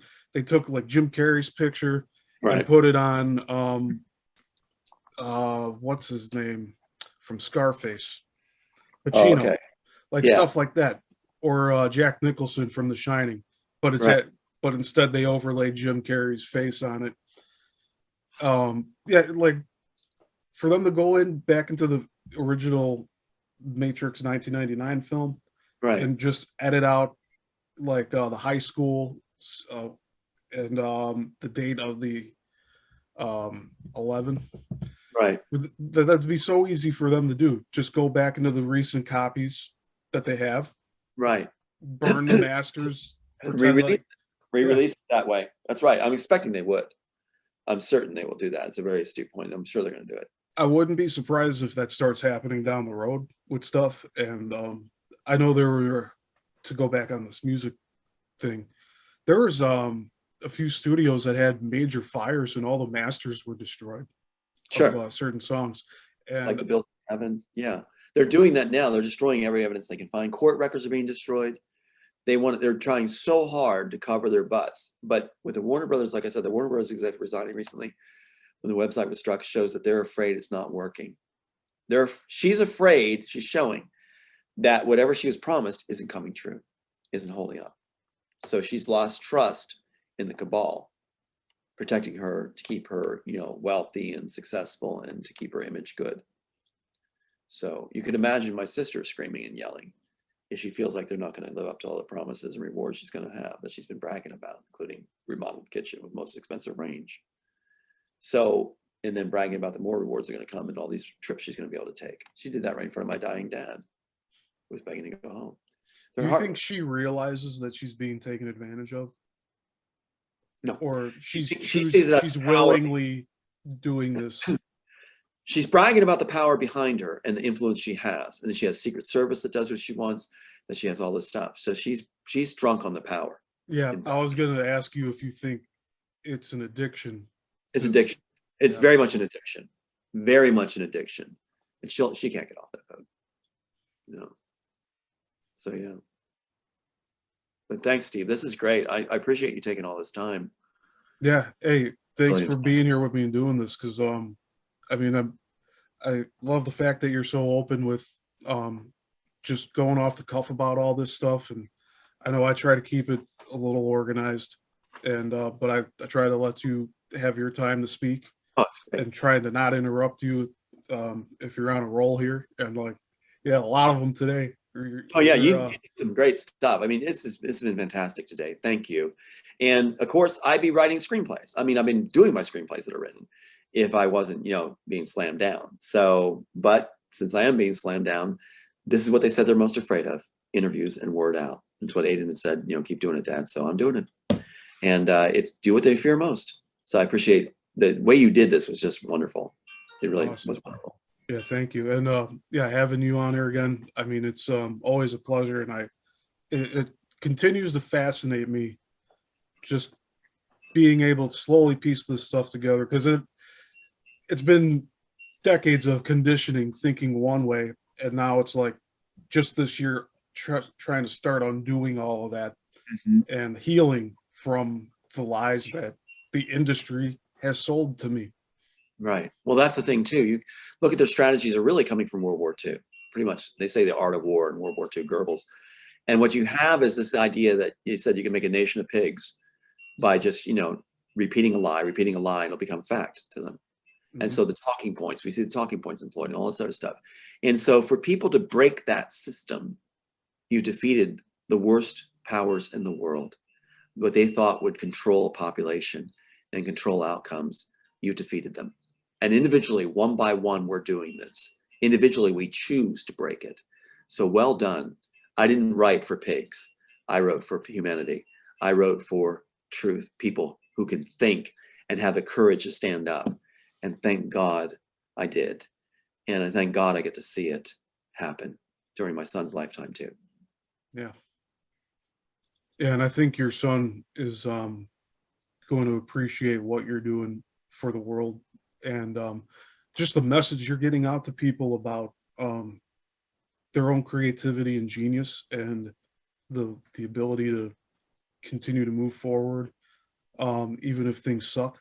And a lot of the time, it can get really bad, but it's not the end of everything. Well, you're right. This is interesting. You just raised something so important, I think I want to share. They'll say no one cares, no one's watching, no one cares about the story. And you're all alone. Yeah. Mm-hmm. It's not going those anywhere. Are the lies that are repeated over and over again. Yeah, 0 views. Here's the thing you just made me think of. My son comes home from school on different days, and he'll say, Dad, students are coming up to me saying, your dad wrote The Matrix. He says, I haven't told anybody at school. How do they know this stuff? It shows you that it's not 0 people know. It's on the tipping point. There's a lot of people that know. I've gone to the soccer stands to watch him play a game, and parents will come up and go, hey, we saw you on we heard you on such and such program. Isn't that something? So it's all over the place. And that's why these resignations are occurring too, is the illusion of no views, gaslighting, no views. People make comments and don't show up. It's not holding up anymore. It's not going to hold up. And so Aiden's just blown away. He's just like, yeah, these kids come up and they go, wow, your dad's the writer. Yeah, I saw your dad's the writer. He's like, I never said a word at school. He said, I never said anything to anybody. So is it known throughout the world? I think that indicates that people are getting it throughout the world, and they're simply trying to make us think that they're not. They're trying to make it sound like 0 views. They went overboard. In their fear, they went overboard. They should have said maybe 100,000 people know, maybe, so many thousands, but beyond that, he's really a non-entity. They shouldn't have gone for 0. It's just, they shouldn't have tried that, because people are making it very clear that in all stratas, all walks, all places, even our backyard, they know, they're seeing it. Which gives hope. A better world's coming. That's why the piece was written. So yeah, but thank you, Stephen. Thank you so much. Yeah, my pleasure. And I do want to do this again. So So do I. I mean, this was like having tea and crumpets. It was wonderful. Yeah, right. Yeah, since we can't physically meet up, and just I'm sure we'd be able to talk like this over a meal, and felt like high tea. Same thing. Yeah, it felt like high tea. Which I love high tea. So it felt wonderful. So, and that's why this information can be released this way. We're relaxed, it's nice, it's mutual respect, it's really good. And so that's the other side doesn't want that either. They work so hard to make sure these situations never occur, because people can see it's palatable, it's real. They can check the evidence. Of course, with the website struck, they're supposed to make it like, yeah, he struck his own website. No, why would I do that? How would that serve me? No, like they tried to say I altered my own poor man's patent. What would that serve? Why would I take the full script out with the notarized statement? What would that serve? Well, I put it in there. I took it out. I got myself on that one. It's just they're ludicrous. So anyway, but thank you. Yes, and again, if people want to find you, you're on Facebook and Instagram. And, that's right. My phone number. I'm laying my phone number out there. They can message. I can't always return because I'm pretty busy right now. But this was worth it.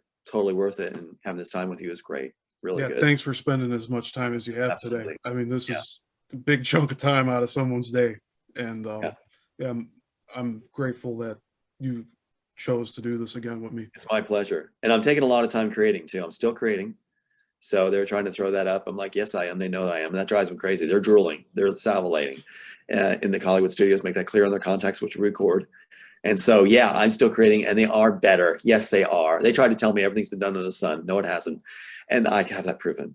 So I'm looking forward to working with other great people like yourself, and keep going. Let's do it. Make it happen. All right. Absolutely. All right. Well, yeah, you have a great rest of your weekend. I hope you feel better. Sure. And yeah, until next time, I'll be decompressing and taking this all in. All right. And remember, even though it hurts sometimes to hear these things, it's all for a better world. And you're going to see the way things were actually written with all kinds of authors and creators. So really a golden age that's been held back. It's like digging up Shakespeare's folios that had never been seen. You're going to see work with a passion restored, which I thank you again for having me read the daughter scene. I've never done it. The passion of the author restored to the work.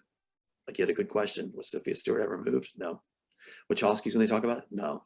It's like they're talking about dead fleas. But when you have the passion restored, yeah, it all comes alive. The layers are restored. The richness of the food. People are dining at a table with cardboard. And wait till they have the actual meat and potatoes. yeah, All right. that's a good analogy for it. Yeah, All right. you take Thank care, you. Tom. All right. Take care. All right.